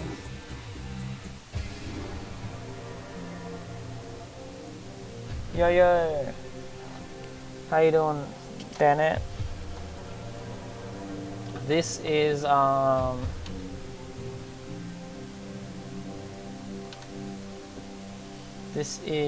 know, a CPL cast. Also, we are now off to Game 3 for Jellymang vs Pizzato.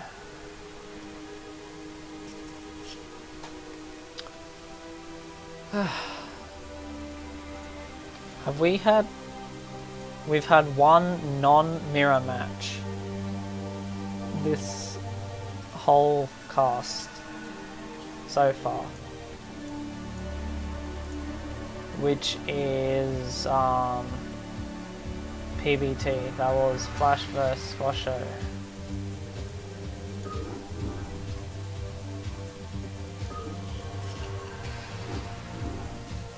That's pretty good, then it.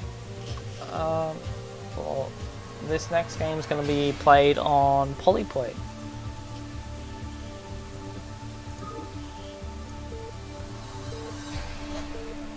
Whew.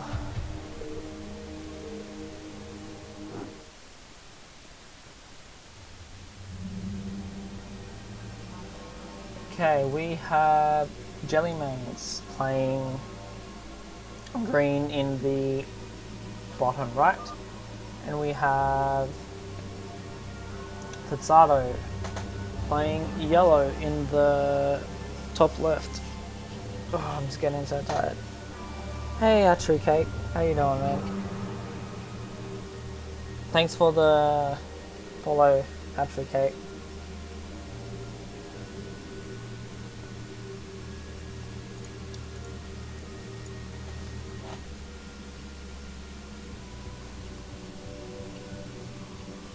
Oh, yes. Thank you. I've probably forgot that a few times. It's probably because I'm casting so late. It's about 12:30 in the morning at the moment. I know, right? Nah, it's not that bad.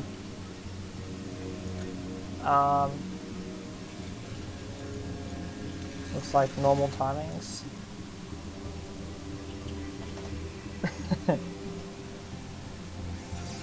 Time that I actually stopped watching this on Discord stream.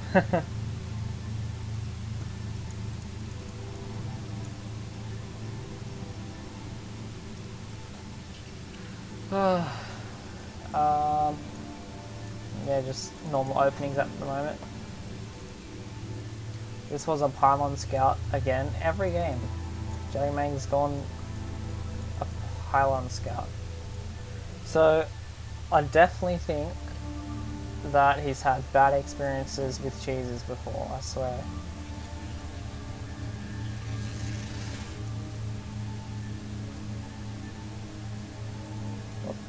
What's this probe doing?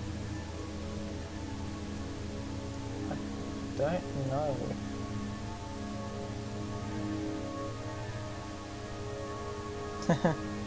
Yeah, it's 12:30 AM for me right now. What is he doing with this probe? Can someone explain?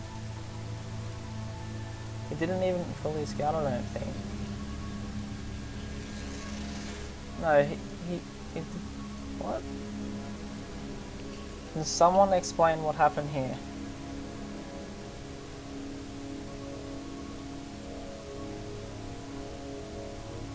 He could have been a misclick too, yeah, true.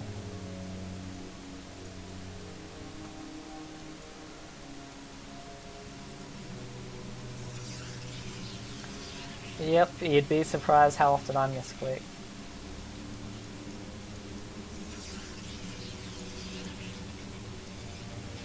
Okay, there's a call. Looks like it was Z call Z again.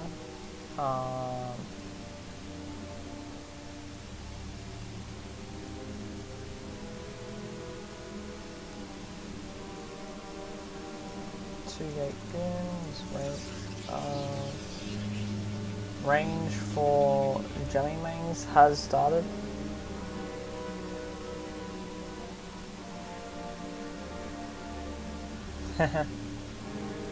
Yeah, sending the filers to the Terran army isn't very good unless you have like your army there as well, so you can just drop down D-Swarm.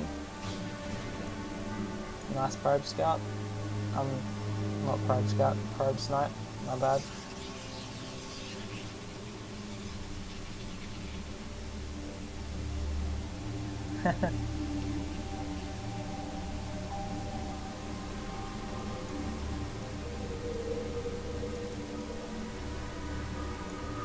So you get Robo.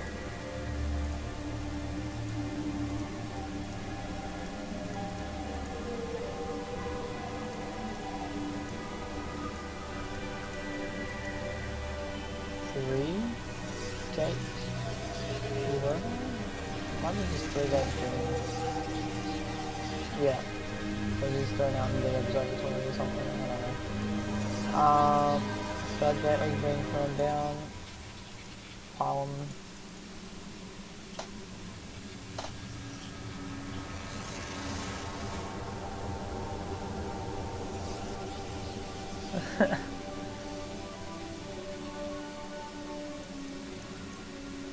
Wait.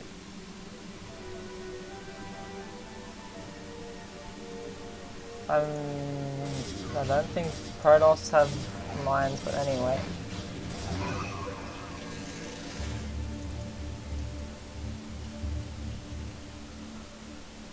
Oh, I can't wait till my HDMI cable comes in far out, because I can have a second screen. It's going to be great. Well, not necessarily big, but I have another Samsung TV as my second monitor. Why are still in caps? What do you mean? Wait. Oh, I thought you were talking to me. Fuck. Jellymangs is walking his army across the map. Don't think he's going to be able to get much done with it. They're both on one base this time. Different? Last time, yes, it is poly.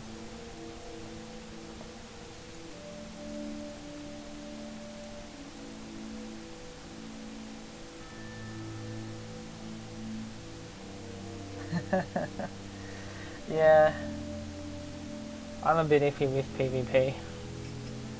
But anyway, we all have fun. Unless you're Artosis. Then you don't have fun, you just like, you know, complain.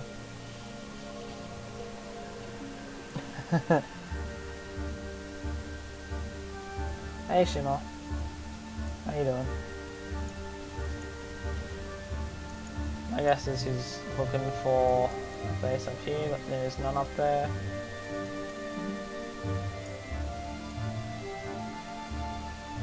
Natural going down for both players.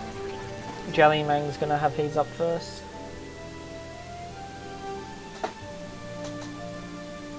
I mean, recall is pretty strong as well, so I mean, you can use recall in any matchup.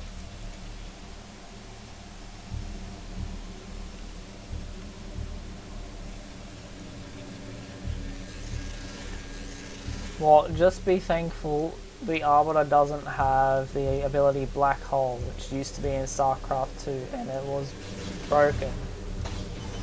Because it used to be this thing called an Archon toilet. Basically, you'd just build a bunch of Archons. You'd basically drop the Black Hole on top of your opponent's army. And you just walk your Archons in, and then they just one-shot your entire opponent's army. Yeah, it was hella broken. It was bullshit.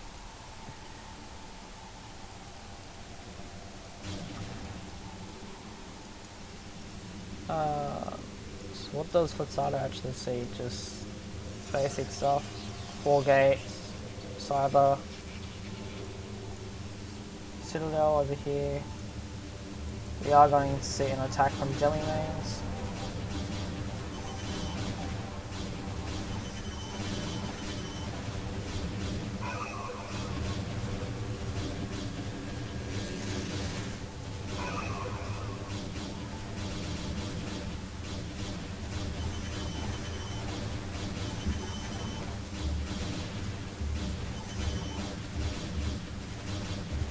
Unfortunately, Jellymangs didn't have a good arc, so yeah, if he had a good arc, he would have been able to do a lot better.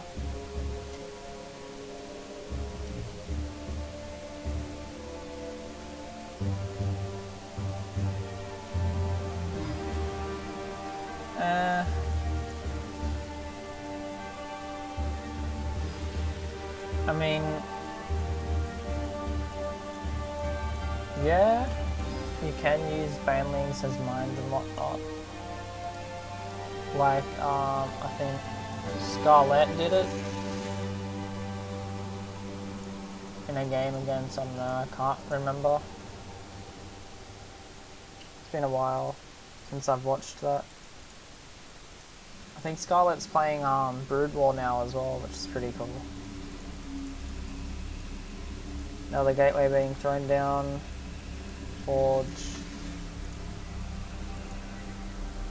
Black Futsado wants to start a third. Oh my god, this is a lot of gateways. 1, 2, 3, 4, 5, 6, 7, 8 gateways off 2 base.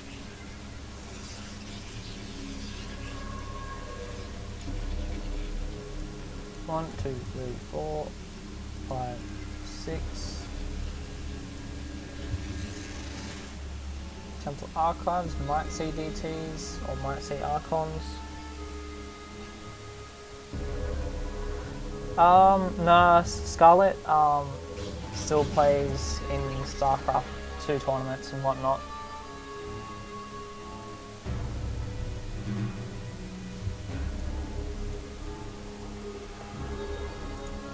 But she's been recently enjoying Brood War a lot more.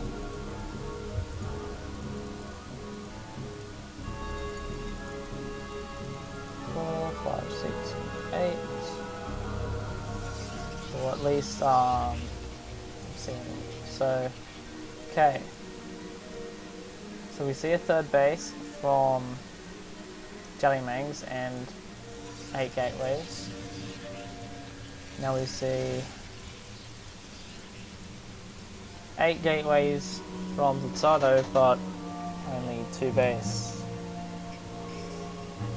Different, but anyway.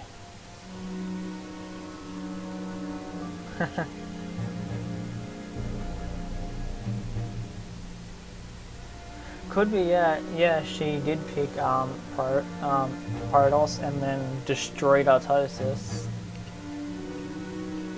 Which was, by the way, hilarious.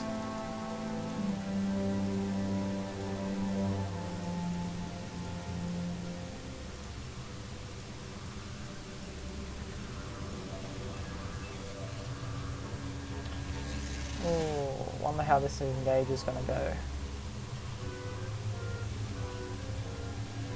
Yeah, true. Jellymangs is actually ahead though, because Jellymangs is ahead in workers and has a third.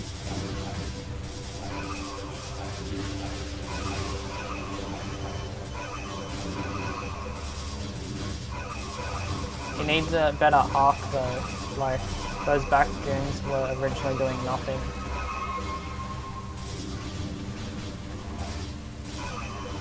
Futsado's not macroing very well behind it. There we go. Just seeing the resources drop down. Jellymangs needs to go. He needs more gateways, maybe. Another 1 or 2 gateways probably.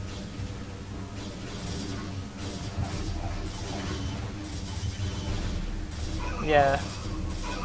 definitely needs better engagements. Like, look at this arc. Like, see how Zato arcs, and then Jellymangs is just bunching these units up.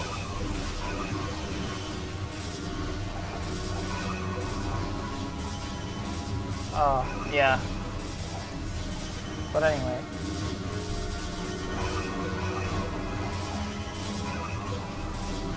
Yeah, but here's the thing though, right?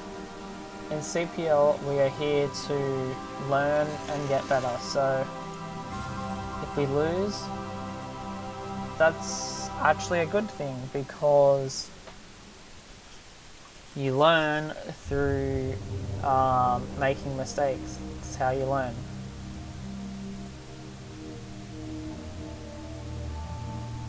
You learn through fail, not success. There is a base up here that Sato's trying to start. Double expand. That's risky.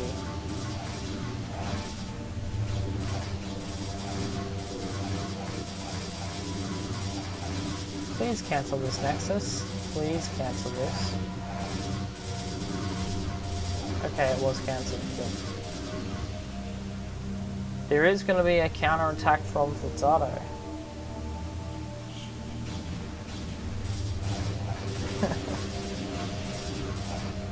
Not too bad of a counter attack.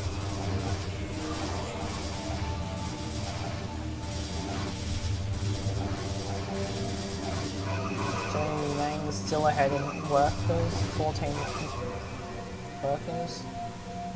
What is this High Templar doing here, eh? Like, he just McChillin'.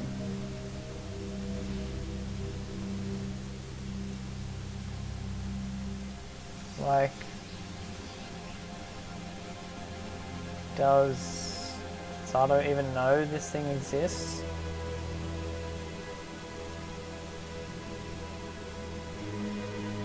I swear if Jellymangs gets to throw down another storm.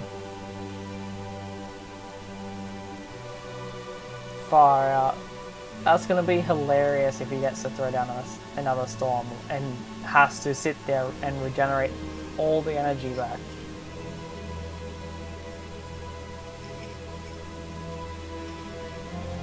Like, how is this not noticed yet? How? I don't know. How's it not noticed?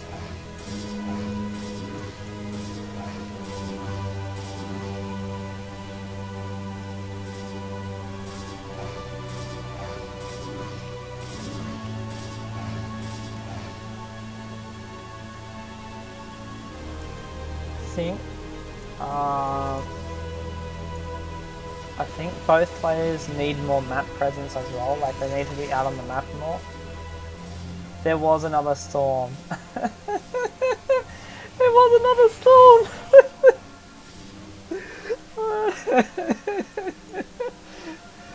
Oh my god, he actually got to regenerate all the energy back and throw down another storm.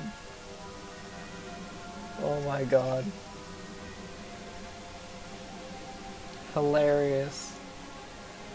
Hidden Expo going down from Jellymang as well.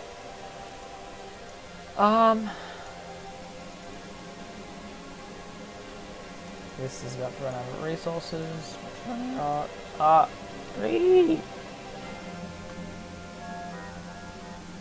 Yeah, true.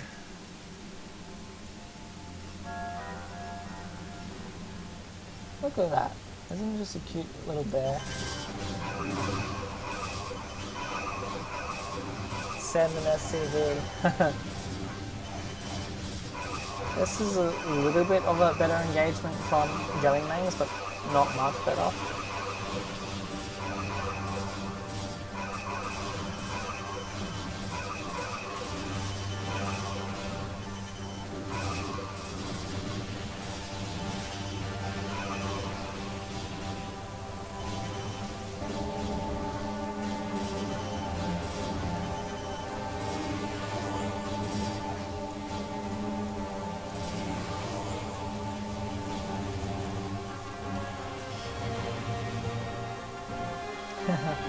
Yeah. So Has anyone actually listened to the call it the 12 days of Christmas StarCraft parody? The Carbot one, I think. No, it wasn't the Carbot one. It was a StarCraft parody.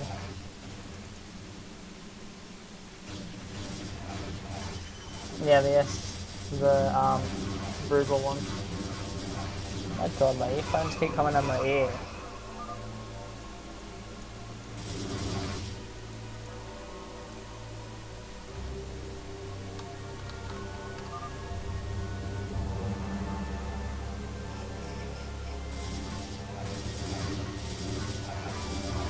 Ooh. Gonna lose a bit here. Addy is third.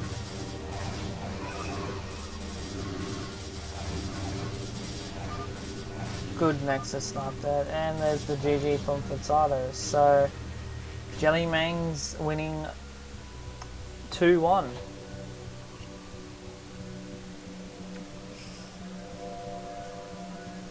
I'm just gonna say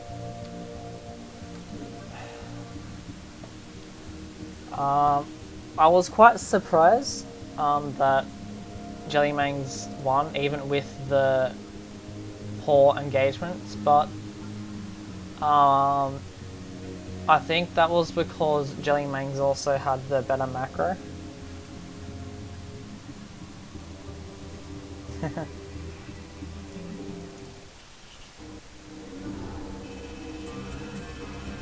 So, well played to both players as well.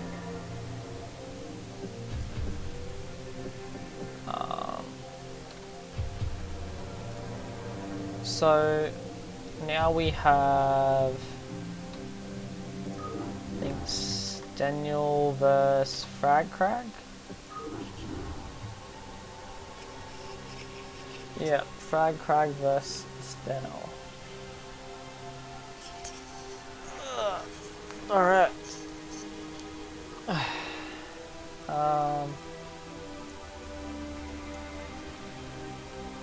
This is the last series, and yes, another T1 match. Last series of the cast. Game 1.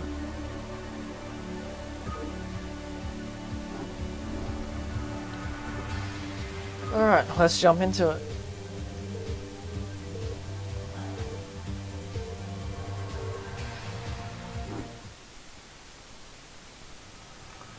Alright, we have Fragcrag playing as the purple Protoss in the bottom left, and in the top left we have Stenel playing as the blue Protoss.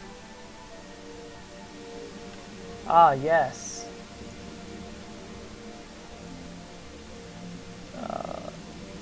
Gotta cut me some slack here, guys. It's like 1 AM in the morning. I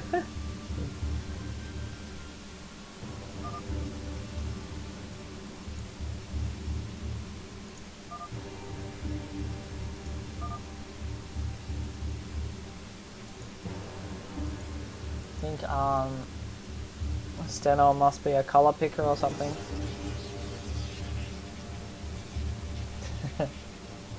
Chat got my back.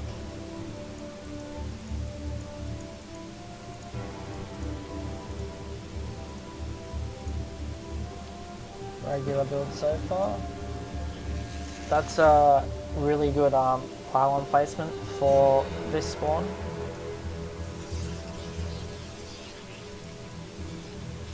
Good gateway placement too.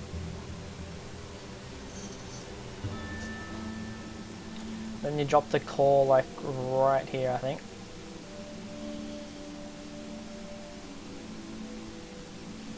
Hell yeah, go frag.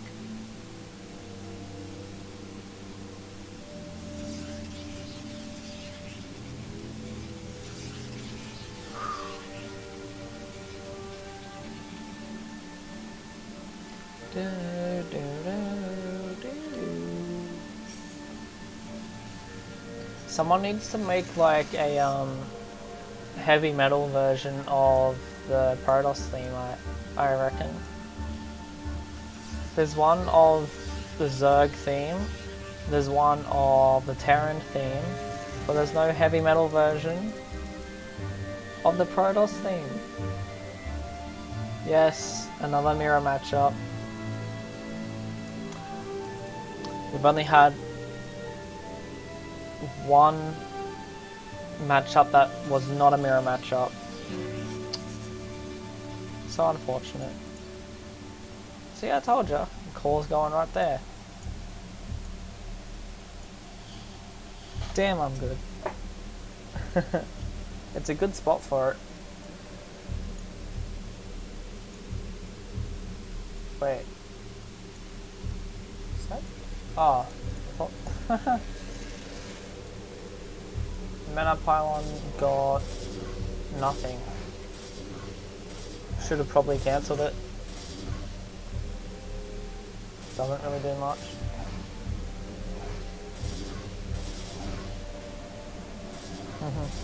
Yeah.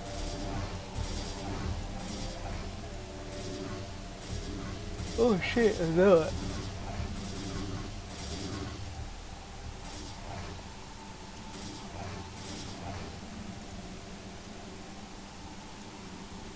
Coon range being researched. Daniel's pretty far behind. 13 to 19 workers this early. 6 worker difference. It's not good. Kieran and Zealot being sent across. Frag should be able to defend that.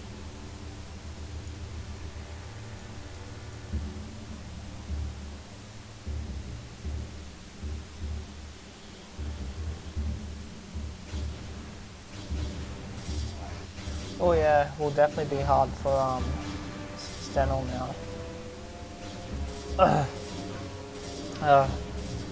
I got a sore throat from like talking for like over 5 hours. Yeah.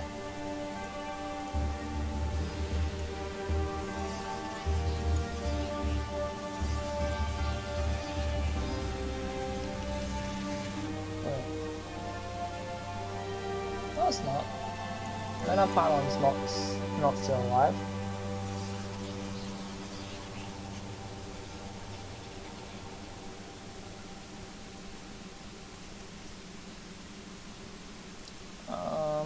Did I fix it up? Yeah, I did. So, oh, we're gonna see Reaper play.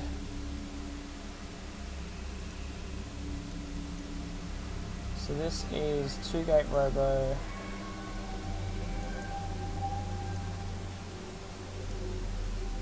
This was also 2-gate Robo. So pretty mirror builds, I guess. But Daniel's pretty far behind. Catching up now, actually. So in terms of supply, he's behind by like 10.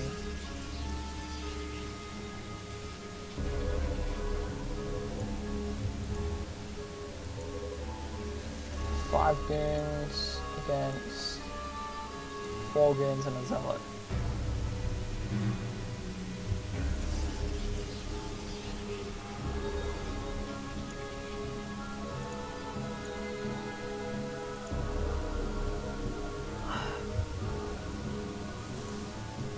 And the Reaver's out now.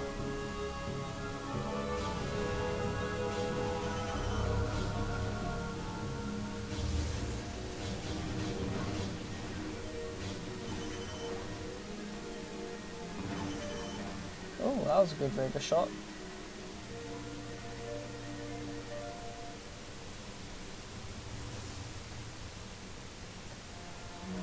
Now hopefully these games are shorter.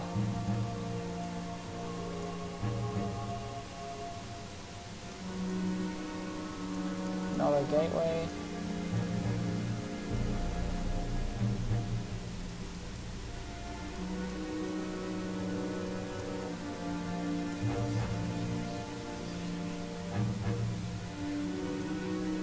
thought that was a drop for a second.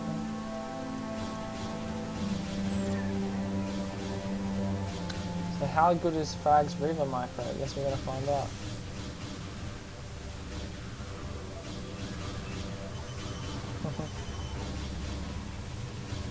Well,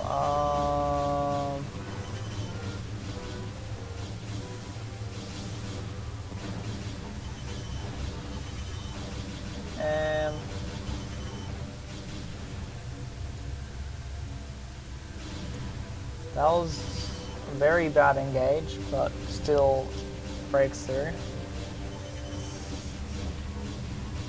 Is Macron behind it? Yes, okay.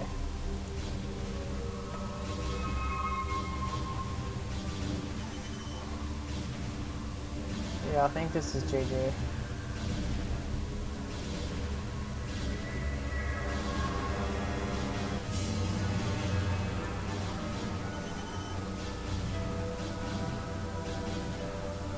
Way too many probe losses.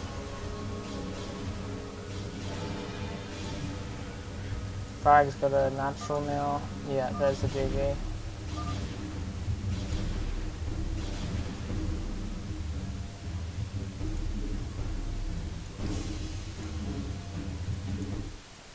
Well played.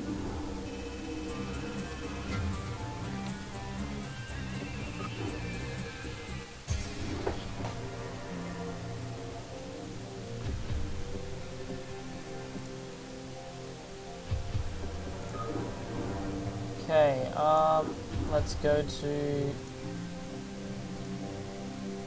game 2, which will be played on Eclipse.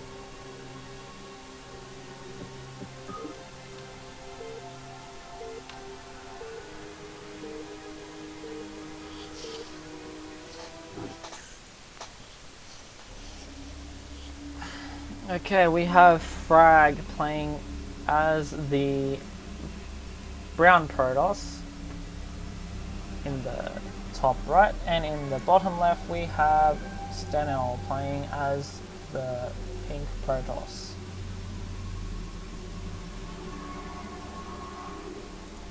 Alright.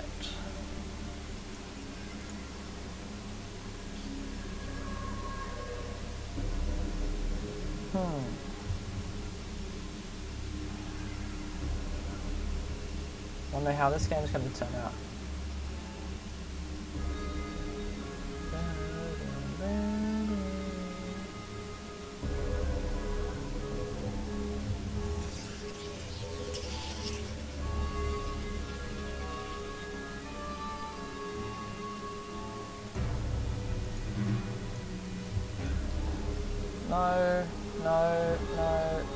No, that triggers me. That really triggers me. That pylon should be right here. Pylon needs to be here. No.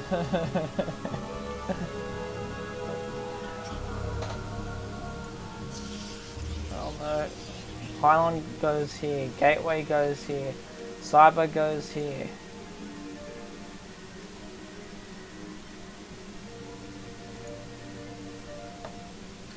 Oh my god.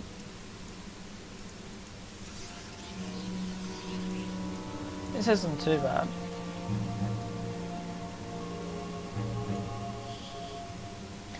I think Frag Crag knows his SimCity a lot better.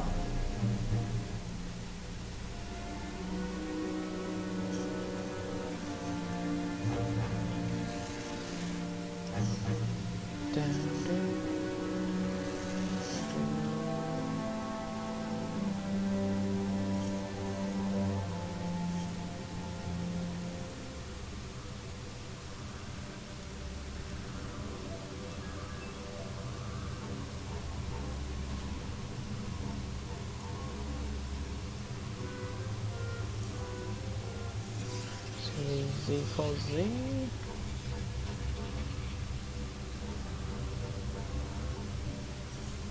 No. This wasn't Z equals Z either. Wait. There was no zealot. So he's going straight for goons.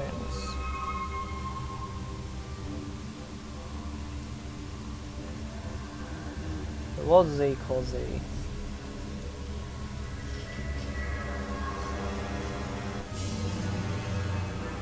So this zealot basically gets to run in here and do stuff for free then.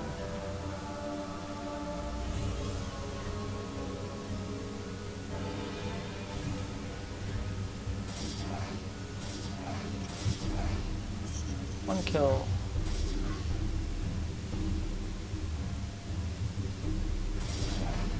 Two kills is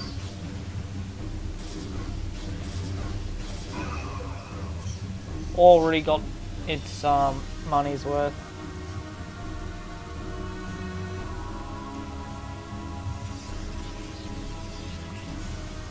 Two probe kills on a zealot is worth it in terms of money and mining time.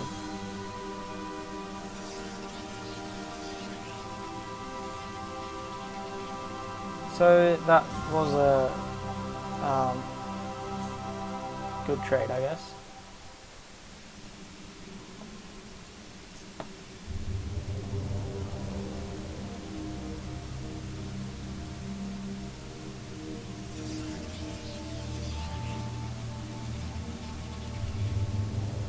Three-gate goon.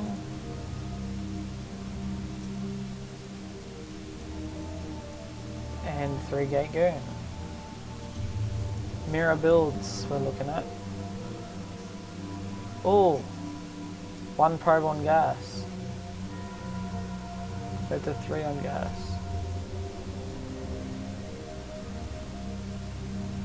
I wonder if Stenel ever notices this.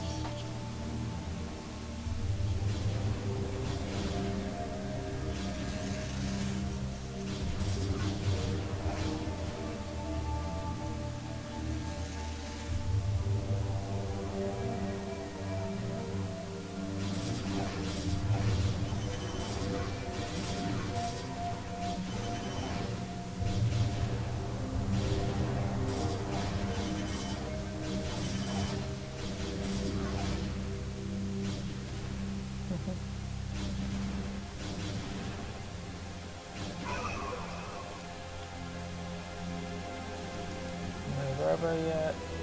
Still no robo. So just mirror builds.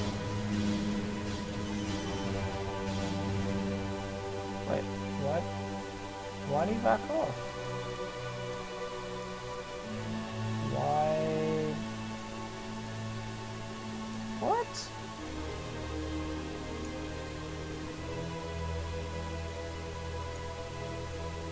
Now he has to back off and he could have got the kills.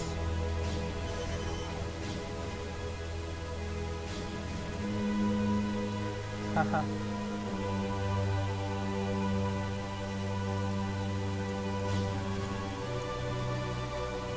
Yes, it's over. I have the high ground.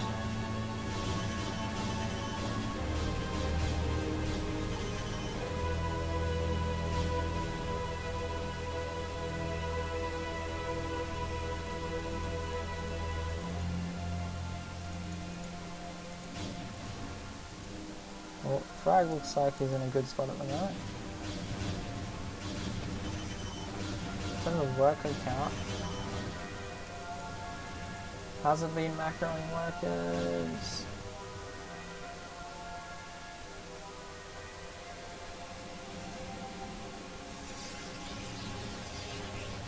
Stenel going for natural. Frag loses that, I guess.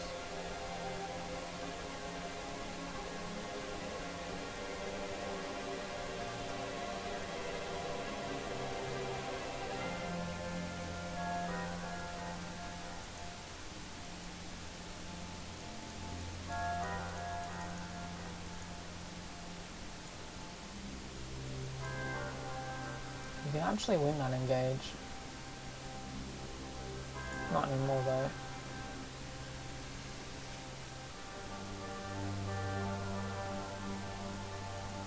probably not a good idea to have them grouped up like this. Needs them more spread out like this. And we probably should have it in an arc as well.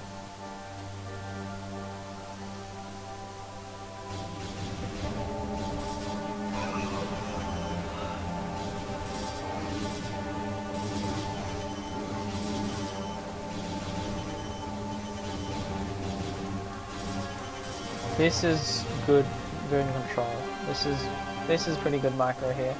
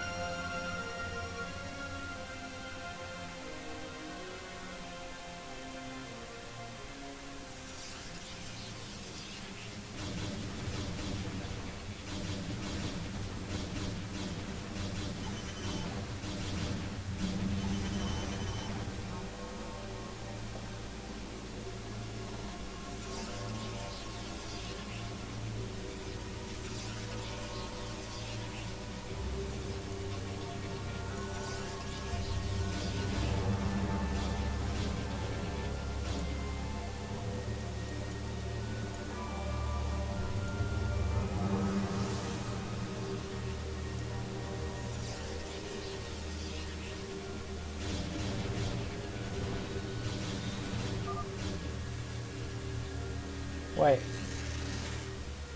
What? Why the GG?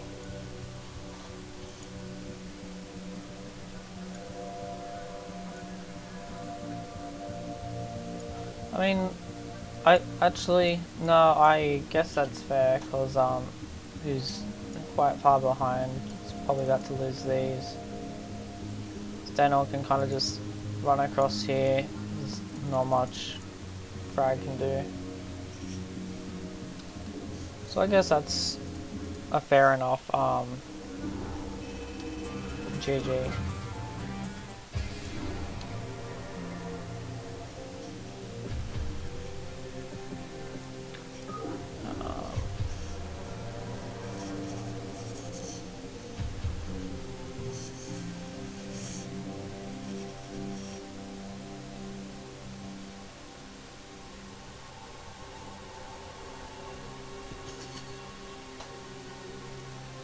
So I guess we go on to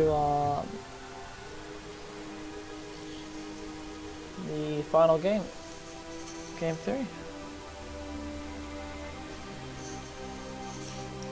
which will be played on Polypoid.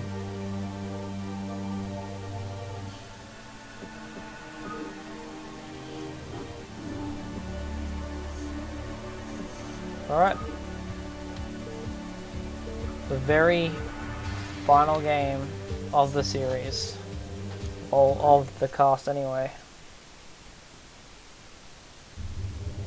Okay, we have Frag as brown in the bottom left, and in the top left we have Stanel as yellow.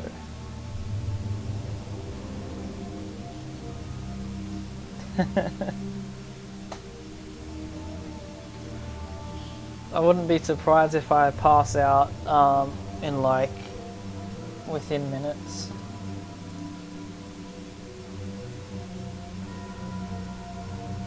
This has been an exhausting cast. Mind you, probably cause it's mirror matches. Like the only mirror match where like there's always something going on is ZVZ.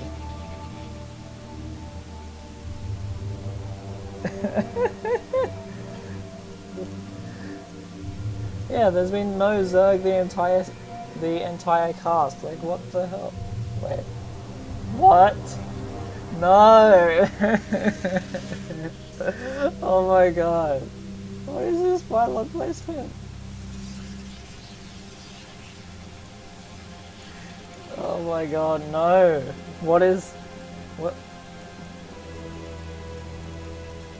this? What is this?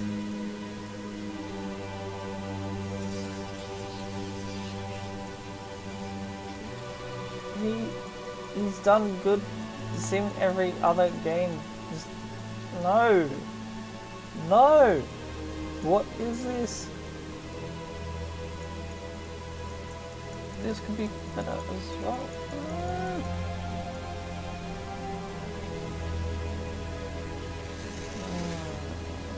Damn. I mean, mind is, I'm not an entirely good player myself, but like,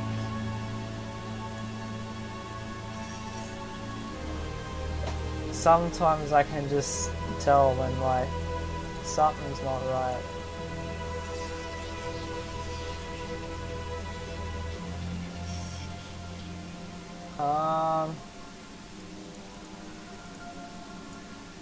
This needs to be out that way more so you can fit like gates along here.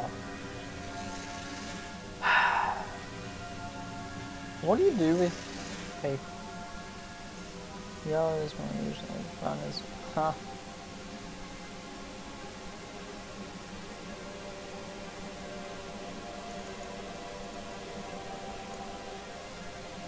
So we have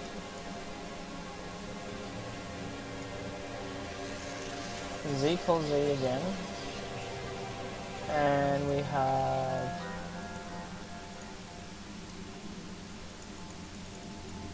just regular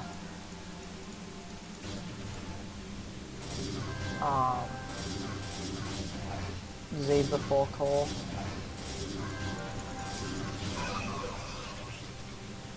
That wasn't much damage.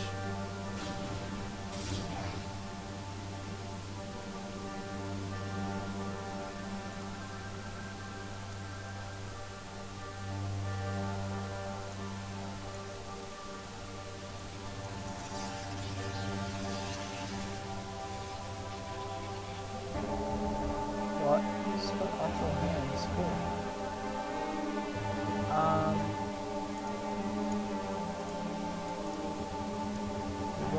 2-gate robo. Oh, 1-gate robo. So is this gonna be Reaver play then? I'd assume. No? Maybe? I don't know. That's like what? That's odd.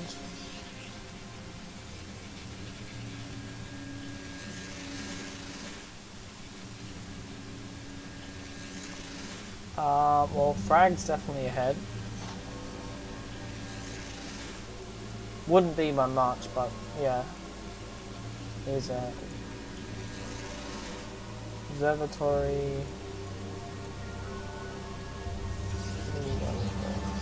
I select Weather Bay, okay. So 2-gate Reaver, 2-gate Obs.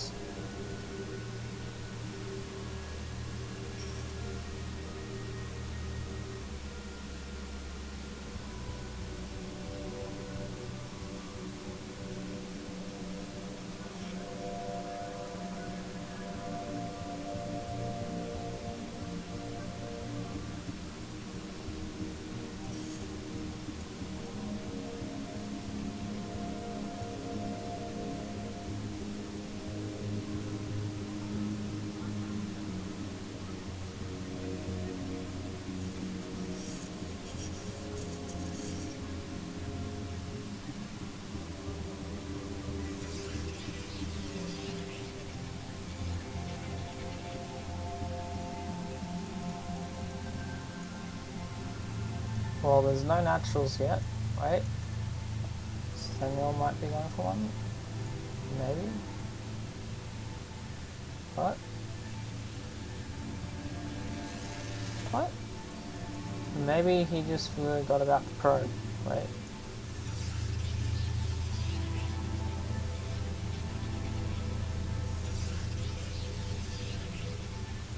Okay. I don't know. I don't know what he was on with that. So it does look like there's going to be a bit of an engagement here. 3, 6, 7, 8, 7.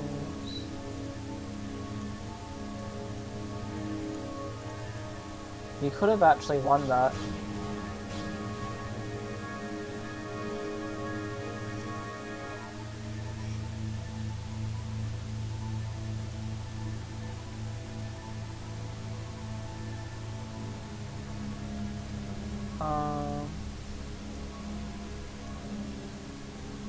Taken the natural.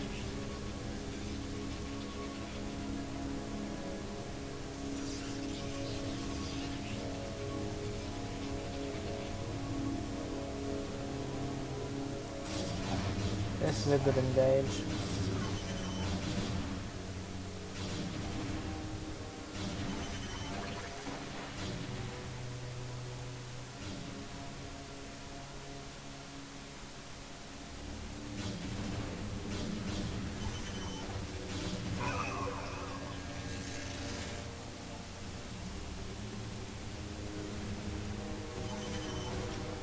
Whew. Not a bad point. Wait, 6.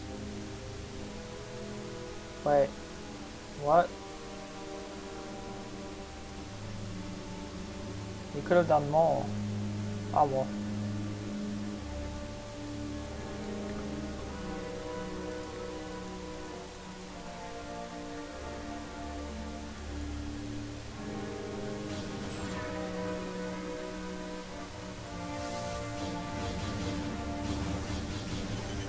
Oh, wasn't too bad.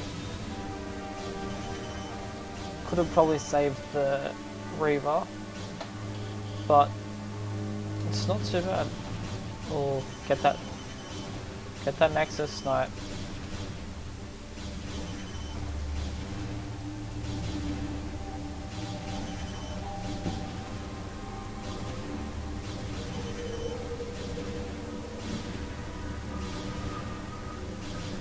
Maybe it turned out a lot better than I expected.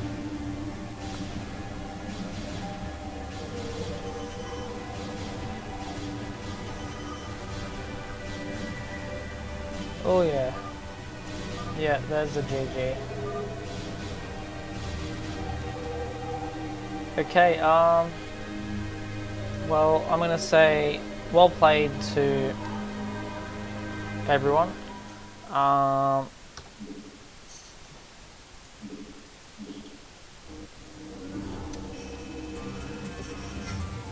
That wasn't okay cast. It could have been better. Just the matchups were kind of a bit annoying.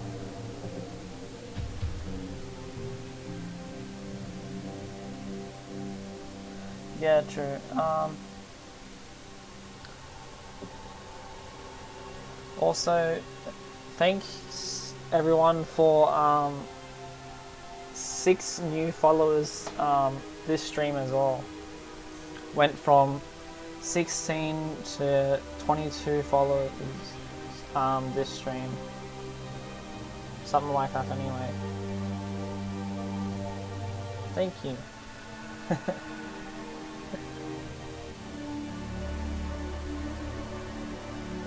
Feels pretty good.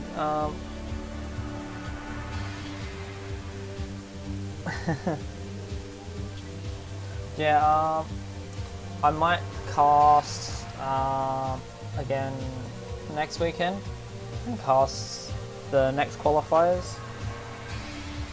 So see you guys next week, I guess.